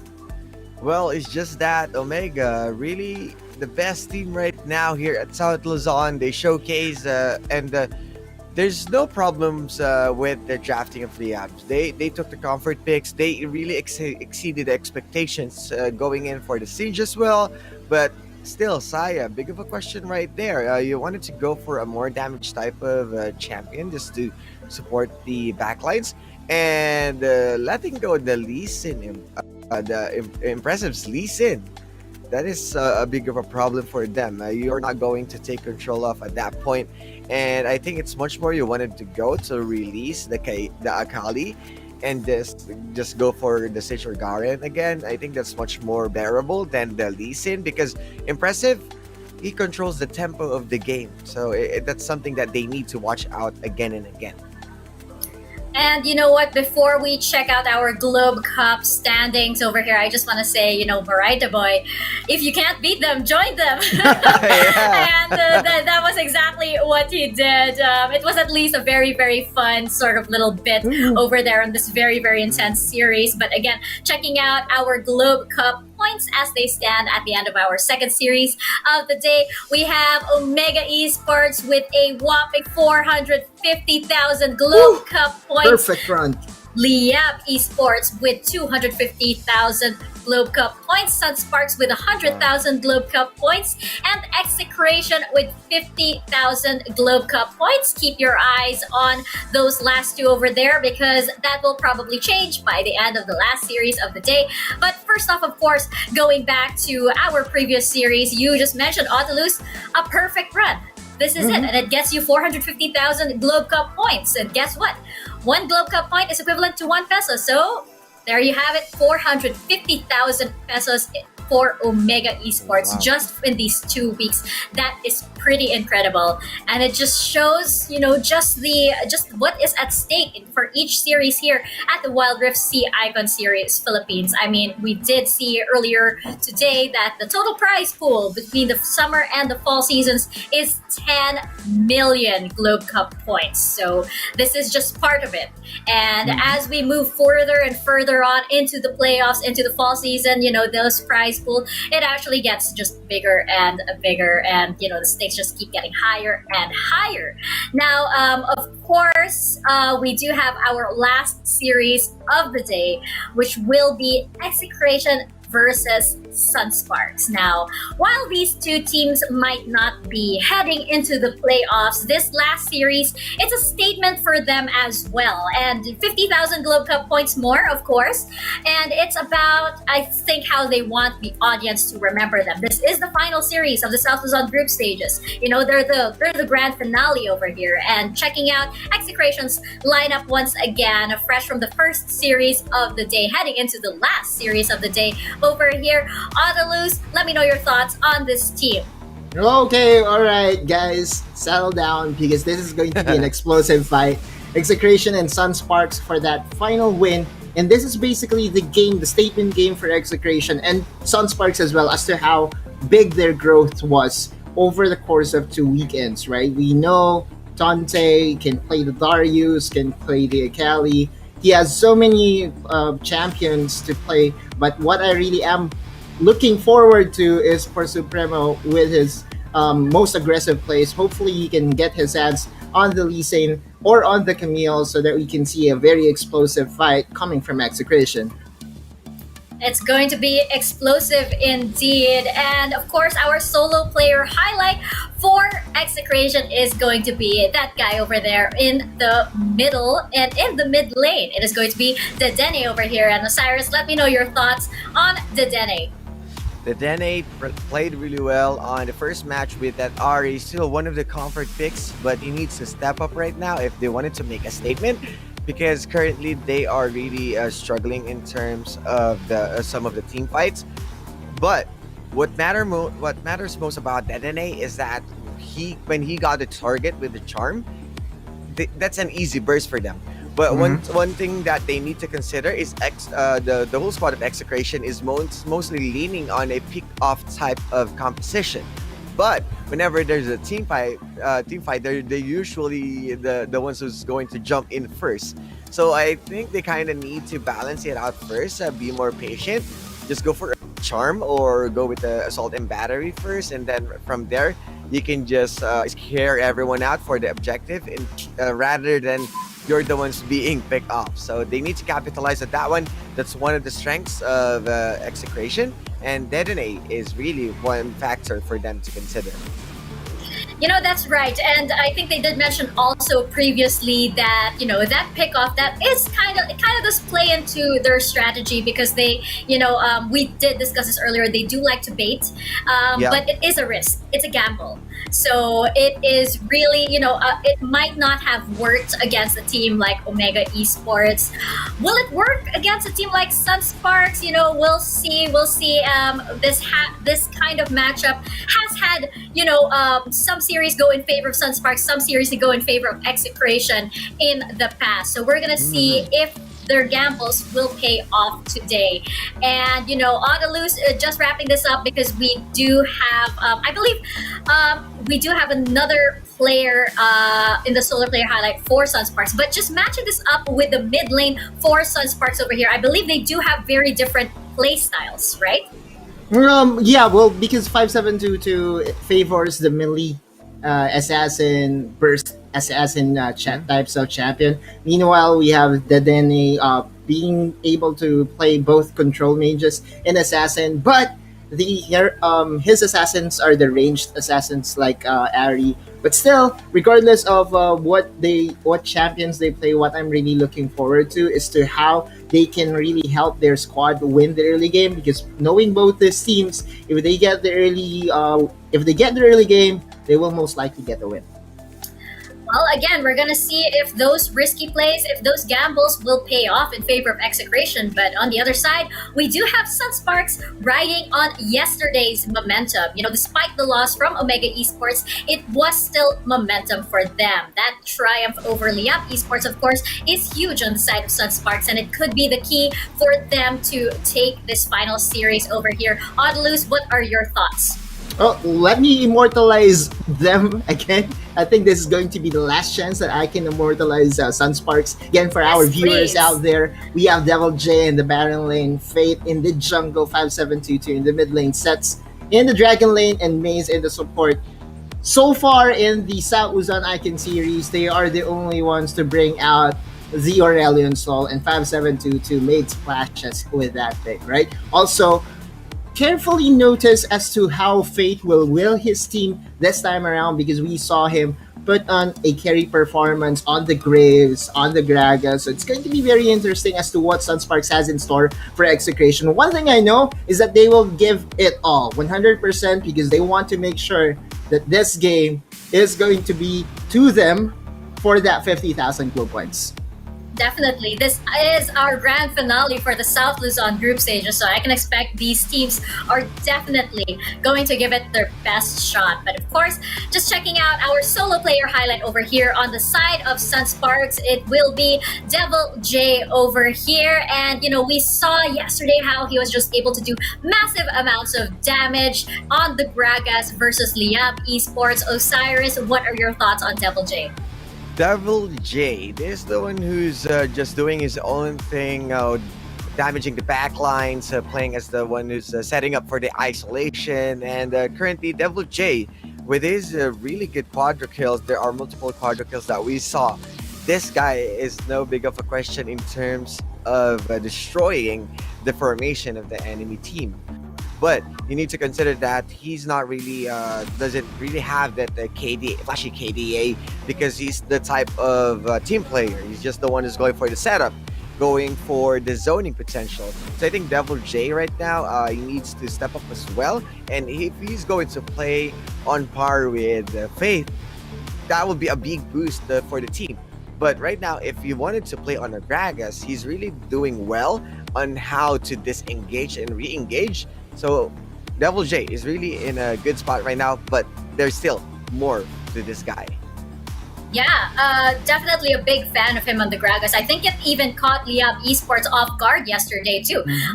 But of course, these aren't the only players we have to keep our eyes on. We also have to keep our eyes on our Globe key player clash right now, and I believe it is going to be in the jungle. Welcome to the jungle indeed, because our matchup is going to be Fate versus Supremo over here. This is gonna be really, really interesting. We have Supremo over here, who is pretty fearless in the jungle, and then we have Fate, who has kind of like unlocked all of that potential in week 1 and has channeled it all into week 2. What do you guys think? Let's start with you, Audalus. Both these players are currently in the Challenger leaderboards, if I'm not mistaken. Fate is top 80 and Supremo just reached Challenger for in the past couple of days. So both these players are very familiar with each other, not just in competitive but also in solo queue. So it's going to be very interesting as to what really will be their picks, because if Fate is going to be handed his Graves, which by the way, I love his itemization. He's not really all greedy, going for the Trinity Force. Then maybe we can see Fate overpowering Supremo in the jungle. Meanwhile, we have Supremo, the Lee Sin, I would say that Lee Sin prodigy right now for Execration. I hope to see Lee Sin available again for Execration. I know it is being opened up by Sunsparks to prioritize the ban on the Dragon lane. So hopefully we can see the Lee Sin for Supremo today. We'll see. And you know what? But if Sunsparks are smart, of course, they wouldn't give that away. Not that I'm giving them any ideas, of course. We will definitely see as we get started into this last series of the day. But before that, panelists, I want to know your predictions. Which way is it going to go? Let's start with you, Audalus. Exa shot 2-0 for Exa. I just think that in the past couple of games, they have forgotten their identity, which is basically to revolve their gameplay around Supremo's aggression. He has been put on Dr. Mundo a lot. And I think this is the time in where we have to unleash the beast, right? Unleash the national hero or the hero that we know that basically just goes all in, right? So let's go. Supremo, Exashot, Execration 2-0. Let Supremo reign supreme. That might be the key for Execration. And Osiris, what do you think? Well, I'll go with, of course, Sunsparks 2-0 for the reason that I know that this team is really capable and they got the pacing right now. They got the momentum going into this. As for Execration, a big emphasis to what Altolus told us. They should be supporting Supremo's aggression. Stay away from Dr. Mundo. We know he can play Olaf, he can play Wukong, even Vi. So put him there, support him, go for the back line. And as for Sunsparks, keep doing your thing, and you might be the ones who's going to win this series. I actually think it's going to be a 2-1 in favor of Sunsparks. Their momentum has just been skyrocketing in one direction, and that way is up. And I feel like they're going to end this South Luzon group stages on a high note for us. But of course, we won't find out unless we actually get into the series. So let's get to it. Execration versus Sunsparks. Casters, take us into the rift. And welcome to the last series of our South Luzon group stages. It's going to be Execration and Sunsparks closing this stage of the Philippine Icon series. And we're your casters for this match. My name is Riku. Together with me is Infinity. And I feel like it's going to be a tradition this time around to ask this question.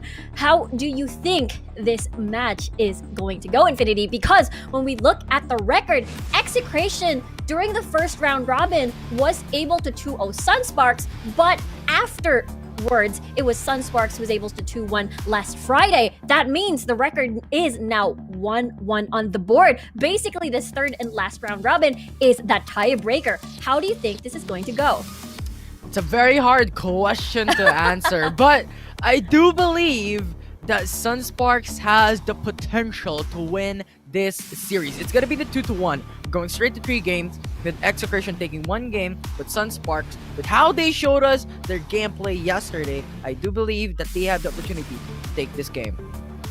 Yeah, Sunsparks really has grown a lot since the beginning of the South Luzon group stages. Remember when we did manage to interview, the panel was able to interview Seth, saying that the thing that they would like to work on is how they close the games, because early game, they have no problem. They're really amazing at that state of the game, but when it comes to closing, they do have a bit of a challenge. And it seems that has been repaired based on what we've seen against the Execration match last Friday, and as well as yesterday when they went up against Liyab. Definitely. I think yesterday's matchup against Liyab Esports were something that we were shocked, because it was a 0-2 in favor of Sunsparks. And as we all know, Liyab Esports has brought in a very dominating matches here in South Luzon group stages. And that is my point. Sunsparks has proved us that they can do it too. They can get the early game and now improve when it comes to the mid-game, late game fights, where in the past, they keep on losing. So right now, I believe that Sunsparks has the potential to punish Execration when it comes to the early game throughout the late game as well. Exactly. We mentioned that they have managed to grow a lot as a team and as individuals, but of course, Execration as well was able to manage to get 2-1 against Liyab this last Friday, as well as last Friday, and as well as almost defeat Omega in the earlier stages of South Luzon. What do you think Execration should focus this time around for them to seal the deal and win this tiebreaker series? I think the panels have talked about it, wherein Execration needs to play out in their OG playstyle. I think that is where they are going to play against, with Execration going in big with the early game. And I know that Sunspark goes big as well when it comes to early game, but with how Supremo acts and how Supremo plays recently with the Lee Sin, with the Camille, these champions that he played out recently is very strong. He goes into mid lane, goes for the ganks, goes for the secured kills, and pretty much get those 2 kills, get the early lead up until the 5k gold lead, until like 8 minutes of the game, right? And I do believe that if Execration wants to win this fight, they could do the same thing happen against Sunsparks for this series. Yeah, especially when we look at, whenever Supremo is aggressive, he gets extra aggressive when Dedenne plays something aggressive as well, like possibly the Ari, possibly that Diana pick that we are seeing a lot at the last weekend of the South Luzon group stages. But when we look at Execration's defeat last time in the hands of Sunsparks, do you think Sunsparks banning out this Kaisa time and time again will work this time around?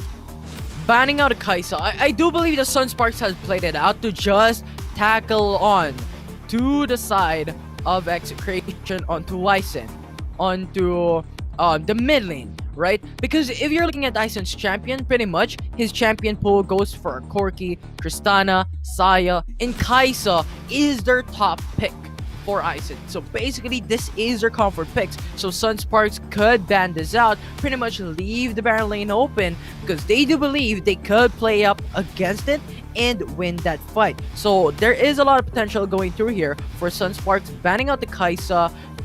Well, we could expect it for this game or even the next one. Yeah, I mean, that was the strategy of Sunsparks in their series against Execration last Friday. It was the constant Kaisa ban, forcing Isen into picks that really didn't work in the South Luzon group stages. Imagine picking up Saya as well. Up until yesterday, throughout the whole South Luzon group stages, Saya was sitting at a 0% win rate. So Sunsparks was able to sort of lift the curse up as they used Saya as well towards sets. So excited to see if we get to see more new AD carries on the board. Something that we really didn't get to see for South Luzon, which we saw in North Luzon, was Miss Fortune. What do you think are and as well as Tristana Isen suddenly picked up as well last Friday. What do you think will be the AD carry pool this time around as well? Do you think there are going to be new picks on the board? Especially this is our last series of the South Luzon group stages. I do believe we're rotating around 3 main champions here for the AD0. Corki, Ezreal, Kaisa, and maybe 4, including Saya as well. Because of the recent patches, because of the recent update, Saya was already buffed up once again. But aside from these champions, we also saw Tristana in the past. We saw Miss Fortune in the past, as you stated, Riku, right? So I do believe that if this 4 champions is out of the table, is out and banned away, there is a lot of potential that we may see Tristana or even that Miss Fortune to come up once again, depending on how these teams actually want to play it out. Are they going in for the type of team fight composition, or are they going in for the single-handedly isolate this champion, get the kill, move on to the rest, isolate once again, and get another? So it really depends on these 2 teams right now on what they decide to do. Yeah, absolutely. Considering the fact that we've been seeing a couple of new things here and there, a lot of the dual laners having to come out of their comfort zone, and it's really, really refreshing to see for sure. But moving on towards the this time the top lane this time around, because when we look at the Execration versus Sunsparks match last Friday, it was Tante that constantly spammed the Darius, and meanwhile it was Devil J that constantly spammed the Camille. Do you think we're going to be seeing something different this time around for this, again, 3rd series for them? For the Baron lanes, Camille and I think Gragas could be something new. And I think Sunsparks has played it in the past, has won them 2 games against Liyab Esports as well. And I do believe Liyab Esports will be prioritizing onto this champion. So maybe that will trade in onto the Darius, onto the Camille, potentially. Especially right now that Sunsparks will be the 2nd pick and Execration will be the 1st pick. I do believe that Sunsparks will ban Kaisa or maybe the Ziggs out, then pick up Gragas, pick up Kaisa, or not Kaisa, but more on Saya, right? More on Akali. These type of champions that they could flex out in game up against Execration and punish them through those flexible type of picks. Exactly. There are still a lot on the board, especially we saw how Devil J can be a scary Gragas player. Also, the fact you mentioned Gragas, Devil J, Fate, and 5722 are all amazing Gragas players. So for sure, Sunsparks would love to have that unbanned, but we'll have to check out later when the draft arrives. Something that we haven't touched upon just yet is 5722's surprise Aurelion Soul against Liyab yesterday. What do you think are the chances we get to see Aurelion Soul again against Execration?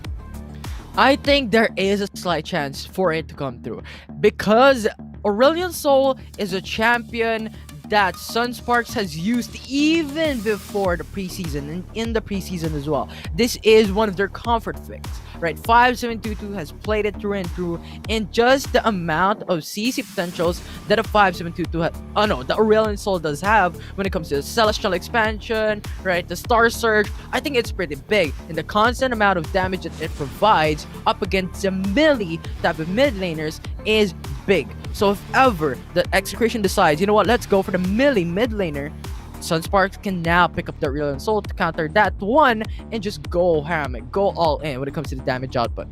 Yeah, I think it fits so well too. I mean, I think the panel mentioned earlier that, Dedenne, 5722's counterpart in the lane for Execration, does like his melee champions on the board. We've got Diana, we've got Yasuo as well, and maybe the occasional Gragas, but we've seen how that matchup went earlier with the Omega Liyab matchup, which is the Diana and Gragas.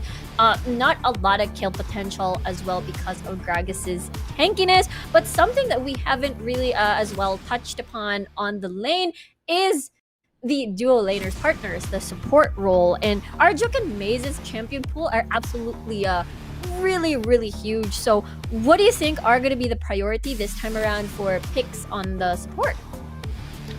For the support role, if we're not considering any bans throughout, I think Braum will be something that Sunsparks is prioritizing onto the support role. They've played it against Liyab Esports as well in the past successfully. That's 2 times in a row. And I think Braum is very strong individually as a champion that could protect out teammates, that could do massive amounts of damage and the setup potential. And for the side of Execration, I think one of their supports that they could prioritize is maybe the Braum or maybe the Janna. I think they've played it out this type of supports in the past as well. So pretty much, I think Sunsparks and Execration has the same amount of champion pool when it comes to support role. Yeah, definitely. I think that's something to watch out for in the draft because whoever gets the Gragas Janna combo seems to have, of course, a better chance in surviving the fights with such heavy disengage with the cast and the monsoon as well. I mean, Braum is also a very heavy disengage champion with that Braum ult, but at the same time, if you pair it up with something else, it can be proven to be devastating for sure. Of course, something that we actually dodged, I believe we haven't talked about Supremo Fate. I think it was the panel that talked about the jungler matchup because I feel like the jungler matchup is so important at the early stages of the game. Could be a battle of who the best Lee Sin player is, perhaps, or maybe we wouldn't see Lee Sin at all because of the constant bans of Lee Sin, especially last weekend. What do you think could be the other jungle picks aside from this Hiku pick?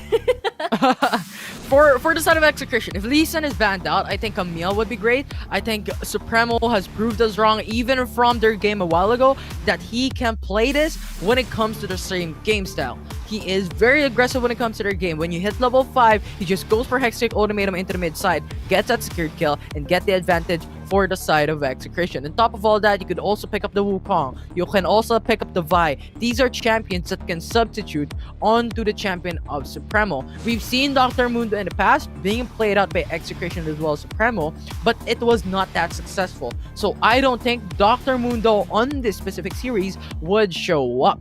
And now for the side of Sunsparks. If once again Lee Sin is banned out, I do believe that Sunsparks has the potential to go for the Graves. They picked it up 4 times and won with it. So I do think that when Fate has the opportunity to pick any jungle available in game, Graves will be one of the priority. Yeah, Fate, whenever he's on the graves, I believe Sunsparks is also very comfy with the double 80 carry composition. We don't get to see that too much from the other teams, but it has been picked up once or twice already. But Sunsparks really does favor this whenever, Lee Sin is banned or they don't get the Gragas on their side. So I'm looking forward to see what Sunsparks decides to bring to the table, especially this is the last series. It's one of those things where you want to end with a bang for both of these squads. So very excited to see what type of play we're going to be seeing this time around. And you did mention the Mundo. I remember me, Otoluz, have talked about this before the cast on why suddenly Mundo has appeared. And it's just one of those things where if Execration would like to take or would expect the game to go the long haul, then that's where most likely Mundo would thrive, as he is definitely a really, really good meat shield for the squad who's able to just tank a bunch of CCs. Not like an Olaf, who's really, really good at the early stages of the game, but just melts afterwards. So yeah, very, very interesting sudden appearance of the Mundo. And what other picks that we didn't really get to expect to appear at the last 2 days of our group stages? For the last 2 days, what are the new picks? I do believe there are really just gonna be like the Aurelion Soul, like the Graves type of picks. It was picked into the past, but picked once again. And on top of all that, maybe the Saya and Tristana. I think I've talked about it a while ago, where Tristana was picked up by one of these teams in the Icon Series South Luzon group stage. And the problem with the Tristana is just the amount of squishy potential that he has that can lead the enemy team to just go in and kill it off. And you need to get those kills for the rocket jump to go for the reset. If you don't, it's gonna be very hard. Tristana is a scaling champion. It's a late game type of champion. If you don't scale when it comes to the early game and mid game, you're gonna have a hard time presenting a matchup against the enemy team. So maybe Tristana would now not be expected when it comes to the Rift. So yeah, I think that would be some of the only ones that we weren't expecting. Yeah, when we look at the other regions, they've really, like when we look at maybe the Vietnam Icon Series, the Singaporean Icon Series, they've managed to pick up Tristana. They've managed to really favor even Nami. Nami is quite unique, I suppose, when we look at the Vietnam Icon Series. So I really love the identity that we see between these other regions. So when we look at the Philippine region onto that, we love our Kaisas, we love our Sayas, basically. We love our scaling, and as well as, that's the thing about the 80 carry state of the game at the moment. It looks like you are required to have some sort of safety and mobility to be on the map, because we haven't really, even though this is the patch of 2.2b where 80 carries are basically buffed, and yeah, we only got to see Tristana out of everything. And I think that is also the reason why Kaisa is being prioritized, Ezreal is being prioritized, Saya is being prioritized, right? And even Corki at that point.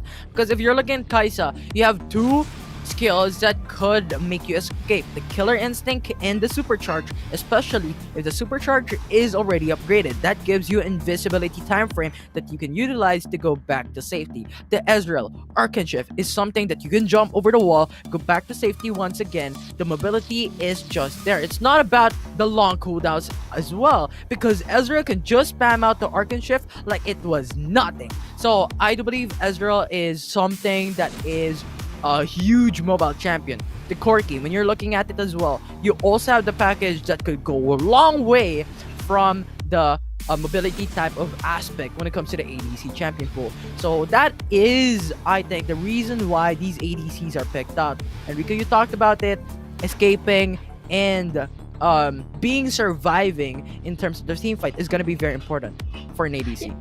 Maybe that's the reason why Saya has only one win so far in the South Luzon group stages.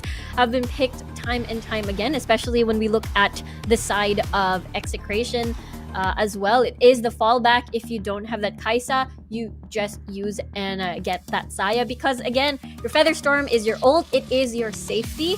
In comparison to the rest of the 80 carries, where it's just a standard normal ability, not an ult, for that extra safety net. So I'm so excited about this draft for this game number 1 series of Execration and Sunsparks, because this is a very hyped underdog versus underdog basically of the South Luzon. Imagine Execration when we rewind a little bit when they first encountered each other in this tournament in general, is that Sunsparks was able to get the early leads constantly for 2 games in a row against Execration. It's just that Execration is just so good at turtling the game, and that was definitely what Sunsparks wanted to work on. And for last Friday, it was completely different. The Sunsparks was just evolved from week number 1. Right? They downloaded the information. Yes, this is our mistakes. This is how the enemy teams are playing. We understand where we need to change, and Sunsparks just went through and fixed that problem. They're strong when it comes to the early game. They're strong when it comes to the mid game. And they're not throwing into the Baron Nashor. They're not throwing into certain objectives like the Elder Dragon when it comes to the late game. And that is what I like about Sunsparks. Their improvement and their knowledge on what is wrong when it comes to their fight that they keep on going forward to. And Execration, what I like about them is really their aggressive play, specifically onto Supremo when it comes to early game. They just punish. So I do believe with Sunsparks' capability into the early game and Execration's capability into the early game as well, it's a battle of the early games on this series. Absolutely exciting, because that means it's a switch of styles. And when we look at last Friday, most of their games ended around the 60-minute mark. So basically, not exactly as long as what we saw against the Liyab and Execration match, where it went the long haul of 20 minutes. So possibly that's when we look at Friday too, the match wasn't like a clear winner in that series. It was incredibly close at every single game. So that's how equal they are when it comes to this matchup. That's why it's just so exciting to of course get into the rift when we see the draft in a few for sure. So imagine this is again the tiebreaker. It was Execration winning 2-0 against Sunsparks. Sunsparks takes it back against them, making it into an intense 2-1. So now this third and final series, final match in general for South Luzon group stages, will be incredibly exciting for sure. Will it be a total domination by Execration or Sunsparks, or will it be incredibly close? So very curious to see how this pans out. Same here. I'm really curious. I'm really excited. What is gonna turn out? Is Sunsparks gonna turn out into a very different beast for this series, matching it up against Execration, or is Execration gonna be on par against Sunsparks and match it up, defeat them in their very own game, which is gonna be the early game? So I'm very excited, especially when it comes to their draft. What is gonna be the champions that are gonna be prioritized by these teams? Because I do believe that each of the single role of both Execration and Sunsparks has a lot of champions. They are versatile in terms of that aspect of the game, in terms of that aspect in the draft. So pretty much what is going to be the priority here when it comes to the bans, and what do you want to leave open for the enemy team to pick up? There we go. That is the draft. Execration on the blue side, Sunsparks on the red. This is the first match of this series. And right off the bat, a Kali for Execration and a ban from Sunsparks against Dedenne, perhaps? That, I think, is possible. And Ari is what Sunsparks has banned against Execration in the past to follow through onto the Kaisa. And that may show up for today's game number 1. But Execration now banning out the Akali, Diana as well. They know that Sunsparks is a player of a Diana, very strong as a bruiser type of champion. Now Kaisa being hovered here though by Sunsparks, the potential to lock in to this one, which they do against Execration. Remember, Kaisa was constantly banned, and a good, huge contribution as well on how Sunsparks won that series against Execration last Friday. But remember, it's the battle of the Lee Sins, it's the battle of the junglers, as Supremo will get that for himself. Yeah, Execration, Supremo is a Lee Sin type of champion. and they are now at a lead when it comes to the early game. But Sunsparks is answering with something. Camille is very strong into the barrel lane, and on top of all that, you also have the Gragas as counter onto Lee Sin. Just go for the explosive cast, and Lee Sin's Dragon Rage, Lee Sin's Sonic Wave will now be disrupted, and I like how Sunsparks is doing it. Yeah, it doesn't even give away anything. You don't know if that's still a Devil J Camille or a Devil J Gragas. That's still a mystery, as Execration will now move on towards Corky, on towards Ison, and Braum as well. So what will Sunsparks take? Because Corky was that go-to of sets during that series last Friday. Saya, Ezreal, these are ADCs that is currently available for Sunsparks as well. But opting to go for the Galio though, very strong as they have the Camille, and this will synergize with their ultimates. Yeah, we still have no idea again if that's a Gragas mid lane, Galio for Maze, but you mentioned Zaya being that backup once Kaisa is taken out, once Corky is taken out. So we'll have to see how this arrangement will go for Sunsparks, since they can still swap around. Big mystery for sure, as Execration still looking for their top lane and as well as their mid laner. Darius is now locking in for Execration with a potential Yasuo to go in their favor, and this will be massive. Execration is playing against Sunsparks with their very own champions. What a wild last pick for Execration. They saw it was a Galio at the opposite side of the spectrum. Either they've decided as a deny, because it's possible Galio works really good with that knockup as well, and the explosive cast procs with that last breath on the Yasuo. So Execration, 2 birds in 1 stone, a strong mid laner, and as well as a potential deny on towards the mid lane, because again, the draft was a mystery after that last pick. And speaking of mystery, I think I hear the thoughts of the Execration right now. If you see their draft, you have locked into the Gragas, right? You have locked into the Galio, and you have locked into the Camille for the side of Sunsparks. And when they locked into the Saya, Execration is thinking, you know what, they're still missing the mid lane. Galio can be the support of Sunsparks. They've used it in the past. We're gonna lock into Yasuo because there is a potential that Galio will be the support, not the mid lane, and Yasuo will be locked in. And as you stated, there is a lot of synergy coming through for the side of Sunsparks if a Yasuo goes into the hands of 5722. Yeah, it could have been possible. I mean, they had the Gragas, they had as well as the Galio, so it could have really worked. You can imagine, you know, the Yasuo coming in, 5722 coming in, if ever they did get the Yasuo, and it's easy heroes entrance coming from Maze over there. But it's Execration securing this Yasuo pick, and it still works. I mean, you do have the Braum as well as that kick Dragon's Rage coming from the side of Supremo. So, I feel like this is going to be really explosive. And Dedenne has used a Yasuo in the past, and they've won with it. So I do believe Execration has the potential to outscale with a Yasuo. That means Sunsparks once again a little bit on that time bomb, I suppose. Good thing there's a lot of heal on the side of Sunsparks. Again, the Jenna Gragas combo that we keep talking about. Double disengage, if you will. Meanwhile, this is a swap of... No, it's not. As Execration is able to secure that red buff, possibly a 3 red start, perhaps. But we can see Maze already going towards that red buff as well.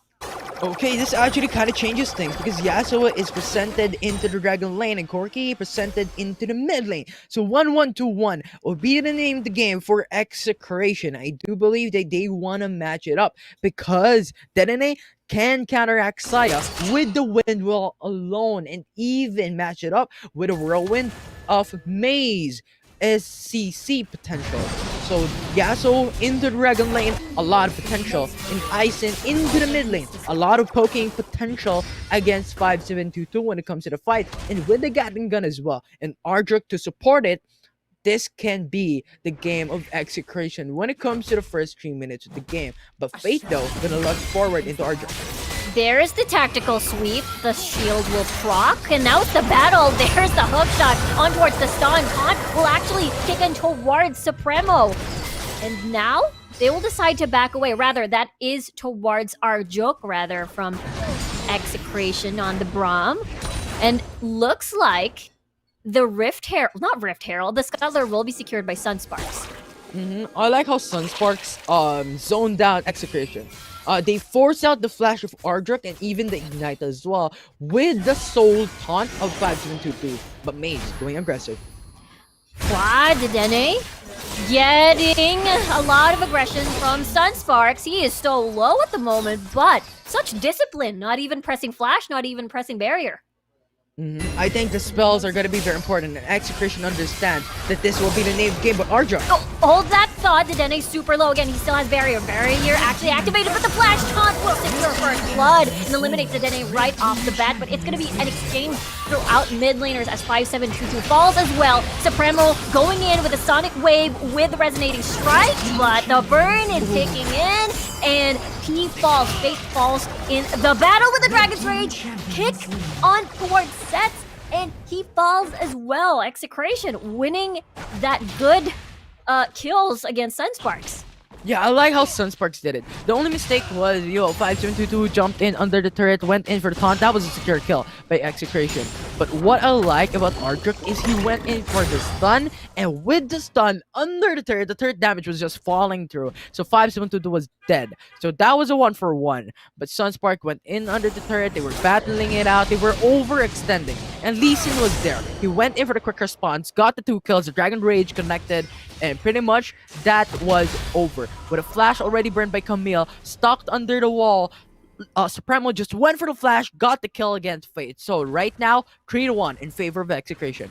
Yeah, I think Supremo reached level 5 mid-battle, so that's how the Dragon's Rage suddenly appeared out of nowhere. So really well done by Execration's punish towards Sunsparks. Now, Dragon gonna be available pretty soon. Sunsparks, clever move. Gragas now falling back, going in for reset, and Sunsparks has dominance on Dragon's Pit. Execration wants to go for the contest, and I do believe this is gonna be very important. Yeah, there we go. Hextech Ultimatum, and as well as the Venn diagram. Here comes that knockup coming from the side of Sunsparks. And they're still continuing with the attack, but Execration doesn't want none of it. Where's the Dragon's Rage? There it is, but Monsoon activated for safety, and the Guardian Angel actually proc cast thrown to divide the fight, and still no one falls except for Dedenne so far, so it's a 4v5. Faith actually falls as well earlier, and now 4v4 situation, and at this moment, nicely done root coming from Sets over there as Kante has fallen. And now Ison might be isolated here. Remember, he doesn't have flash, he doesn't have heal, and now he doesn't have his life as Sunsparks finishes the job.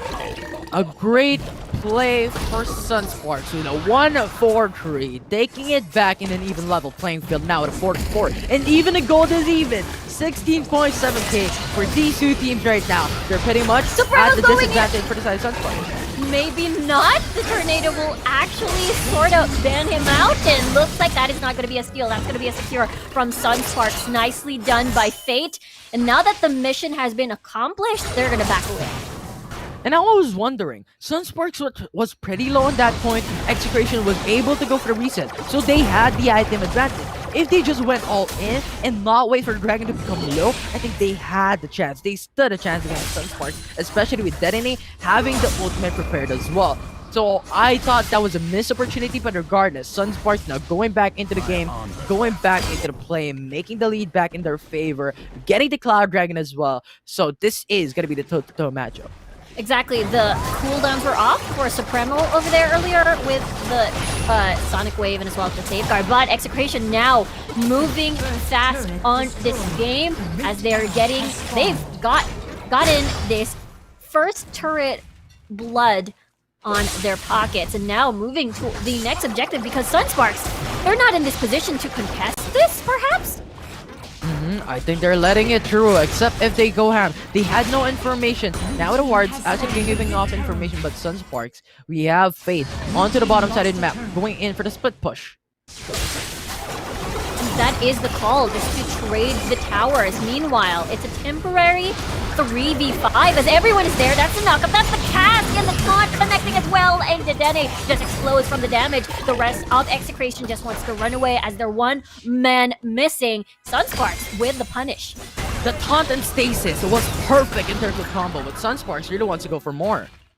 Possibly, as Execration still lurking around this tower. There's the tactical sweep, there's the Venn diagram we're talking about. Hexagons made on top of the heroes with the monsoon, and now they're sandwiched in between towers. Apprehend will eliminate 5722 under the tower, and again, Sunsparks caught between two towers, suffers the consequences as today actually wants more kills. I think that exactly what happened from a while ago, right? 5722 fighting under the turret, gets stunned, gets CC'd, and he falls down because of the turret damage. And I do believe that Sunsparks has a lot of potential to go for those pickoffs, like the Galio ultimate, like how the Fate went in for the Hextech ultimatum, but you need not to dive under the turret to just go for it, because there are a lot of risks, especially if your game is pretty even against the enemy team, not that much item lead to give you an advantage in terms of items, in terms of escape route, but now the flash. Hold that thought. That is Tante laying on the hurt with that execution towards Devil J, and that is a very sweepy kill. That indeed is something that Execration was looking forward into, because Sunsparks was already taking the lead, but now Detonate. 3-man roam coming from two teams in mid lane. We'll have to see as Execration Sunsparks decides to break it off in the mid lane. Dedenne, a little bit aggressive over here, trying to spot whoever is possibly isolated, but so far it stabilizes. Fate is actually split pushing, or rather, not split pushing, clearing the way. So we're pretty much even at this point. 28k gold for these two teams right now. When you're looking at the champions, I think this is something that both these teams are looking forward into. I want to see the breakdown of the gold, if that would be possible, but I believe that is going to be very important. Who gets the majority of the gold? Is it going to be the ADC? Is it going to be the mid lane? Or is it going to be the rest, the support, the top lane, right? And that would state who gets the advantage, because if the mid lane or if the ADC gets the majority of the gold, there is a lot of damage, there is a lot of potential when it comes to the free hit potential, right? So if someone who gets that first is gonna have to take the advantage home. For sure, as Dedenne looking to put more items on towards this Yasuo, Ison as well looking towards that 2-item power spike, sets as well on the Saya for the side of Sunsparks, which is again for Execration at this point. They're starting the dragon, this Earthquake. Sunsparks lurking around, cast activated, but no follow-up. Just a little bit of a scare. Tante zoning out the rest of the squad package, just to zone the rest, but it's a steal coming from Sunsparks over there. What a way to steal. Monsoon activated to heal the rest of Sunsparks, and now Execration just wants to run away, wants to escape, but there's just too many members of SS alive, and that could be an unofficial ace, but Supremo's still alive. He still survived for just a moment, eliminates Devil J in the process, but Tante, does he want more? That is the biggest question, as Sunsparks already knocking towards this tier 2 tower. We're gonna take it home. That brings it up to a 2 turrets down, 2 dragons obtained, and that will be the 3k gold lead in favor of Sunsparks. And I do believe that is something that they were looking for. Right? They got a kill on the Supremo, they got the 5 kills in that specific engagement, and that just brought up this matchup with Smite Wars being won by Fate. That was absolutely insane. And what they did was they isolated each member of Execration, then go for the kills, then go for the third, and even then they were at the member advantage rather for Sunsparks, which they dominated the arena, they dominated the rift, and they got the lead at that point. Yeah, speaking of lead, 2k gold lead already on the hands of Sunsparks. You mentioned how it was completely even at the first 10-minute mark, but Execration looking to get those gold back, as now it's a 1k gold lead for Sunsparks, and slowly but surely wanting to even out the towers on the board, but Sunsparks still winning that tower take number on the map. And this is something that I was saying. Detonate onto the win wall, I think, is going to be very important. It blocks out Maze's tornado. It blocks out 5-7-2-2's poking potential. It blocks out Sets' roots. So if Detonate is lost in a team fight, I feel like it's gonna be favorable for Sunsparks. And if they want to win that matchup, Sunsparks needs to isolate Yasuo, get the kill, to then go for the rest. Exactly. I mean, for Execration, they will be banking on Ison and Dedenne for their damage output. Meanwhile, Sunsparks gonna take this. Whoa! Hextech ultimatum used. There's the sweep on towards Dedenne. Cask used to actually try and disrupt the rest of Execration here, as Fate's still chasing towards Ison. He could be isolated, but there is Arjo, at least for the peel that he is looking for. But at the end of the day, Supremo has perished off of that fight. But look at Tante, he's split pushing. The Sunsparks is going in to push as well. Into tier 2 turrets into the mid lane. Secures it, map control in their favor. Map control in their favor still for Sunsparks, just as you mentioned, middle lane tier 2 already in for themselves, as Sunsparks just Execration rather, just trying to pick up the pieces and even out the playing field for now. Like the resets now coming here from Sunsparks. They got a turret into the mid lane, they got a kill. So now returning was the smartest move to do. Look at that, the items are now coming through. Morello, Rabadons, and even Roa secured by Galio already. Gragas with a Luden's Echo, Rabadon's get cap, and building onto Infinity Orb. This is massive amounts of AP damage. And if Execration wants to battle it out, I do believe that they want to go for the magic resistance, which Darius is already building onto. Yeah, definitely. Galio here, 5722, will be able to dish out a lot of burst damage, considering that, again, everyone else is on melee range, so except for, of course, Ison on the Corki, so it's a little bit easy to get these. Of course, Fate wanting to start a fight, wanting to start a pick just to get that dragon for the squad. We'll have to see whether or not this position is favorable for Sunsparks. They're lurking around. Tornado being started as Arjuk will block that out. Dragon's very, very low. Ults here and there being exchanged, and Frigat Supremo securing that dragon for Execration. Meanwhile, Execration just wants to run for the hills. They just want to run away as Fate eliminates Tante on the board as he goes golden, but the chase is still not over. There is Sets as well with the auto attacks, with the feathers, with the storm, and the flash body slam. Cast to your face, barrel to your body, and Execration just felt like dominoes, 3 down as Sunsparks making their way towards the Baron. That was phenomenal from Devil J. I wasn't expecting that, but that micro mechanical play was absolutely perfect. He went in for the flash, body slam onto one, got that kill onto Ison. He went in for the barrel, killed off Tante. Pretty much that was a double kill from him alone, and with the magic and AP build that he was building onto, that was pretty massive. But now, Hold that thought. Baron super duper low, by the way, as Supremo will have to wait as the Guardian Angel is spawning, but he has to beat the rest of the Sunsparks members. Cast being thrown on the board, and Set is on a rampage at the moment, as Will 5722 on a killing spree, and all that's left is Ison. All that's left is Arjoke as well, and he is isolated. He is all alone as the rest of the members are sent to base with long death timers. Sunsparks has the Baron buff.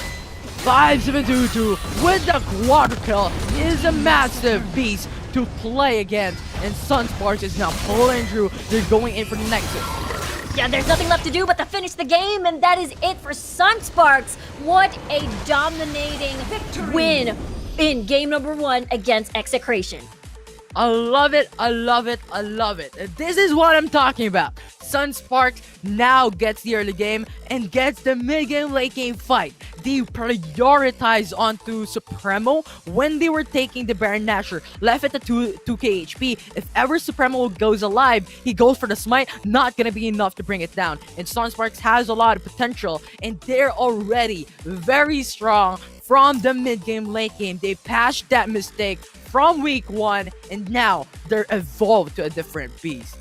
Yeah, they have evolved rather, because of how extra aggressive, extra confident they are. They knew that they had the lead. Actually, the lead at that point, at the early stages of the game, was quite even, and yet it didn't stop them from being extra aggressive, and they knew their win conditions. They shut it down Dedenne here on this Yasuo. So what a game for Sunsparks. Definitely, and we saw how Devil J played it out. We saw how 5722 played it out, and I do really want to believe that 5722 is more or less one of the MVPs here from Sunsparks, because he just gave space, he gave time, he gave damage. He is not getting those risks belittle him on his path to victory. It was just diving under turret, goes for the taunt, goes for the stun, and goes for the damage, and in a blink of an eye, the enemy team was just obliterated. And I really do think that 5722 with the Galio is absolutely insane. Yeah, it was so effective. It really suited the Sunsparks style for this series, for game number 1 at least. Constant tower dives. It doesn't matter if they're in between or sandwiched between towers, they will keep diving, and it's just so really nice to watch this sort of newfound confidence. And especially yesterday for sure. I mean, they've defeated Liyab 2-0 and they're second place in the current standings. So Sunsparks really having that extra spark for their series for today. The sun, the sparks. Mix it up, Sunsparks. Yeah. They just came in. You know what? We're in with a hot type of temperature right now, and Sunsparks just proved it with a hot type of game style for game number 1 against Execration. With a spark as well. You know what? Just sprinkle in those sparks with a hot play style from Sunsparks in the early game. Although, I want to commend how Execration matched it up. If you see, 8 minutes into the matchup, they were pretty much even in the game. Right, 13k goal lead, 28k, they're pretty much just toe-to-toe. But when the time came wherein the Dragon was available in the matchup, the Baron Nashor was available in the matchup, Sunspark just cleaned it up. Cleaned it up indeed when we look at the sandwich again, as we take a look at the play of the game. Highlights brought to you by Oppo Reno 5. And this is the time what I'm talking about, wherein the Dragon is now being taken. This is the center of the matchup, wherein Sunspark took the lead, isolated each other. Yes, the Gragas was there to isolate the Camille, just placed him back away. But 5722, look at the plays that he does. It's absolutely phenomenal. And this is where Gragas shine. Body slam, flash, basic attack, damage output. And after that, the Barrel just placed down another kill onto Tante. Baron Nashor was this one Sunsparks were taking, right? Supremo was ready to take it down together. They were trying to get that steal. But Sunsparks alleviated their attention onto Supremo, topped the GA, and then went in for the Baron with the smite, secured the Baron Nashor, and just dived into the Nexus and won the fight. Exactly, a lot of quick decisions, but here we go. Master of the match. We got Maze on the Janna. 100% kill participation over here. I mean, this champion, this player Maze, just enabled the sustainability. There are a lot of times we're in 5722. There are a lot of times we're in their ADC sets was pretty low in HP. But because of Maze with Ardent, because of how supportive he is, he just goes in for that sustainability aspect when it comes to the team fight. And on top of all that, that Tornado keeps on knocking up the enemy team. And those CCs connects onto his teammates as well. So commendable moves, commendable plays coming in from Maze, getting every single kill together with him to try and support his teammates. Exactly, really amazing presence coming from Maze. With the right timings on the monsoon, just as you mentioned, on the shields, and as well as the tornadoes. It was beautiful to watch all of these 5v5s, and Maze definitely helped allow the team to live a bit more and dominate into these team fights. And what a game number 1 for Sunsparks, as the draft, which we will look later in a bit, as it was so interesting because when we look at the Yasuo, you'd think that we'd have a Wukong and other champions that would, fit well and synergize with the Last Breath. Other champions. I really don't know at this point, because Execration is just bringing out champions like there was no other, right? The jungle of Execration with Supremo bringing out Lee Sin, Wukong, Camille, Vi, Olaf, Gragas, Dr. Mundo, and Graves. How many was that? A lot. 8. I needed to count it out for You like needed to 5 count, seconds okay. because it's just too much amount of champions that he provides into the Rift. In the Baron later, Tante has around 7 champions as well, right? So these are the flexible type of champions. They're bringing in just about anything. They're playing it reactive against their enemy team. And I think I tackled it onto a bit wherein they played mind games against Sunsparks. You know what? Pick up the Gragas, pick up the Camille, pick up any of the knockup champions that you want. You have the Gaio as well, you have the Saya. We're gonna pick up the Yasuo. We're not giving it to you because we know that Yasuo was picked up in the past, in the previous series, wherein he played very, very well with success a lot against your enemy teams, right? So Execration, you know what? I've played the Yasuo before. Let's pick it up. Let's force Sunsparks to put 5-7-2-2 into the mid lane with the Gaio instead, rather than put him as a support. We're in. Sunsparks has played also in the past. So I think that was how Execution was thinking about it, was the way to go. But in terms of execution, I love it. But in the mid-game, late-game fights, they were just having a hard time against these champions that were too flexible. And in some aspect of that matchup, they made a mistake of putting Kalyo into the mid lane and build to damage. Yeah, it felt like, again, the power of the double disengage of the Monsoon and as well as the cast made it very difficult for the Dene to angle himself. Like, how does he enter the fight? Do I go here? Do I go there? And I guess it showed because, again, Sunsparks at the end of the fight would usually be, everyone is usually alive after, again, a team fight.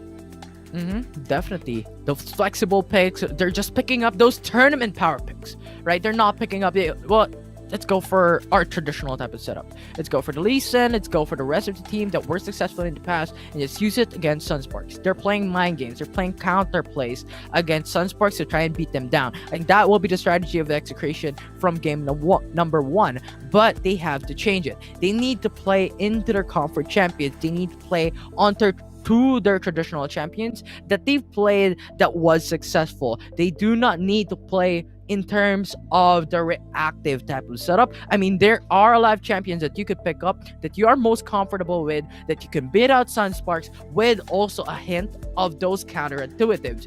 But yeah, I do believe that is something that Execration would do for game number 2 against Sunsparks. Yeah, maybe switch the dynamics a little bit. Maybe because it felt like there were so many starved champions on the board, especially Yasuo would like to have more items, to have more impact. Supremo unfortunately wasn't able to sort of maximize the Lee Sin because, again, of the constant ganks coming from Sunspark. So what do you think Execration can pick up this time around, or change if they're going for the same composition? I think they could pick up another mid lane. They're Diana, they're Orianna. These are the champions that we were looking forward into. That area as well. If it is opened by Sunsparks for Execration, Ahri is an absolutely menace champion for the side of Execration. The problem is, it just keeps on getting banned out. But when you're considering no bans at all, Ahri, Orianna, Diana, I think this will be the top picks of Dedenne instead of picking up the Yasuo, wherein they picked once in the past, they won one in the past. But aside from that, where is the other type of playstyle, the act of practice champion pool that you pick up in terms of the South Luzon group stages? So I do believe in terms of game number 2, if Diana is left open, if Orianna is left open, or even Ahri if left open, they could pick up for the mid lane of Execration instead of the Yasuo. Yeah, I mean, again, you mentioned Dedene's Ahri is just such a huge pick for Execration in general. We've seen it take games off of Liyab, and that extra aggression will definitely help match Sunsparks for sure, especially if you want to sort of synergize a bit more with your jungler Supremo, as well with the roams, with a lot of aggressive invades, because that's the game for Lee Sin. Especially what we saw earlier, Supremo did manage to get an early 3 buff start, and unfortunately we didn't get to see that transition elsewhere as well. Definitely. Those transitions are going to be very important. Now, I'm actually very excited. Game number 2. What is going to be the preparation here? Is Execration going to do the same thing? Is Sunsparks going to do the same thing? Or are they going to change all the draft that was previously put into the table and play mind games once again? They're confusing the enemy team. You know what? We're going to pick an untraditional, unconventional champion.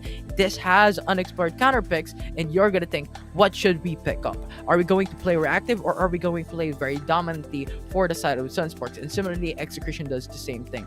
So I'm looking forward into that type of playstyle. I'm looking forward into that type of mindset on whether Execration and Sunsparks will battle it out against each other into their comfort picks, or gonna play like they are battling it out reactively, adaptively.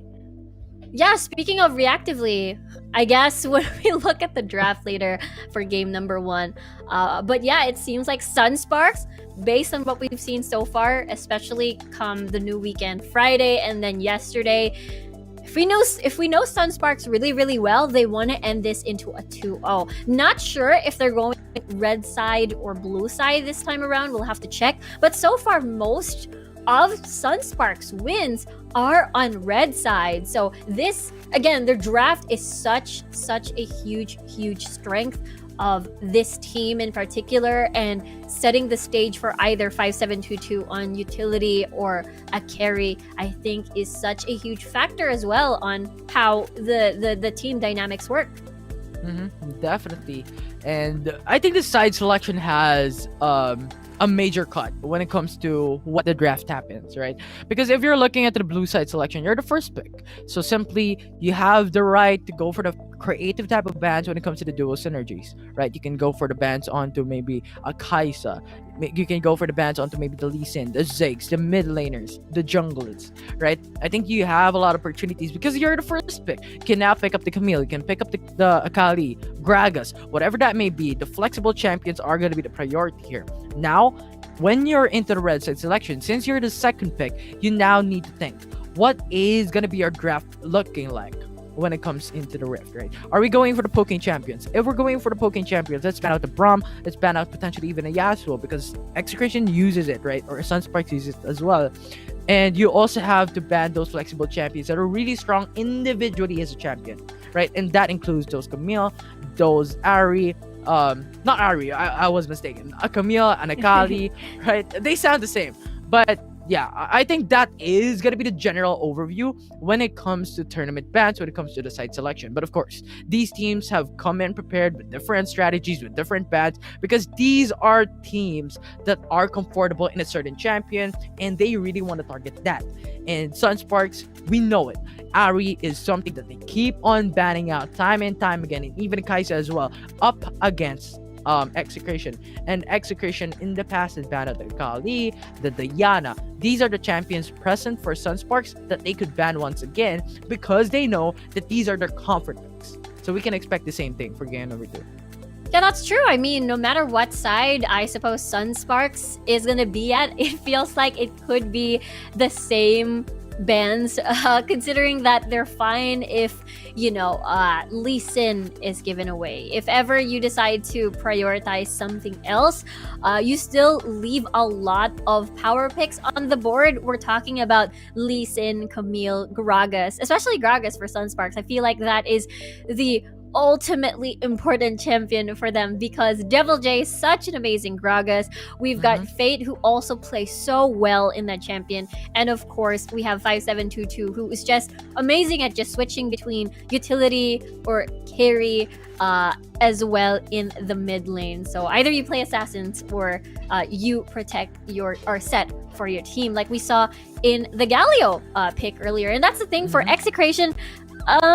They do pick Galio. It's mainly for Arjuk. So I don't think we've ever seen Dedenne on the Galio yet. Again, just as the panel mentioned, he likes to play his carries. He likes to play either control mages, assassins, or these, the Yasuo pick as well. But I'm excited to talk about the Yasuo pick now that we're at the pick and bans, because I want to ask you a question. What do you think Execration wanted to go for? Because we talked about how Sunsparks had a very air quote mysterious draft. Even though you see the Gragas and the Camille and the Galio, you still don't know where these champions are going. So do you think the Yasuo pick from Execration was a deny, or was that the intention of Execration from the start?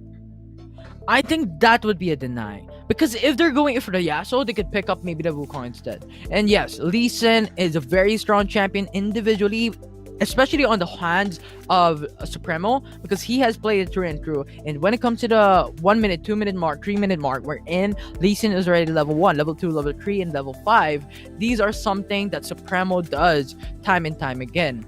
But Yasuo, I think, is a deny instead, right? A Wukong would be in a good synergy with a Yasuo if they really want to go for that aspect of the game, where in mid-game late game fight is something that is very strong. They could surprise attack Sunsparks, they could prioritize maybe the Brahmin Corki instead, right? They could prioritize maybe the Gragas, maybe the Camille instead, if they want to go for the Yasuo and Wukong type of setup. So I do believe this is a deny, not the initial plan of Execration.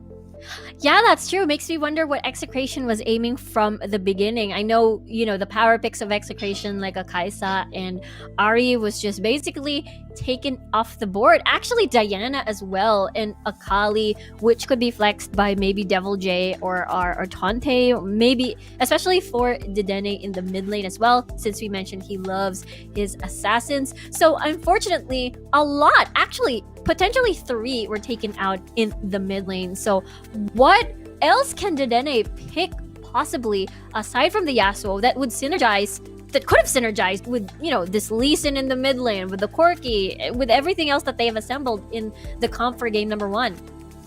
Diana or Yana, I think would have been perfect, right? Because if you're looking at their draft, Diana needs something, an initial setup, an initial engager. And you have all just that from the side of Execration with their initial picks. The Braum can go for the Glacial Fissure, the Lee Sin can go for the Dragon Rage, and the Darius even can go for the hook, right? And then that gives enough space, enough time for the Diana to go into the backside when it comes to the 5v5 team fight and go for the Moonfall. And that will immediately go in synergy and CC chain against the enemy team. That would have been flawless, right? And then Orianna as well. That at the same time, I think it could have been in synergy as well with the rest of the team. And Dedenne has used Orianna a couple of times already. Yes, they've lost, but this is one of their comfort picks, right? So if you go for the Shockwave and Glacial Fissure is there, Dragon Rage is there, you have the Darius with stock dip from every single enemy team of Sunsparks, I think that would have been perfect. The problem of that only would be if the CC would not connect to each other. I think that would be the main point of Execration. As I've talked a while ago, that single targeted CCs and AoE CCs are going to be very important when it comes to the draft overall. It needs to be balanced. And I do believe that will be the only loophole that we could look forward into. But if you're thinking what could be picked up against Yasuo instead, Diana and Orianna would have been perfect.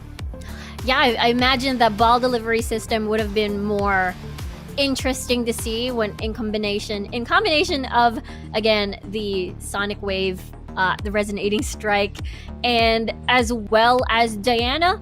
I mean, again, we talked about layering of CC, something that would make Diana survive a little bit longer, and maybe, Rakan would have been very possible. You've got the shield, the heal, and as well as another knock-up, I suppose, for that extra safety, extra layering of the Diana. But unfortunately, Diana was banned earlier, so we'll have to see what Execration's move is going to be this time around, because Sunsparks is currently at check on that series as well, because for Sunsparks, again, based on what we've seen against the Liyab match yesterday, they were very extra aggressive. They wanted to finish the series 2-0, and maybe we could see the Aurelion Sol again. I like that. I like that initiative. Bring back the Aurelion Sol. Bring in the Graves. Be on to the same type of draft that you've used in the past, and I think Aurelion Sol still has a lot of potential. Maybe not that big when it comes to the damage aspect in terms of team fight, but more so the stun potential. Because if you go for the base, then go for the Celestial expansion into a certain objective, that just covers every single part wherein the enemy team could show up for. And I think that will be important and that will be very, very valuable. And Sunsparks knows it like the back of their hand, similar to how they use the Yasuo. So I do believe that Unreal Soul still has the potential to come through for game number 2 as well. Yeah, imagine how much objective control you have because of, again, you mentioned the Celestial expansion, the Star Surge, and everything else from an ASOL pick of 5722. And it really works very well into the dynamic of Sunsparks because it is quite similar to what we've seen in the Galio pick. The Galio was just initiating for the squad, except this time around you are a Celestial being instead of a Gargoyle. So for 5722, this dynamic of them starting, of him being one of the main engagers for the squad, so far really works out. So I wonder if the next pick could be something similar or a big switch, maybe if Diana is open. I like that. Diana is something that's just very strong. Although Execration has banned the Diana and the Ari from game number 1, a potential to be banned out once again. I think you mentioned it, that there is a big opportunity or a big percentage that the same bans will come through. And I do believe so as well. Because Sunsparks, really, Diana, Ari, Execration, really gonna be, you know what, Ari, Kaisa. These are the champions that are really looking forward into, and this is very scary. So I believe there is gonna be the same draft, but with the champions left, there is a lot open. Right, the Aurelion Soul, as we've talked about, the Corki, the Gaio, the Lee Sin. Do you really want to give it to Execration? And do you really want to give Aurelion Soul to Sunsparks potentially when it comes to game number 2? Yeah, I mean, there's both of these teams have a lot of champions on the board, on the pool, and we'll find out soon as this is game number 2 draft, as Execration will be on the blue side. Sunsparks still on the red. Akali, first ban. Again, we mentioned could still be the same bans. And now it's looking forward into the same exact thing, with Ari now being hovered as the first ban here from Sunsparks, because we're waiting for a confirmation, as now it has been locked in. I think we talked a lot about these champions that were banned out by Execration and Sunsparks already. These are the comfort picks. These has a lot of potential when it comes to the team fight, and they know it like the back of their hand. So now Diana looking to be banned out by Execration once again for their second ban. Now it's down to the last ban for Sunsparks to appear. Curious to see if that's going to be another Kaisa ban, if we're talking about the past. And that is correct. Execration, what is your first pick? Do you want to pick the Gragas? Do you want to pick the Lee Sin again for Supremo? What do you want? What's on the menu? What's on the board? I believe it's gonna be a Lee Sin, because this is Supremo that we're talking about. Lee Sin now being hovered in by Execration, a lot of potential to come through when it comes into the Rift. But once again, leaves up the Camille, leaves up the Gragas open for the side of Sunsparks, and we talked about how Gragas is very strong in the hands of Sunsparks. Yeah, can be flexed by 3 members of Sunsparks. Devil J, Fate, and 5722 can play a mean Gragas for sure. So again, the mystery is still on the board. They can actually go for the old draft from game number 1, but Execration will try to deny that. Putting back history. Game 1, let's put it on to game 2. But maybe I do believe that is also an opportunity here because of how the patterns of the picks are now going through, especially with the Corki now being overturned by Execration. But the Yasuo, I do believe, is something that needs to be changed, and I'm expecting Execration to now change it up for a different champion instead. Now, Sunsparks, what is going to be the next pick here? Yeah, take note.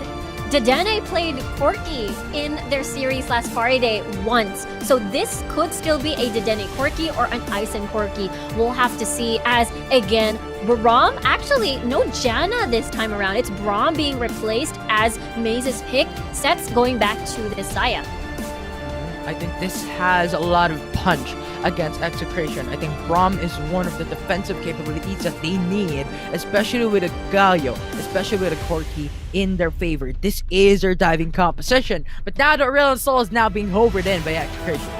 Oh, I love it. I love the plot twist. We were expecting 5722 to return to that red side Aurelion Soul pick, last pick, as a big surprise. But Execration, again, first on the board, taking that away. But Yasuo lock in, ladies and gentlemen. 5722 on this pick. I love it. Because when you look at Sunspark, Gragas Yasuo duo, The Camille also has a knock-up. Braum has a knock-up all around for the side of Sunsparks. And for the side of Execration, they're going in a bit of a creative path here. But the Garen, I do believe, has a lot of potential in game, especially if that silence connects onto the Camille, onto Gragas, and onto Yasuo. These are key champions that the Garen is looking forward into in silencing and going in for those CC potentials. And Lee Sin has a lot of potential to go for the Dragon Rage as well. Onto Saya. I think if Braum makes a mistake on overstepping into the front lines, it leaves Saya open into the backside wherein Lee Sin can come through. And Rico, we talked about how Gaio is a big CC potential as a champion. With Aurelion Sol also there, I think this could synergize when it comes to those big radius AoE CC. So pretty much, I think these two teams, these two drafts, has a lot of pros and cons, but I'm looking forward into how Sunsparks will utilize the Yasuo once again, based from the previous game. Exactly. I mean, Sunsparks, we talked about the draft. Execration denied the Yasuo pick away from Sunsparks. And now 5722 just really wanted to play this champion, and now he finally gets to. Although it's a different setup, they don't have the Galio this time around, denied by Execration as well. So you mentioned they're going to be relying on the Glacial Fissure and the Cask and the Body Slam as your knockup. But of course, you do want to get a lot of value off of that AoE. Moving over to Execration, you talked about Garen being such a silent MVP as a champion for sure, as he is, I would like to call a combo canceller. A combo canceller, when you engage in, you can't really complete your combo. You just silence maybe either the Gragas or maybe even 5722 Fate, Devil J over here when they decide to engage. I think previously this has been one of the counters aside from Camille onto Yasuo. I think Liyab Esports in the past played it against Sunsparks, and that Camille keeps on going for the stun onto the Yasuo. But now with the Execration available with the Garen, just goes in for the silence onto the Yasuo as well. Imagine if you have the Gragas with explosive cast or even the Braum with the Glacial Fissure, but the silence comes through onto Yasuo, a lot of potential is gonna be removed by Execration at that point. But also, this is gonna be very hard to execute. If Yasuo is too mobile of a champion, is not getting being catch up by Garen, I think this is gonna be a very hard time for Execution to put it through and through with the applications and executions in game.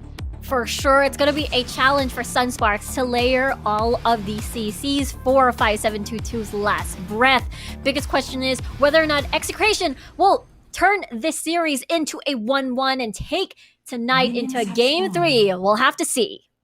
Will this be something that could break the streak that we are having with a 2-0-2-0, or is this going to continue the streak with a 3 streak of a 2-0? Now, that will be the question that can be answered for this matchup. Now, it's going to be the Gragas jungle. It's the Fate playing onto Gragas. A lot of potential, right? A lot of wave clearing, but he needs Harlish when in terms of the early game because Supremo is there to fight it. Yeah, he's actually going in. He's stunned by Supremo now using a flash and a heal being procced by Ison on the Corgi, but no steals will happen. Sunsparks will have their buff completed for Fate. Yeah, and Execration would not get the good end of that trade there, using up one smite and using the flash in the process, but yeah, detonating the top lane.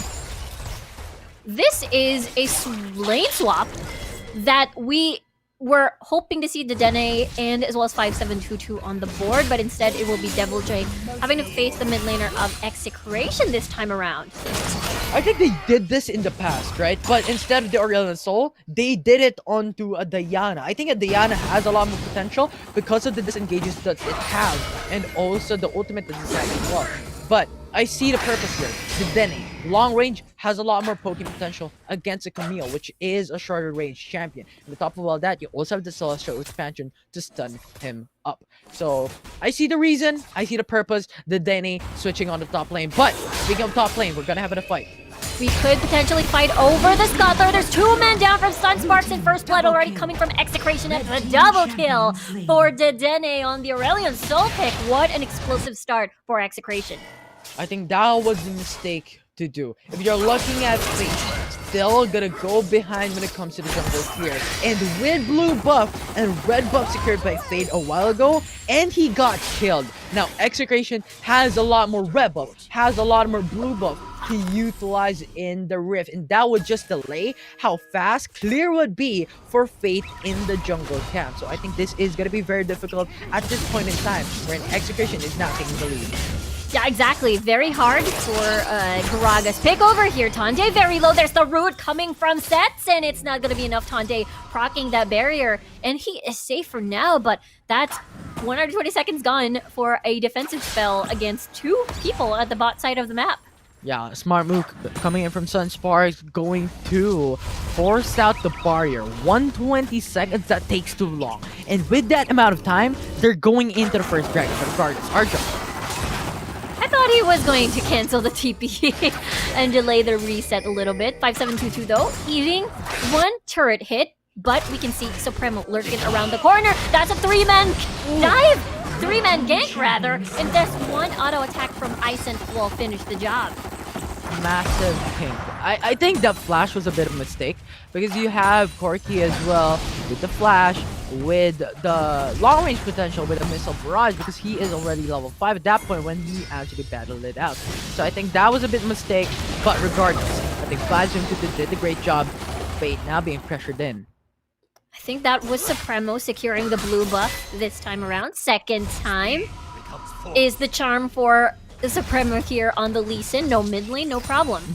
Remove the third step. Second time is charm right now. Instead of the third. But regardless now, Devil J still onto the top lane. Now we have a lane swap once again from Execration. Now we're going in for traditional type of setup where the Baron lane is into the Baron lane, the mid lane is into the mid lane, and the dual lane is in the Dragon lane. But this does not remove how Execration still has a big advantage with the Leandris already present from Dedenne. Yeah, Leandri's complete. Dedenne will be joined by Supremo. Sunsparks decides to back away as Execration's numbers are slowly building towards the Dragon. 5722 will continue to push though. Dragon is started by Supremo right now, and the zones coming from Arjuk what might be enough. Dragon resets, Supremo forced to go inside the Dragon Pit instead, but Sunsparks will actually come from two different directions, and now we get to see Arjuk zoning Fate. Body Slam not going to be available anytime soon as he used it to escape. There's the cast, but no steal. Supremo with the secure on that Dragon, and Sunsparks will have to concede that fight. I actually do think I overacted, but I was thinking maybe the explosive cast was gonna steal it. Let's just go and react, advance, right? But Sunspark wasn't really able to do so. Now Execration got the Ocean Drake, got that lead off the game, but Sunspark seeing that first blood got the gold lead. Tante just canceling Devil J's port back to base, buying a little bit of time to cancel out that reset on the board, and now the minion builds. The minion is building towards the tower, so nicely done coming from the side of Tante. Still a trio in favor of Execration, and Sunspark still takes the gold lead. This is a matter of trading it off. You know what? Sunspark believes, you know what? You have the 3-kill lead. You're getting the Ocean Drake. We can't actually match you up. So we're just gonna delay you. We're gonna bait you and not taking the Ocean Drake immediately because we have Devil J split pushing in the top lane, which happened successfully. So now, still gonna be even when it comes to the gold lead. Yeah, first blood tower in exchange of that Dragon. We'll have to see if Sunsparks will decide to pursue this. Again, remember, they're on a Yasuo, so they're looking into still propelling 5722 in the later stages of the game. And if Sunspark will be able to set up for him, based on the movements of Sunsparks, it may be a 4v4 situation on the board. But 5722 is sort of stopping that in the mid lane with the priority. Supremo already starting the Rift Herald, but they might consider stopping for now, as 5722, just as you mentioned, will decide to back away. Still, though, this standstill on this Rift Herald, a lot of respect for each other. So far, Sunsparks may be coming from a different direction instead. 5722 is actually zoned out by the members of Execration, and now there's a taunt from Arjok towards Set. And remember, he's unprotected, no steal from the cast once more, as Supremo will secure that Rift Herald for themselves. Execration, phenomenal zoning capabilities against Sunsparks, but Devil J once again, you know what, take the Rift Herald to your favor, because we're taking another turret because of Devil J split pushing into Dragon lane. And now this could be a potential tower dive there to taunt. There is that Gragas right now, as we can see, Sunsparks just wants to run away. Supremo with the assassin on towards Maze, and he wants more. He has Guardian Angel. Remember, Fate might be all alone in the middle of the squad, as Sets is also gone, and now Fate as well. 5722 all alone. He wants to kill Arjuk. Flash kill towards Arjuk. Meanwhile, 1v1 here by the Baron laners as Ponte is super low. Devil J running out of mana, so possibly not able to follow up that fight. But Rift Herald summoned and Sunsparks has a lot of losses on that jungle. And now Sunsparks, remember disadvantage, trying to go into the mid lane, but Execution will now secure the turret once again in their favor, making it even. Now 2k gold leads for Execration, pretty big when it comes to the gold lead in the 8-minute mark. They're trying to go for another in the Dragon lane. No one manning that bottom turret, so might as well. Execration already getting a lot out of that fight in the in the top portion of the map rather. Now Sunsparks, what is their exchange? They're not able to trade a tower in time, as Arjuk is able to clear the wave with that Galio pick, and 20 seconds on the clock before the next dragon spawn. And let's look at the items before them. If you're looking at Garen and Gaio, they're prioritizing onto the armor resistance against Sunsparks, because if you're looking the draft of Sunsparks, they're filled with physical damage dealers, mainly onto the hyper valuable key damage players, right? Devil J, Sex, 5722. These are physical damage dealers, and Execution building onto their armor resistance is pretty massive. Now, Execution initial setup onto the infront right, with Sunsparks going for the contest. Okay, Taunt is gonna get charged by Arjuk, but nothing here just yet. There's Devil J coming from the side, but the dragon is secured by Supremo. In the meantime, though, we have Sets, or actually we have Dedenne falling first, a trade of Maze, and the rest of Sunsparks just wants to run away. And here comes Arjuk with a hero's entrance. Nicely done. Root Sets doing a lot of the kiting, but they will find Fate all alone. Look at his sidestep, but it will not do him any good, as he will not survive from 3 members, as Devil J actually ignoring the rest of the squad. But look at his damage though. But Sets is found by Supremo, and Sunsparks loses another member. Supremo will not hit that sonic wave towards Devil J, and Sunsparks will retreat. I think if Camille didn't hit Arjuk in the mid lane, he could have destroyed the turret. One of many reasons, because Gaio is building onto armor. He's building onto defense, not gonna be the damage aspect of the game. So if he wouldn't damage Gaio in that turret in the mid lane, the turret wouldn't really attack him. And at that point, he could utilize the time that he have to get onto the turret and cable out when his teammates now coming through. So I think that was a missed opportunity coming in from Sunspark to take back what the gold has been available for the side of Execration, with Baron Dash now being initiated by Execration.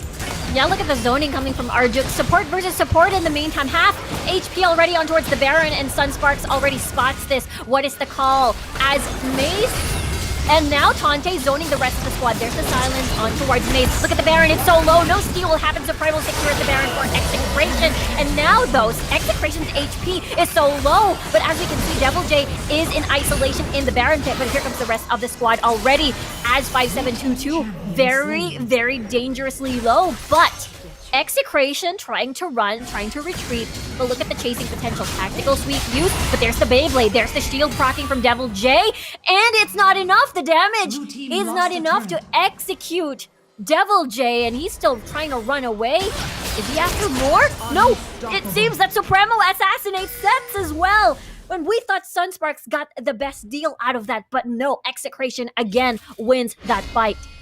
3k gold lead, Baron buff, 3 turrets taken down, 2 permanent dragon buffs already to the side of Execration. Their scaling potential is great. And when you're looking at the items, the Wellness Soul already has the Landris and Infinity Orb, is now Execration looks to go for the mid lane turret and go for pressures in every single lane.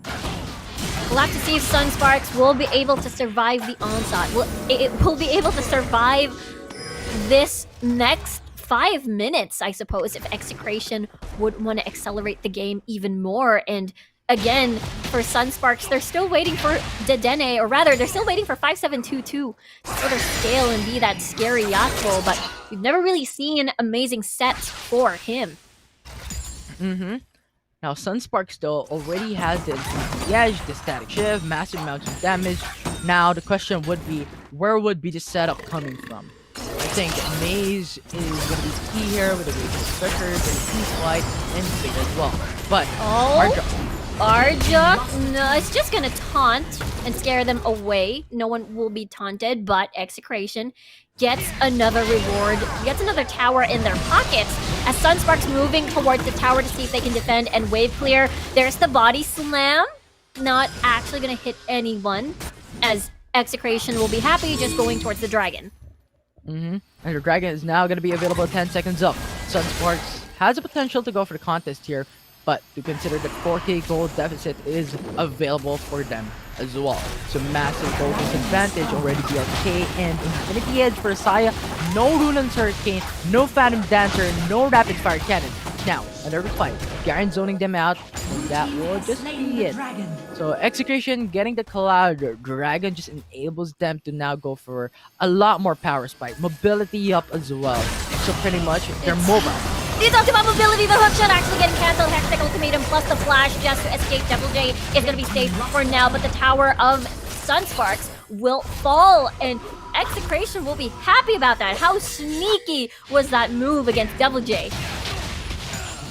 The answer to that is very, very sneaky. Because he went in for the ward from Devil J. Then immediately after, you have Supremo just diving out of the turret. He doesn't care about the turret damage any longer because there is a lack of the CC potentials. With Devil J only being the single targeted of Sunsparks. He goes for the last breath, and he goes for Supremo's life. But Arjuk with the taunt as a two-man taunt, ladies and gentlemen. As we see Supremo back alive, 5722 will greet him with a tornado. But we can see Ison with the auto attacks. Unfortunately, he is isolated. Remember, Tante is already on a killing spree. And the rest of Sunsparks weren't around at that time. What was that? Sunsparks was trying to get the lead. That was a good initial setup, but they were just gonna get killed. Taunt Arjuk to Maze. He's a little bit tanky, so he's gonna be fine, but he's gonna sort of try to scare them away, buy some time, especially that Baron getting started again. Remember, no jungler is here. Faith is around, but they do have the numbers disadvantage. Your carries are dead. Your carries are gone. Will there be a potential steal? Half HP already on towards the Baron, but look at this. We've got Maze already falling. Look at the members of Execration though. A little bit low, but Execration is zoning Fate out of his own jungle. He's far away, so no chances of stealing the Baron. With that secured, I think Sunsparks will more or less lose an inhibitor turret and how Execution is playing this out and how the item lead is going for. And now it's a matter of how Execution is going to utilize this Baron buff. Are they going in for the all split push into all lanes? Dragon, Baron, mid lane. I think that will be the best thing here. But of course, there is a risk that 5-man team of Sunsparks will just dive you out and try to kill you. Regardless, I think the risk will be worth it. The dragon will be up very, very soon. This is not just any dragon, because that will be the Mountain Elder Dragon form coming into the rift. Absolutely. Taunt will actually connect just to Maze. Nicely done timing of the Zanyas coming from 5722, but here comes the Star Surge coming from Dedenne as well, moving towards the mid lane. Spool! How huge is that? Towards the Nexus even, but no one was stunned. Everyone else backed away, but mission accomplished. The turret is gone. And that is not just that, because that will be the mid lane. So natural lane pressure to the side of Execration. They're just waiting for another objective to come through. They're planning on dominating the rift. And now, split push coming through from Execration into the bottom side of the map. I think that is very smart. Though, a lot of items are really lacking. For a scaling champion such as Sets, a scaling champion such as Yasuo, you need those items. You need the early game. And when you only have BRK, Infinity Edge, and Static Shift, that will not be enough. And Sets as well, lacking onto the Rune Circuit. Rapid Fire Cannon, only having Infinity Edge and BRK built up from the ground. Absolutely. It's gonna lack damage on the board, just as you mentioned, but looks like a little bit effective towards Dedenne with the cask being used, and now he's forced back away. Forced back away, but we have a Real Soul Star Surge. That's gonna come out through Mountain Elder Dragon. 4 seconds remaining. If Sunsparks let this through, it's all dragons available for execution, and true damage will hurt. Yeah, remember that there are minions in the mid lane already marching towards the nexus of Sunsparks, but here comes the teleport coming from Devil J. Package used just to zone away Sunsparks in that area. Devil J, though, with a Hextech ultimatum towards Supremo, but that is not going to be a steal as Tande secures the Mountain Elder Drake for Execration. And now, 2 members gone from Sunsparks, and closely maybe make that 3 sets has fallen, and the rest as Arjuk and Tante will try to push this wave towards the Nexus, and this could be over as Maze is the only one left standing on the fountain, and Execration moving towards the Nexus, knocking it down, HP gone, still complete, and now we're going to game 3, everybody, as Execration wins game number 2 against Sunsparks. What a game from Execration. They showed up big time with a counter-attack onto Sunsparks from that game number 2. They played it very strong when it comes to early game. They were evenly matching it up. But when it comes to those Dragons objective, that should not be belittled. I think Sunsparks, you know what, go for some trade-offs, Tower First Blood. But as the Dragon came through, it came stacking and stacking. The first Dragon, sure thing. Execution has it. But when all 3 dragons was already secured by Execution, it's not something that could be belittled anymore because of how much scaling it gives. It's percentage when it comes to the buff that it provides. It's not a standard 100 damage upside, right? So I think Execution up until that point already got the advantage, and when you secured the Baron buff, they just secured an inhibitor turret into the mid lane. They pressured in. So 2 inhibitor turrets left with Sunsparks, which they cannot really handle. Yeah, it has been a tough game for Sunsparks for game number 2, and it's all thanks to Execration's decision making and as well as the draft. Again, they had Arjuk did a phenomenal job with the zoning, Dedenne with a lot of the huge star surge when it comes to objective fights, and don't forget about Supremo as well with his aggressive Lee Sin just trying to invade Fate's jungle. And the jungle invade. I think the map was split vertically.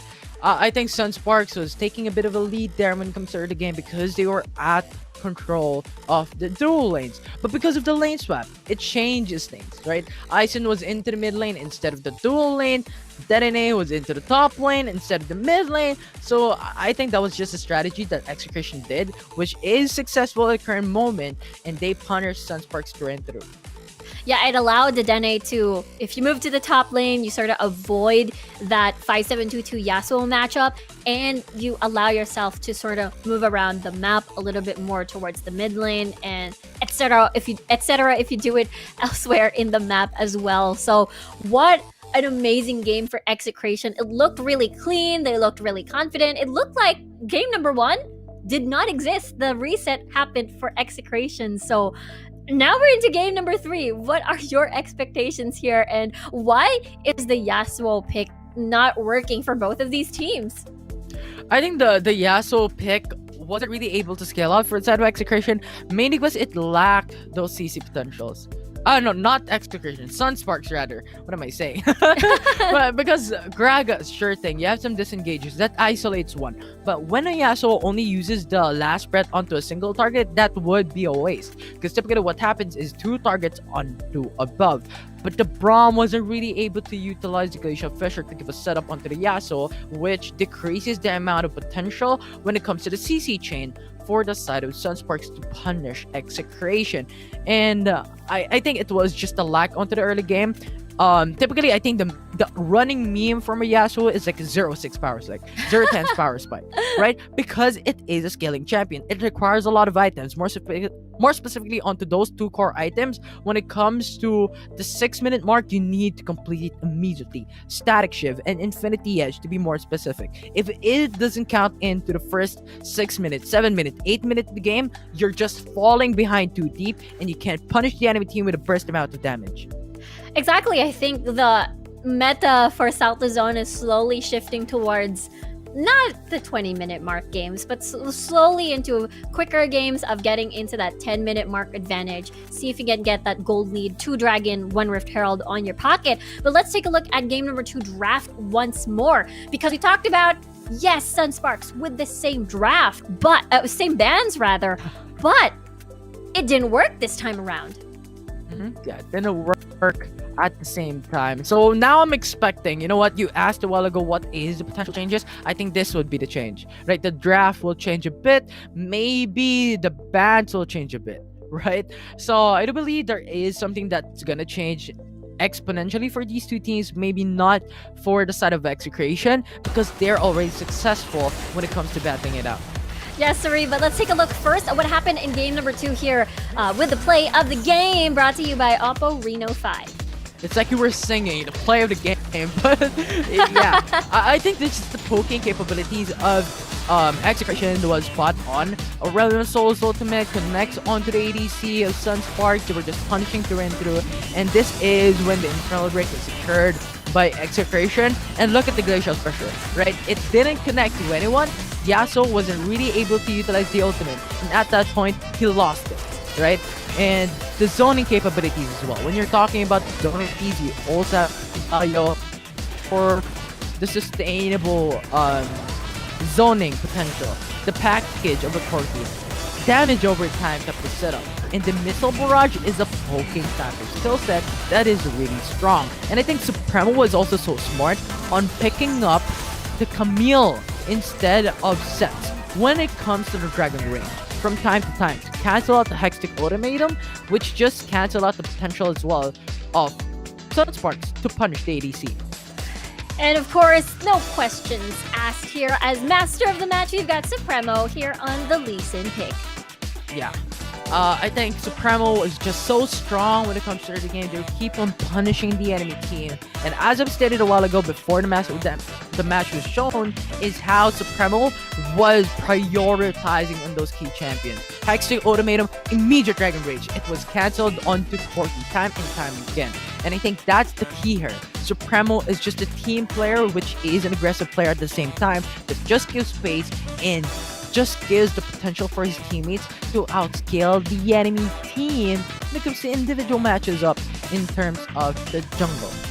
Yeah, there were so many times Sunsparks wanted to steal that dragon away from Supremo, but he definitely reigned supreme when it came to securing these dragons, these Rift Heralds for the squad. And it looked pretty solid on this Lee Sin pick, and I can imagine that Supremo will fall back time and time again into this Lee Sin if it's available, if they are first pick. Because when we look at the series last Friday, which is the second series of Sunsparks and Execration, Supremo picked Lee Sin on all 3 games. Yeah, it's just too strong. And I think Supremo, it goes hand in hand with how Supremo plays it out in game. Right? Very, very aggressive early, try to get the lead early, and punish mid-game, late game, depending on his teammates, right? Because Lee Sin just falls down into the late game type of fights. Right, he is gonna be the team player at that point in time, just going for the Dragon Rage, because just going in for the zoning capabilities, just going for the smites. And I think that is what Supremo did. Early game, they got the advantage. Late game, they were just kicking out Hextech Ultimatums, they were just canceling out ultimates, and they were punishing in terms of the zoning capabilities. So Supremo played it out similar and synonymous to his playstyle with Lee Sin. Yeah, I feel like that could... I'm not sure if that will warrant a ban from Sunsparks, considering that, again, Fate and Supremo are both amazing Lee Sin players. So I assume nothing will change too much on the bans. I feel like it could still potentially be Kaisa and Ari. But at the same time, the growth of Execration 2 series-wise, or like overnight, that, you know, sets... Isen not getting the Kaisa means no problem, but let's take a look at game number 2 draft. As we mentioned, same bans, but how do you think Sunsparks will change it up right now? Because Execration seems to sort of know how to counter what Sunsparks did in game number 1 as well. I think it's either they could ban out the Galio or pick up the Galio for themselves. Because Galio is one of the champions that was so annoying from that game number 2. The zoning capability of the Galio, the ultimate the Galio was just knocking it up, especially if Sunsparks was planning to go on to Yasuo. right? If they want to utilize Yasuo, I think Galio would have been perfect. Maybe change up some things. Maybe put Galio onto the support role instead. And I do believe that will put up a huge chunk of the defensive capabilities of Sunsparks, but it's just the amount of radius that the knock-up could have to play out onto the Yasuo pick. But if they're not gonna pick onto the Yasuo, maybe change it up onto the mid lane. Maybe bring out the Aurelion Sol once again. Maybe the Diana. Maybe the Orianna. They could pick up the same thing. Camille, Gragas, Braum, Saya, and just change the mid lane to another champion so that they wouldn't depend most part onto the Yasuo to scale out and just deal massive amounts of damage, because that will need very early aggressive champions. And I think that is where Sunsparks is lacking when it comes to this draft. Yeah, I feel like the Galio and the Aurelion Sol will be your game finisher for game number 3. Whoever gets the Aurelion Sol could be, as well as the Galio, could be the winners of the last series of the South Luzon group stages. So, I mean, Camille, Gragas, incredibly strong, but you definitely need the latter half of the composition to sort of make it work as well. And Saya did well last night when Sunsparks picked it up for sets, but now it's not looking too good again, and the loss rate of Saya is again building towards the last night of the South Luzon group stages. Yeah, I think they could pick up a Kaisa instead. Because if Execration first picks Kaisa, they could answer with the Lux. They could answer with a single targeted CC and answer with Lee Sin as well for the side of Sunsparks instead. So maybe not pick or not ban out Kaisa. It's either ban it out or pick it up, right? And I think picking it up is much more better than picking up a Saya instead, matching up with an ADC, which is Corki, which Execration has a lot of practice with, right? And battling it out with a tanky champion such as a Braum and Camille, Corki is just gonna shred armor at that point. So it's not that simple on building on armor to counteract onto the physical damage of Execration, because they do have the Gatling gun. So I do believe that Kaisa could now be picked up by Sunsparks, not just banning it out, or maybe ban out the Lee Sin instead. Yeah, I think that would be possible. I assume that maybe you can give up the Kaisa ban and it's gonna sort of create chaos in the draft, I suppose. Yeah, I feel like for Execration, again, maybe if they go blue side, maybe it's a switch this time around. Sunsparks may be on blue. At least create that they'll feel torn whether or not they want to secure, just as you mentioned, the Lee Sin, the Kaisa for themselves. And Gragas has been huge in this game, or in the entire South Luzon group stages as well, and cannot deny how red side leaning the Gragas pick is whenever we look at the South Luzon matches. So we'll have to see what if Sunsparks this time around will go towards blue side and Execration will go on red, because I feel like that will be a determining factor on the huge changes once the sides would potentially change. Definitely. I think we talked and tackled upon it a while ago. We're in the blue side selection is the first pick, the red side selection is the second pick. I think this is the general knowledge, but it gives you the idea on how it's going to turn out, right? If you're the red side selection, you can double pick a certain champion that is really strong, flexible, and so annoying as well. Maybe Kaisa Braum, right? Maybe the Kaisa Braum for the red side selection. If they're onto the red side, maybe ban out on Camille instead, Decent instead, if Sunsparks goes to it once again. Yeah, I mean, Sunsparks looks really good, really clever with this Camille Gragas, because again, so many Gragas players, so many amazing Camille players on the board which they can swap around on. And something that I wish to see for Sunsparks in the next draft is Fate's Graves. I think that could be a finisher for sure, because when we look back into Friday's matches, the last lineup for Sunsparks was Camille, Graves, Diana, Corki, and a Galio. So that's the formula on finishing that series. So I'm curious, but that's red side though. What if they're on blue side for the last game number 3? Yeah, it's a mystery right now. We can't really predict what's gonna be the side selection, right? Because we don't have any information as of yet. So it depends on the side selection. But I do take your point, and I like how you mentioned Gaio, because I believe that Gaio still has a lot of potential. I'm not really that sure onto why it's not being picked up that often, because it has a lot of CCs, right? The knockback, the taunt in the ultimate has a lot of zoning capabilities, and it's just so strong overall. So I believe as Sunsparks wants to take it down, they could pick it up for their side with Sunsparks. If the Camille and Gragas is open, pick that up and let Execration pick something else different, then pick up the Galio into the mid lane instead of maybe the Yasuo, right? They have a lot of tanking capabilities. Let Saya just free hit at the backside, just outscale the enemy team. Yes, Saya so far, again, only received one win from Sunsparks yesterday, breaking the curse, but it doesn't change the fact that she still has a lot of losses here in the South Luzon group stages. So it makes me wonder, going back to the point where maybe open up the Kaisa, so you're in this Kaisa versus Corki matchup, which is fairly very different when we're talking about power spikes. So do you think that would be a possibility in the next draft? Possibility, right? I think every single thing is a possibility. so I don't believe it is a potential to come up into the next matchup. It's a do or die. So I think these teams are gonna put in their creativity for this draft, right? They're gonna put all in. They're gonna pick up every single champion that they could. Not everything, but the comfort picks, right? The comfort picks, I think, is going to be the priority here.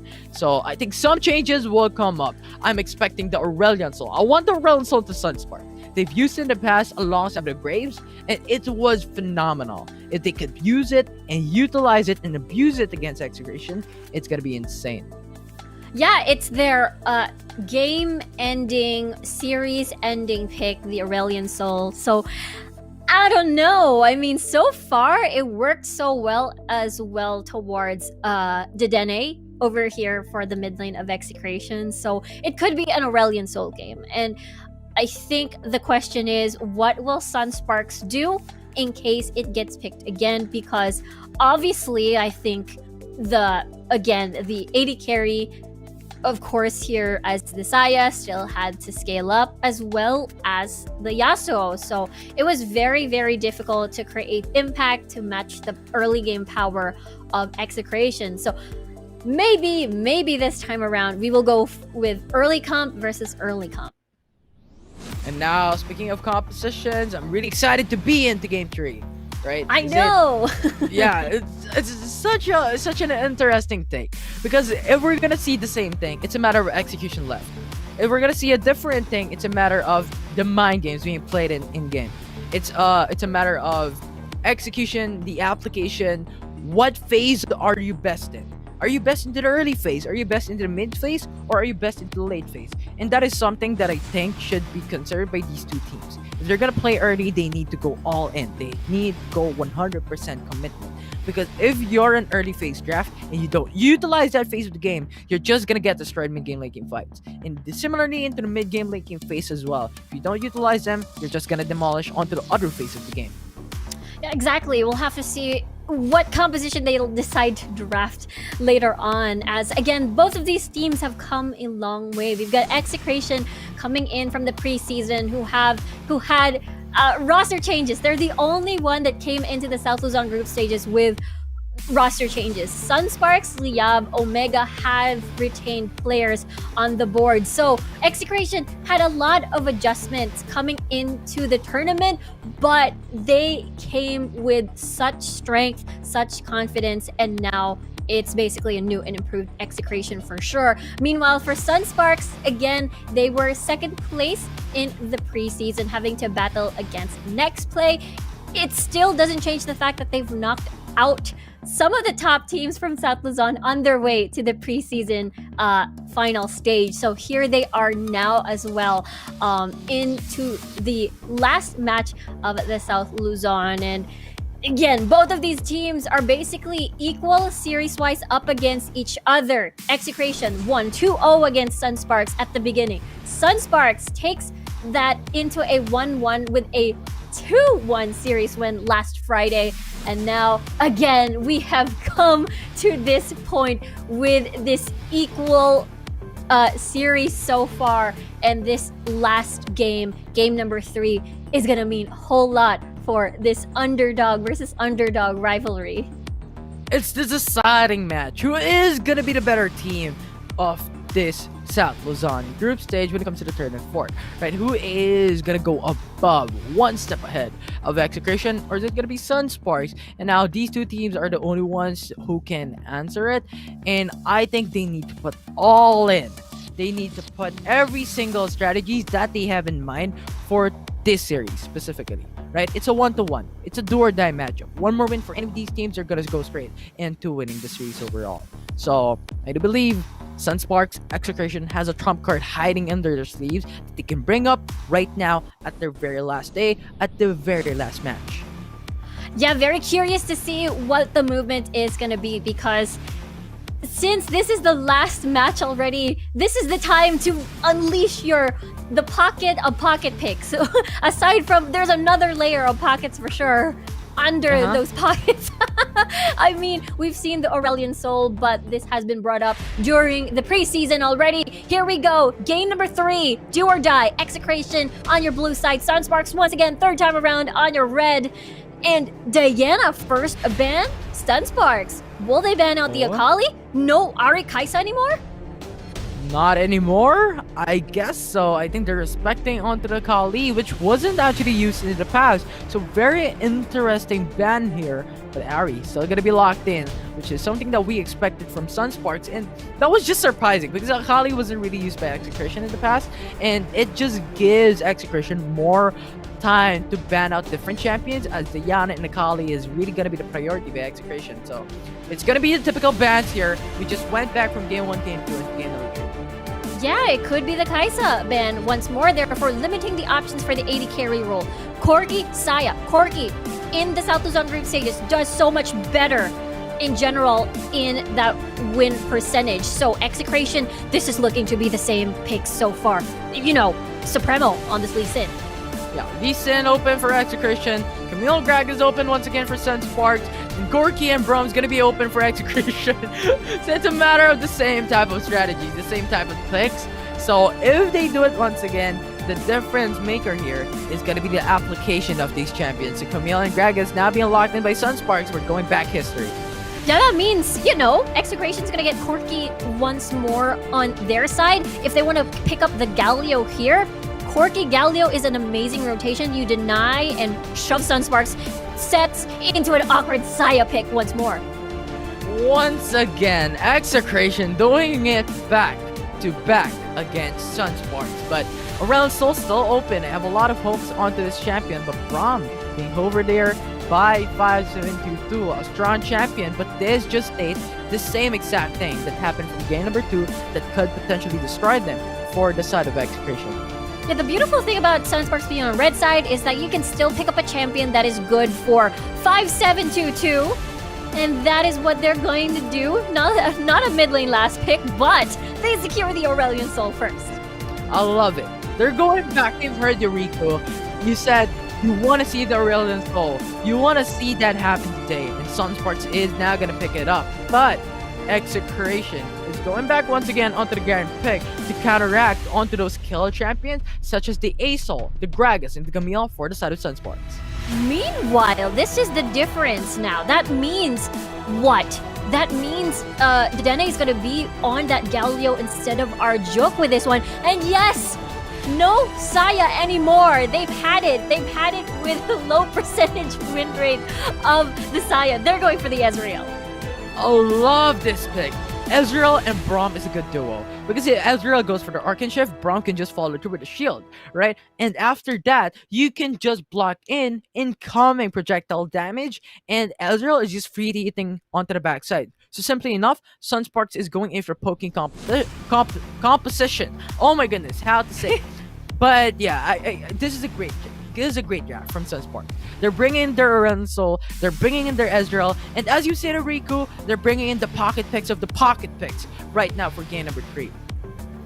Sunsparks here, again, you know, a little bit a little bit of a disguise. The top half looks familiar with the Gragas and the Camille. This time around, though, earlier, Fate was on the Gragas just so that he can give a little bit more leeway, a little bit more of an easy combo. 4-5-7-2-2 on the Yasuo. This time around, it's Devil J on this Gragas. Remember, his explosive casks were phenomenal. So looking forward to this combo or this pick once more. Execration this time. Dedenne is going to be on that utility, not going to be on a carry, not going to be on an assassin this time around. Arjuk though here on this Rakan. So very exciting to see how all of these things culminate.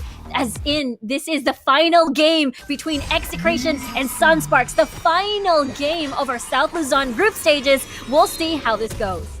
Yeah, and Execration, you pointed out Arjuk with a Rakan. If you're looking at the other members, you have Dedenne onto the Galio. I think this is going to be very, very strong. Because if Rakan goes in for the grand entrance, goes in for quickness, Dedenne could now follow through with the ultimate as well, and that is charm, that is knock up, and that is another knock up from Execration. So simply enough, those CC potentials from Execration is off the roofs, and Ison is just free to free hit onto the back side. So you see a lot of potentials here for the mid game late game fights for the side of Execration. But mid game, or I mean early game for Sunsparks, I think is looking good. They're lacking onto the early game a while ago, but they alleviated that with sets now going into the Ezreal.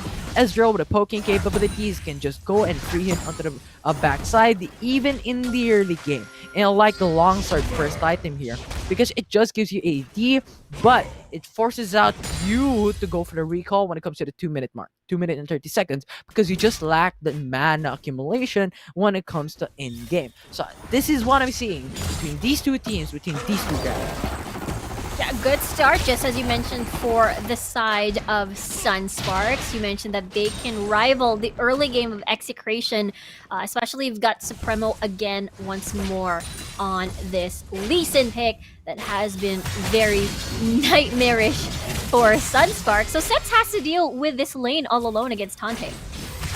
But I think that's going to be worth it because Braum is helping up the jungle. Braum is going into the roams. But now, he's going in for the bottom side of the map, trying to kill off Dante. We'll have to see if there's going to be a potential dive. Still level 4 for Fate. I wonder after the Krugs, that's going to be a little bit of a short knock-up. Still no Hextech ultimatum though, as they might dive Tante. They are diving Tante. There's the silence on towards Maze, and Tante will get eliminated by the Mystic Shot. Coming from Sets, that's first blood towards Sunsparks. With Sunsparks having early type of competition with Sets, Maze, that will be very big. The stuns are connecting. Fade with the stuns is connecting as well. The Devil J. Hold that thought. That's the taunt from Dedenne. He's eating turret hits, and he's fine for now. And there's the Star Surge coming from 5722, but a little bit tad late. Too late, rather, as Execration will get away with that kill. It's a 1-for-1. They just want to trade it off, and Execration has received that trade completely and successfully. So even level playing field right now with 10k gold for these two teams. It's a matter of getting that early lead. Once again, if you don't get it, it's gonna be punishable by the enemy team. But the first dragon is gonna be the Cloud Dragon, pretty much 1 minute remaining until it comes up. And now we're expecting a gank to occur. Those ultimates being utilized so that when it comes to the first grand objective, they could use it once again. Level 5, just as you mentioned, more rockets for Ison for sure. Supremo with the Dragon's Rage. So, as well as the hero's entrance from Dedenne on this Galio pick. So I imagine it can get explosive if Execration decides to get a pick before the dragon spawns in 30 seconds. With first blood coming forward the side of Sunsparks, with Ezreal taking it, Matamune is now going to be available for himself. So he can now start stacking into 10 stacks for the Matamune to just get out when it comes to the damage output. But here on out, Execration with a 4-man roll. Yeah, speaking of stacks, they're stacking up at the top side of the map, but Fate is there luckily as he focuses his target on towards Arjuk, but they decide to run for the hills here. 5722 arrives as well, but Execration came... Execrate, they came for an eliminated Devil J. It's still not over. Except ultimatum onto Supremo here. Nice knock up coming from Arjuk. Supremo's still alive, but Fate is also low. 5722 still trying to get an exchange kill, but as we can see, Ison is already landing the hit. Celestial Expansion will eliminate. Is that going to be another kill? Double kill flash, and he escapes with his life. 5722 gets revenge for his jungler, and that's a really amazing kill from the mid laner of Sunsparks. The micro play from 5722. He said, you know what, let's just battle it out. We have the flash to go back to safety, and he got 2 kills from Execration. So that was big from 5722, taking those 2 kills, and that was Corky and Lee Sin. The massive play. Massive, but the flash coming in. Here comes the hero's entrance, and that is not a steal. That is a secure from Fate from Sunsparks. And as we can see, Aurelion Soul 5722. Look at that double. 4 people knock a package used to barbecue Sunsparks, but it's not going to be enough. As we can see, Stats is already on a killing spree, double kill, and this is the formula. This is the start that Sunsparks is looking for. Aurelion Soul gonna be the answer to that key that they are looking for. The cast! Oh dear! Arjuk falls once more. And, oh boy, Sunsparks is so out for blood. And they're not afraid to use the ultimate of Gragas to just put their enemy team nearer to them and just burst them down with a blink of an eye. You're gone. And I think that is what Sunsparks is looking forward into. And when you're looking at the gold lead, they're now 6k gold lead. First 5 minutes of the game, that's pretty massive. And now Lee Sin, only with a GA, no damage that he can provide for his teammates. Absolutely. It's all about that survivability, but we can see Devil J might get ganked again in the middle. There's the knockup. No, as Devil J denies that with a flash. But we have Dragons still just hovering back on the bottom side. They don't care on protecting this because they already got Tapper's blood into the middle lane and into the bottom lane. So pretty much, even if you get it, we still have 4k gold lead. 4k gold lead, just as you mentioned for Sunsparks. They are sitting comfortably at this game for the first 6 minutes, even getting that Rift Herald for themselves. So that will accelerate more of that tower takes for the side of Sunsparks. Execration just trying to exchange towers just to equalize what will happen in the near future, as Sunsparks already pushing mid and top. Whoa, 2 zoning capabilities with a barrel from Flam with a shield as well.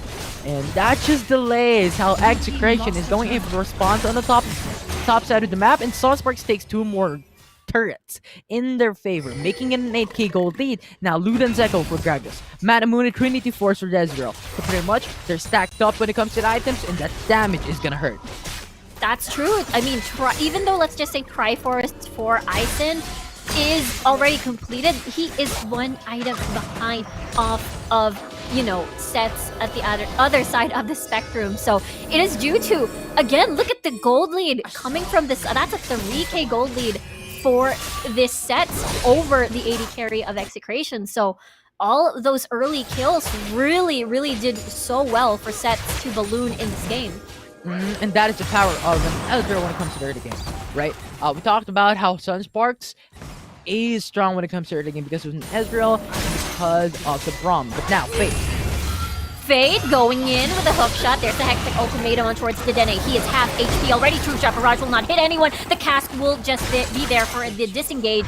And Fate and the rest of the Sunspark squad will be happy about that. They just got a kill.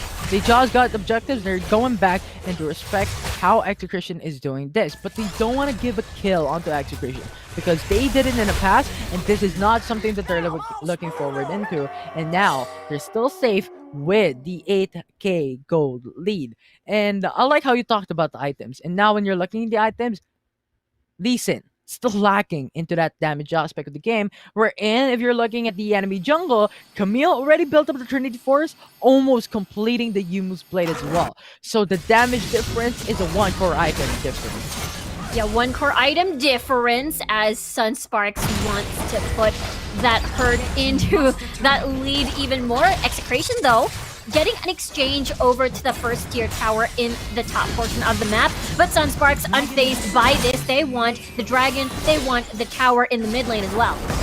Going for Bishop from Execration into the dragon objective. This is an easy take from Sunsparks, but with the split push onto the top side though, this is pretty big. Trying to alleviate the gold deficit that they already have. So, clever move from Execration. Red team has slain the dragon. 6k gold lead, 7k gold lead already on the side of Sunsparks. You're right, it is the only thing Execration can do at the moment, because we mentioned earlier, they are lacking one core item on the board. That means they can't really fight 5v5 at this point, and they can only rely on picks here and there. I mean, they have the capability of doing so. They've got the Galio, they've got the kick from Supremo over here on this Gragas pick. I mean, on this Lee Sin pick. And I think the next move here for Execration is to go for the Death Rush. I think they did it in the past game, and it was kind of successful. It was kind of not. But if you surprise attack Sunsparks with their Ezreal and with their Round Soul, I think they could punish this very easily, especially with these two champions not having any defensive capability item. They could burst this down like a flick of an eye. But of course, you still have gonna be defensive champion. And Sunsparks into the front side to Juggle J, and Maze coming in. Oh, Star Surge stun on towards Conde, but hold that thought as they are going to be focusing on Arjuk. He is unstoppable now. Sets still moving on with the damage, as we can see that the rest of the squad from Sunsparks just piling bodies over towards Execration, even towards the base. And triple kill for Sets now, as he's still alive, he's he's godlike, and that's 15 seconds on the clock for the rest of Execration to spawn. Does Sunsparks decide to back away? Yes, they will. They want the Baron. Ooh, the Rift Herald reached the Nexus, actually got a huge chunk of that HP. And speaking of Baron, as you stated, now Sunsparks, with a lot of opportunities open, with a lot of gold lead, now hovering onto the Baron's pit, went in for the information, but still going back. And I think that is a more strategic type of move, because they had a lot of gold coming from the inhibitor turret, they got the gold from Infernal Break, they weren't coming back at that point, so now coming back, they now built into PRK, and Execution is calling for Ezreal. Gragas, already with the Rabadon's Death Cup and Sheen, right? Camille with the Humus Blade already, and Round Soul, Leandri's complete. That's true. That means Execration still behind 2 items now versus Sets and Ison as well. So Sets having a lot of weapons on the board to take on Execration if they decide to contest the Baron, but they're setting up a Death Brush. Tante, are you gonna give in to it, as he is at least be able to not get slowed down? He is a Garen, he's fine, but Fate, as we can see, is stalling as well, pushing the wave at topside. Pushing the wave on topside while Sunsparks going in for Baron buff. Baron getting started at the moment, as we can see that 5722 is sort of stalling and zoning the rest of Execration. No one is near the Baron buff. Now Baron's carried by Sunsparks. Kande gonna be in the middle of it all, but the Hero's Entrance will not help, as he may be isolated and sent to the fishes, to the sharks. That is Sunsparks. And now that's 2 members down, 26 seconds on the clock. And Sunsparks aiming for gold, aiming for the win, as the Star Surge is going to pile in. There's the stun, takes the ultimatum to Ison. He is golden, but he is going to be all alone. Sunsparks already banking on the Nexus. They win game number 3. They win the series of their last match against Execration. Victory. What a game from this team. A problem has been solved. Sunsparks with the Aurelion Soul just dominating the Rift. And they already have the early game. And that just scaled out true and true from that Ezreal being used by Sets. That was a phenomenal play coming in from them, with a huge comeback that they did with a 2-1 in Sunsparks.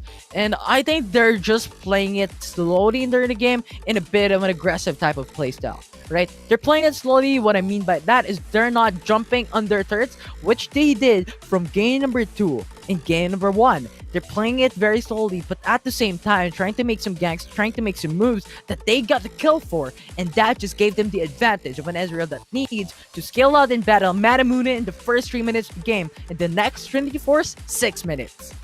Yeah, those early kills from the side of Sunsparks really accelerated this Ezreal into his power spike. And basically, Ison was 1 item, 2 items a deficit up against Sets here on that Ezreal pick. And Sunsparks' teamwork really showed in this match.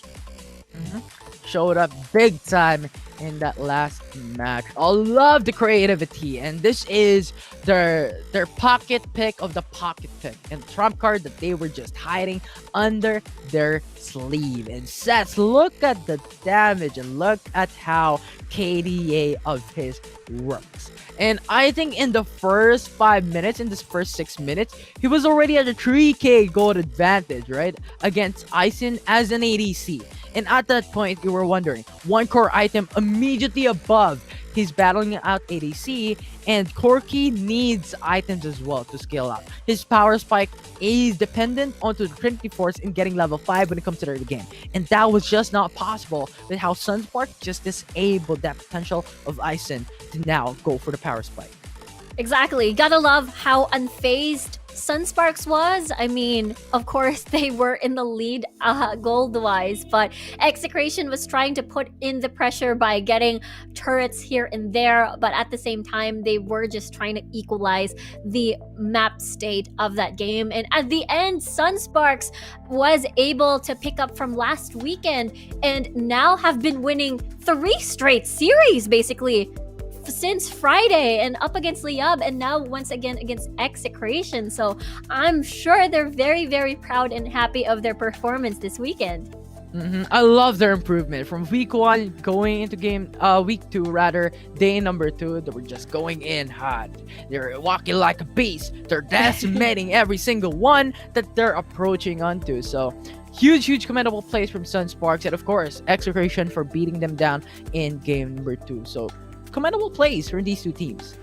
Yeah, these two teams, when they duke it out, is incredibly close whenever they fight. Again, series-wise, before this night, it was 1-1 on the record score for this matchup, and Sunsparks settled the score and made it into a 2-1 against Execration series-wise. So just as we mentioned, the growth of this team, both of these teams actually, based from their journey from the preseason, from week 1, now week 2 at the end, as we can check out the highlights of game number 3, brought to you by Oppo Reno 5. And this is the first dragon that Sunsparks has got and secured.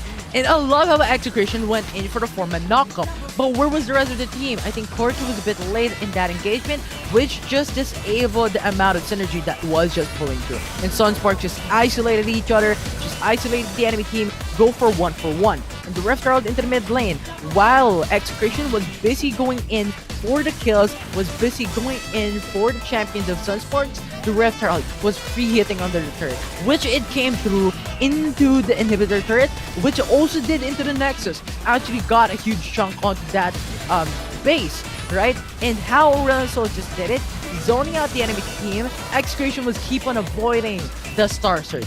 And with just that zoning capabilities, Sunsparks has won game 3. The 5722 did an amazing job, but who else did an amazing job? It's Sets, master of the match on this Ezreal. Sets, we talked about how he just got the first blood. He came through into the Matamoon 3 minutes into the game and just built up. From there on out, he was just building up blocks one by one. He was building core items one by one and got the lead in a massive way against the ADC of Execration. Just a free hitting onto the backside, that reactive play with a 2-shot barrage coming from the bot side of the map, going into the mid side, being helpful for his teammates. This champion, this player is a champion and a player to reckon with. Yeah, his positioning, his carry potential when resources are poured onto him. Imagine having to get that first blood with Fate's gank for Sets against Tante over there after that lane swap. They really were planning from the beginning to accelerate Sets on this Ezreal, and it worked out wonders. Wonders. It's something that is really a miracle right now. I see it happen, right? I think from yesterday just brought in new champions. They brought it here today and just showed us what an intense match it would be. And they just broke the streak from a 2-0-2 a while ago for the first 2 series. They went in 3 games, for this series up against Execration. So massive plays, massive champions, and they went in for similar champions as well. And that's the thing I'm really excited for, and I'm really surprised because typically what happens if you lose a match, you change the champions up, and that is in a massive way. And the mans as well, just kept through and through. Game 1 to game 3, it doesn't matter. We're gonna ban out the same champions, and we're not gonna leave it open for the enemy team to actually pick it up. Yeah, they were red side 3 games in a row, but at the end of the day, it was Sunsparks was able to take that last series, settled the score on towards that match against Execration into a 2-1. But that is it for the South Luzon group stages. How time has flown. Week 1 and week 2 wrapped up, but the show ain't over just yet, as we are still going to head over to a break. But that means we'll get to see you next week for the Visayas region. My name is Riku. Together with me is Infinity. And when we come back, it's the panelist desk, as well as with their interview with our surprise guest, and to break down as well what happened today. See you next week.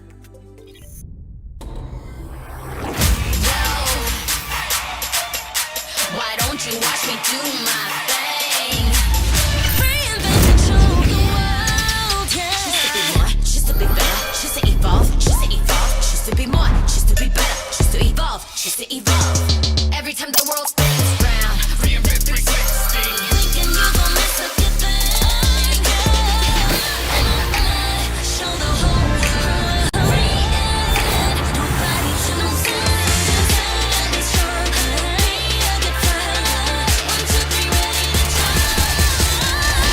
you watch me do my thing.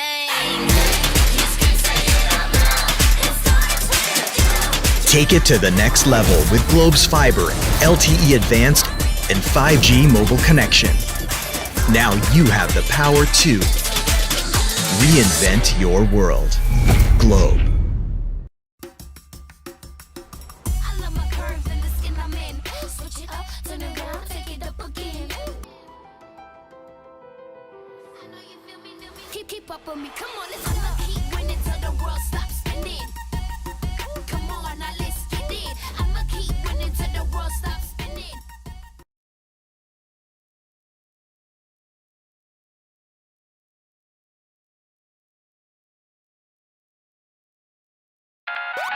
When you want to level up your entertainment, G-Pay your way and get the latest games and movies on Google Play using Globe Prepaid and Postpaid.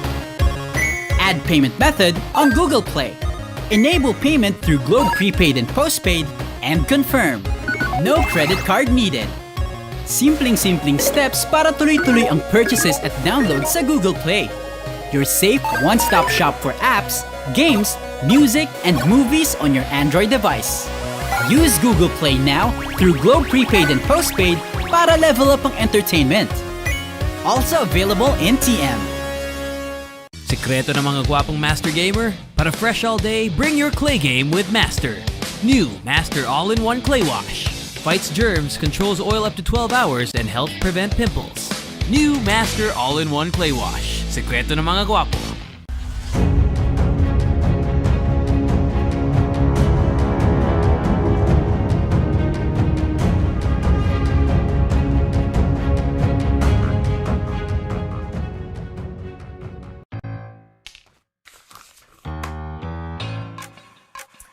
Dear Mother, light of the home. Dad? Hey, baby! Greetings, Professor Rodolfo. May I be absolved from Math Club tomorrow? Nag-virtual hangouts kasi. Go and hang out from wherever you are. Just open the Globe One app, choose an event, and click join. Watch concerts online! Dance together! We can do quiz nights. Yo, let's go! If you allow me, I promise To make it up to you. And repay your kindness tenfold? Truly, your favorite child. I love you, Dad. Mimi. Please, babe. Thank you, sir. Enjoy your fave events with Globe Prepaid Virtual Hangouts. All together now.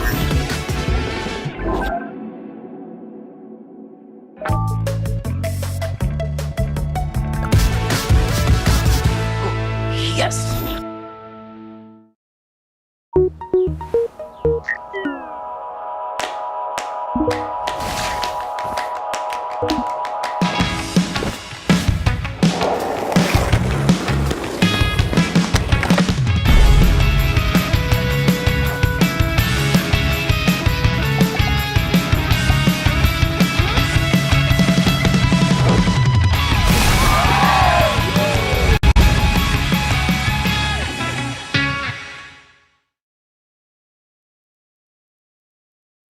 Play League of Legends Wild Rift with Globe. Oh no, our spot's closed? No prob. With Go 50, you can play anywhere.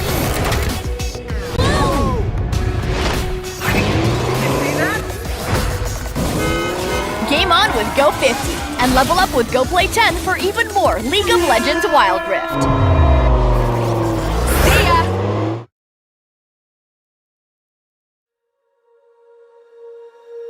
When you feel it's hopeless, when you think that you lost, oh, I will take your hand and we'll rise up from the dust. Oh, here we go, go, go, let us heal and grow. You won't be alone, we're unstoppable.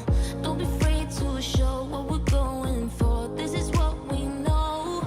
Here we come back to life, we're still breathing. Standing up, everybody's gonna see it. Oh, all you need to know is that we're holding on. Even if we fall, we will rise up and we follow the path that we believe in. No, we're not gonna stop until we reach it. Oh, all you need to know is that we're holding on. We rise up from the dust and clear my throat.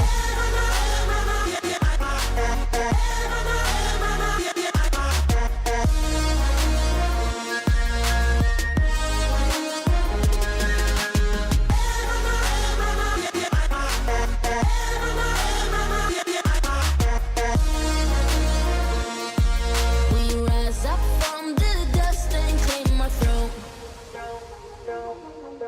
We all have our reasons why we are on this track. Oh, we all have our burdens, yeah, but we just keep on fighting and we never look back. Here we go, go, go, let us heal and grow. You won't be alone, we're unstoppable. Don't be afraid to show what we're going for. This is what we know. Here we come back to life, we're still breathing. Standing up, everybody's gonna see it. Oh, all you need to know is that we're holding on. Even if we fall, we will rise up and we follow the path that we believe in. No, we're not gonna stop until we reach it. Oh, all you need to know is that we're holding on. We rise up from the dust and clear my throat.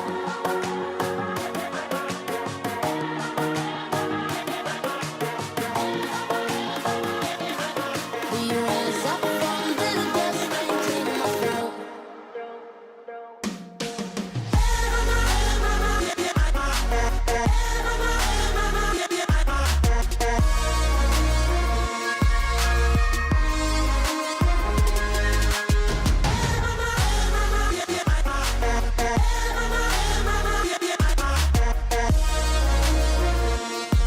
We rise up from the dust and clear my throat.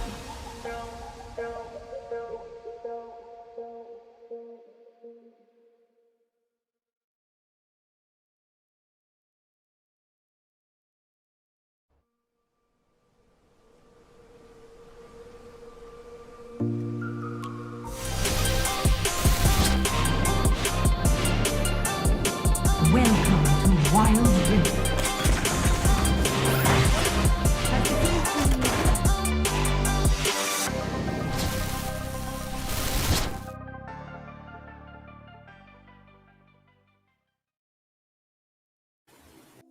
Hey, Sunsparks proving our theory wrong that they didn't just need the sun or they didn't only need the sun. They can do it just fine at night as well. They take the last series of the day of the South Luzon group stages 2-1 against Execration and 50,000 more Globe Cup points to add to their winnings. Let's check out the series highlights from that match. And Autolus, let me know your thoughts. Oh, okay. Well, you did mention that they don't need the sun. And I think what they did to really recuperate from that situation or from that condition is to pick the Aurelion Sol. In Aurelion Sol, we know it. It just brings out the stars. And what is what is the sun? A star, right? So it's actually a problem solved, and it was a very good pick. Really on the third game, denying Execration from picking the same set of champions for their squad. And game number 1, I just would like to highlight Maze, by the way. Maze was just superb on that Jan, even catching out the Dene's Yasuo multiple times on that tornado, just making sure that on that game number 1, it was heavily influenced by the support. Game number 2 was a Supremo show, and game number 3, again and again, as I have mentioned, it was the Aurelion Sol, boosting out the Ezreal pick by sets. Aurelion Sol might just be that good luck charm for Sunsparks over here. What about you, Osiris? I thought Sunsparks looked really great game 1 and game 2. Execration, they did a great job in game 2 as well. Very objective heavy, really guarding those dragons. But what do you think, Osiris? Well, it's the battle of the early game. Who takes the early game advantage? They are the ones who's going to finish the game. What's good about this is all 3 games. It's Execration on the blue side and Sunsparks on the red side, and repeatedly they are going on a ping pong between Lee Camille and Gragas. So this time, they got the Aurelion Sol that kind of controls the tempo of the early game. And what's funny about this is that when Sunsparks played Yasuo, that's where they kind of slowed down. So you are playing as the one who's wanted to play on the late game. It was Execration returning the favor, how aggressive Sunsparks are at game 1. So they had a hard time on game 2. And at game 3, it was Aurelion Sol stepping up the game. Ezreal early item pickups, and it was kill all the way for Sunsparks to deliver. Well, congratulations to Sunsparks ending the South Luzon group stages on a high note in D8. But of course, the highest notes of all will be those of Omega Esports and Liyab Esports, who will be advancing into the summer season playoffs. And in fact, of course, as Rico mentioned, we do have some special guests joining us for this post show.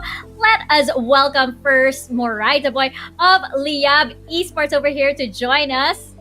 Hello. Welcome to the post show. Hi. Hello, Morita Boy. Hello. So I have one question for you really quickly to open this up. What are you guys doing to celebrate? Siguro gagamitin namin yung break time namin para ma-relax din yung sarili namin, yung vibes ng team.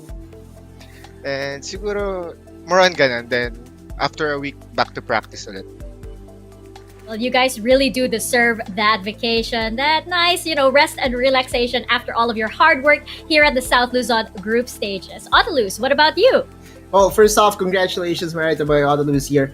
Similar question as to what I asked to the other players that we have interviewed. What's the story behind your IGN, right? And as you know, we have fans all over the Philippines. And also, I have a follow-up question after you answer. Alright, IGN, Marita Boy. Una sa lahat, I'm from FEU kasi. Ayun. Then, since sa Marita siya, yun, may parang pageant ata yan sa FEU, sa Mascom. Then, yun yung tawag nila, Marita Boys. Then, yun, sumali lang ako dun sa pageant. Then, yun, nagamit ko na siya as IGN. Marita Boy. Tamaraos represent my brother. I'm also a Tamarao. So my follow-up question is, this is going to be, a not so serious question, but you are going by the lens of Morita Boy so far. When will you change it from Morita Boy to Morita Man, if you ever plan? Oh God. Siguro, na rin ilang years na rin since nung nasa LOL PC days pa lang. Parang, nag-plan na ako na i-change siya sa Morita Man. Pero, doon pa rin siya napupunta Doon pa rin siya napupunta sa Morita Boy. When will the boy become a man? Oh, maybe during the summer season playoffs. You don't know. Maybe the fall season playoffs. There's a continuity to this. Cyrus, what about you? Yeah, got questions for Marita Boy over here? Yes, and Moraita Boy, ever since from LOL PC, I've seen you as a jungler. And what's happened with the transition? How does it feel that you are playing currently on the support right now instead of your comfort zone way back from League of Legends PC days? Siguro nag-change ako ng role. Siguro dahil na rin sa changes ng meta, ganun. Kasi from LoL PC days, more on tank junglers ako, ganun.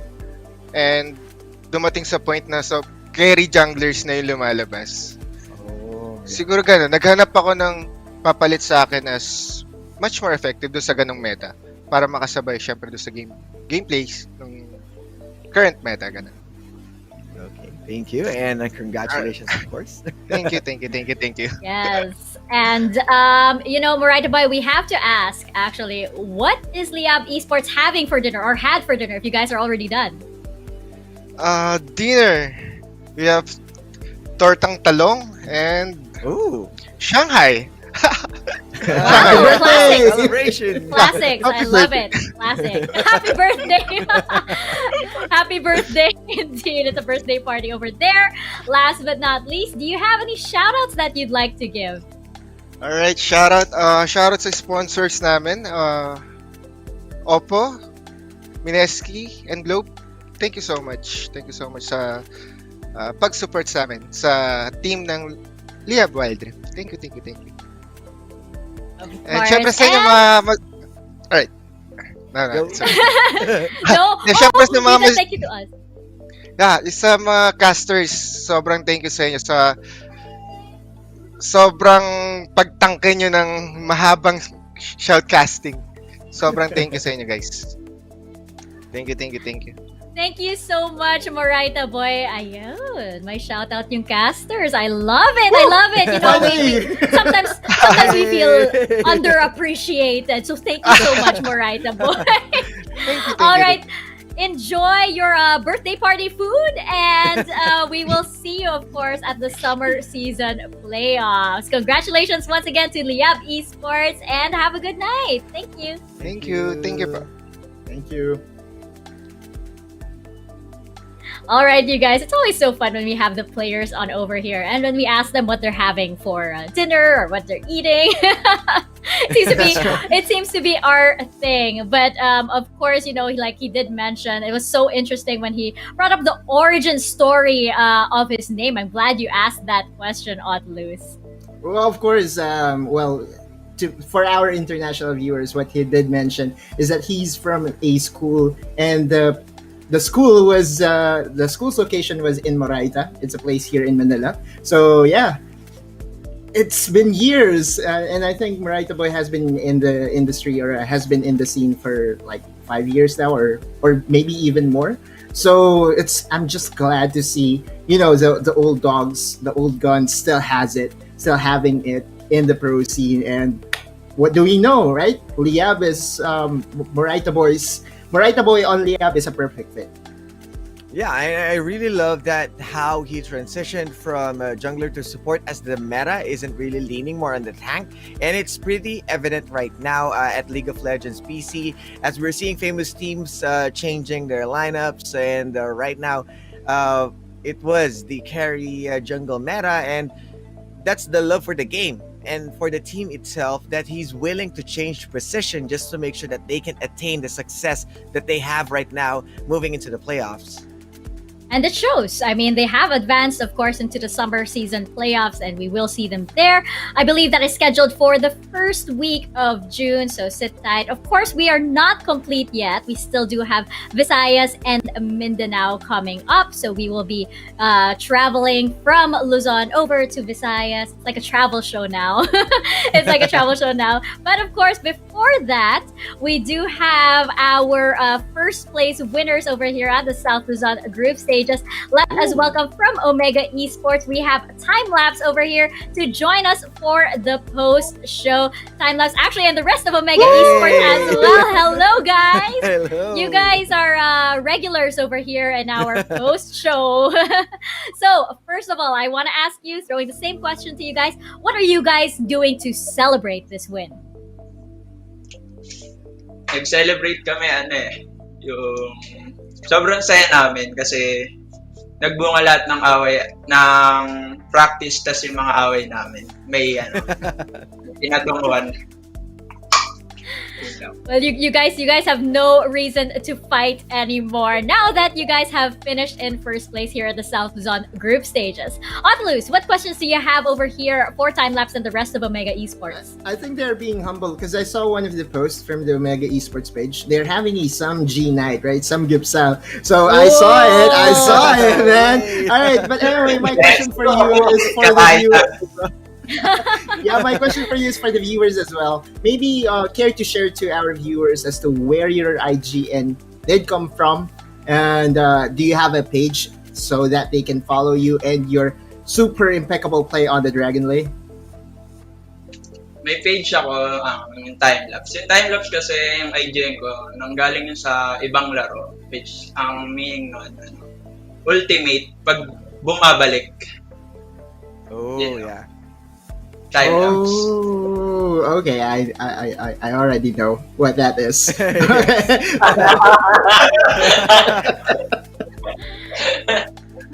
All right, Osiris, what about you? Do you have questions for these guys? Well, question is that we're looking into advancing the team that's going to advance at Visayas, the 4 qualified teams, I mean. So you're looking into it. Inaantay natin ang kalaban sa Visayas. Sa Visayas, yun yung sila amihan.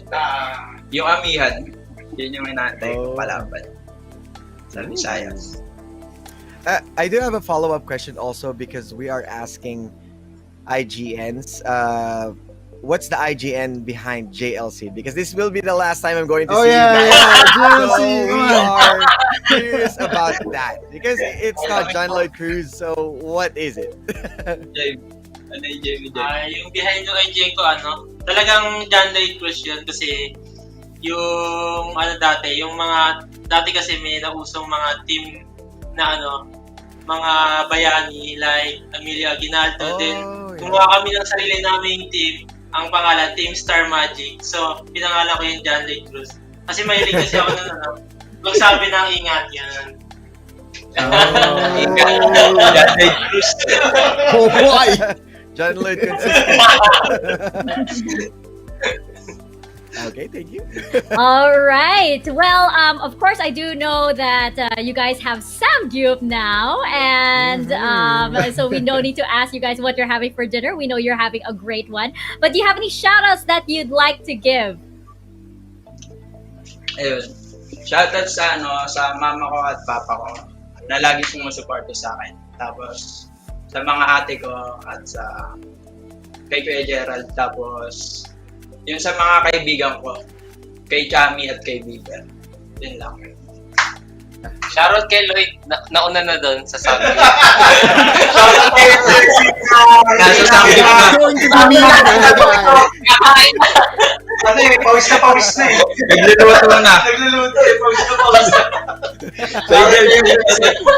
Siyempre, shoutout din sa mga boss namin. Siyempre, yung mga staff namin dito sa Omega, yung mga coach namin, yung mga tumulong sa amin para marating yung kung nasan man kami ngayon. Saka shoutout din sa panelist desk, shoutout kay Mika, shoutout sa iyo Tulo, shoutout kay Osiris. Maraming salamat sa entertaining na tournament. Yun. Shoutout din sa Pagkain family. Thank you guys. Thank you guys. Oh, I feel so appreciated. Sir Infinity. Thank you. Arise. So Wait. much. There's one person that you would like to shout out, Arise. Yes, I know there's someone. Well, kaya ata lose. Sorry.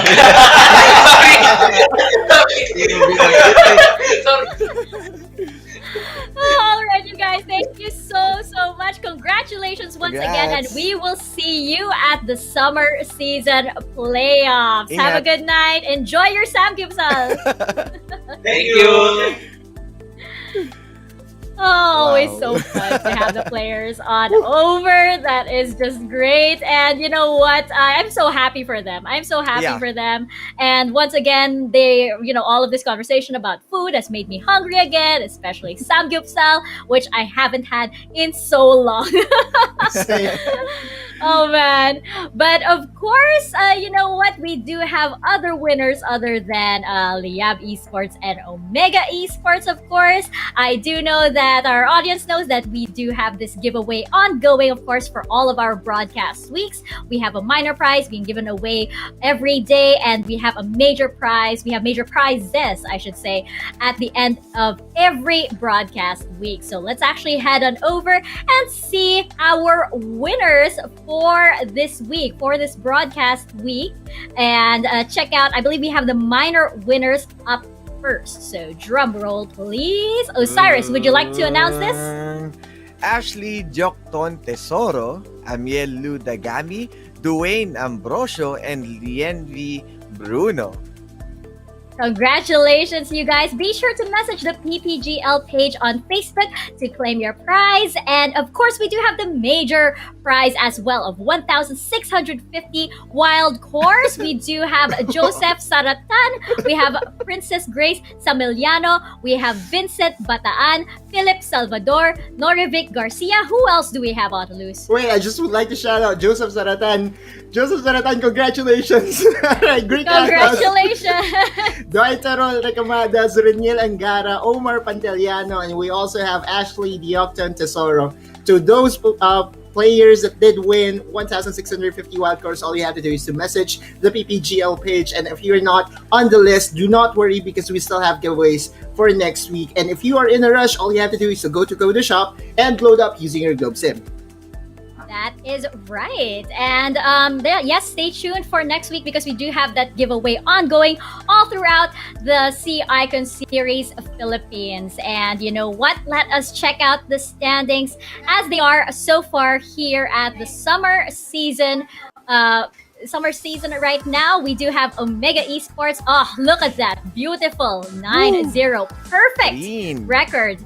In first place, Liyab Esports. In second, we have Sunsparks in third, and we have Execration in fourth. Now, just checking out our overall standings over here, along with North Luzon, side by side with North Luzon. We do have, of course, Omega Esports and Liyab Esports advancing to the summer season playoffs, which is scheduled for the first week of June. So stay tuned for that. Visayas and Mindanao are coming right up, and I can't believe it's already May, by the way. Time has flown by so fast, and that's actually that is a legit reaction. I am so shocked. But anyway, going back to our Globe Cup point system over here, we have Omega Esports with a whopping 450,000 Globe Cup points. We have Liyab Esports with 250,000 Globe Cup points, Sunsparks with 150,000 Globe Cup points, and Execration with 50,000 Globe Cup points. So I would say that all the teams are at least happy that they all have something at least, especially Omega Esports. You know, this is a lot of samgyeopsal that they can get over here for these Globe Cup points. Maybe we have to join them at some point. One farm of cows. Yeah, this is like samgyeopsal for like, you know, how many years already as it is. But of course, we will see, by the way, Liyab Esports and Omega Esports go up against Team Secret and Next Play Esports in the summer season playoffs. Stay tuned for that. But for now, of course, this is the end of the South Luzon group stage. Aw, don't be sad. We'll be back next week because we have Visayas coming up. But of course, we have to say thank you to all of our wonderful sponsors. Thank you so much to PPGL, the largest multi-game esports league in the country, for bringing the Icon Series over here. And this event is organized by none other than Vineski and Globe. And of course, our official mobile partner in Oppo Reno 5 experience gaming at full speed with Oppo A94 with its Helio P95 chipset, 6.43 inches Full HD Plus AMOLED screen display, 4310 mAh and 30 watts VOOC flash charge 4.0 victories. And ranking up will be easy. Live live at full speed with the all-new Oppo A94. Get yours now for only 13,999. At syempre, nandito din ang sekreto ng mga gwapong gamers. Kahit buong araw na naglalaro, hindi mukhang na-GG, fresh pa rin. At para fresh all day, bring your clay game with new Master All-in-One Clay Face Wash. It cleans 99.9% of germs, controls oil to 12 hours, and helps prevent pimples. All-in-one, bring your clay game with Master, sekreto ng mga gwapo. Yes, if you're gonna miss all that, if you're gonna miss all Osiris doing that, do not worry.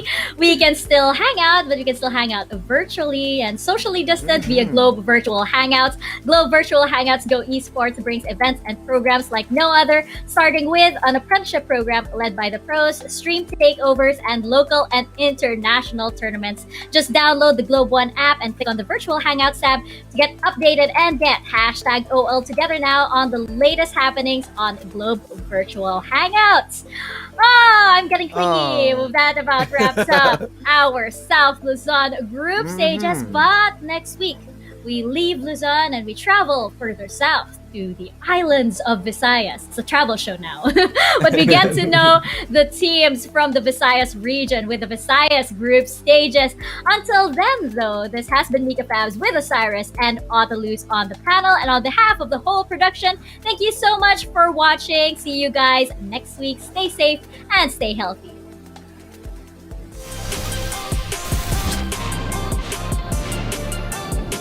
Welcome to Wild Rift.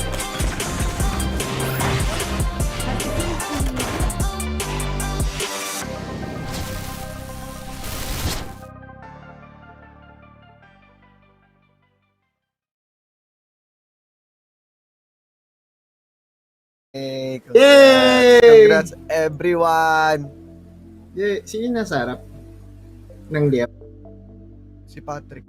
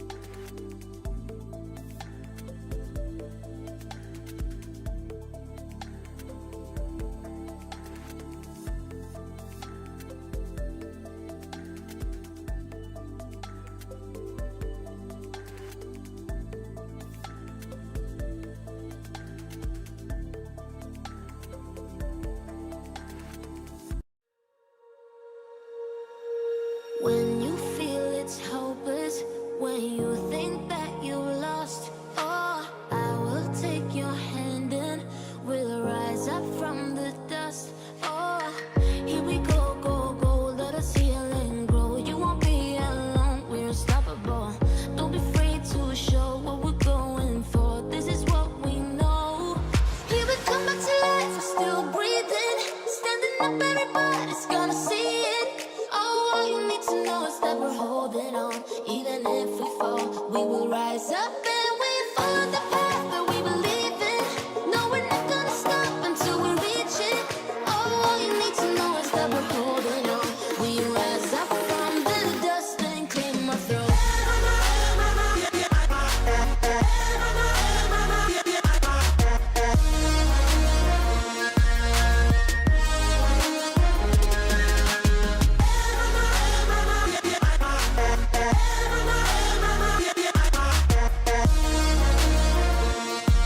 We rise up from the dust and clear my throat. We all have our reasons why we are on this track. Oh, we all have our burdens, yeah, but we just keep on fighting and we never look back. Here we go, go, go, let us heal and grow. You won't be alone, we're unstoppable. Don't be afraid to show what we're going for. This is what we know. Here we come back to life, we're still breathing. Standing up, everybody's gonna see it. Oh, all you need to know is that we're holding on. Even if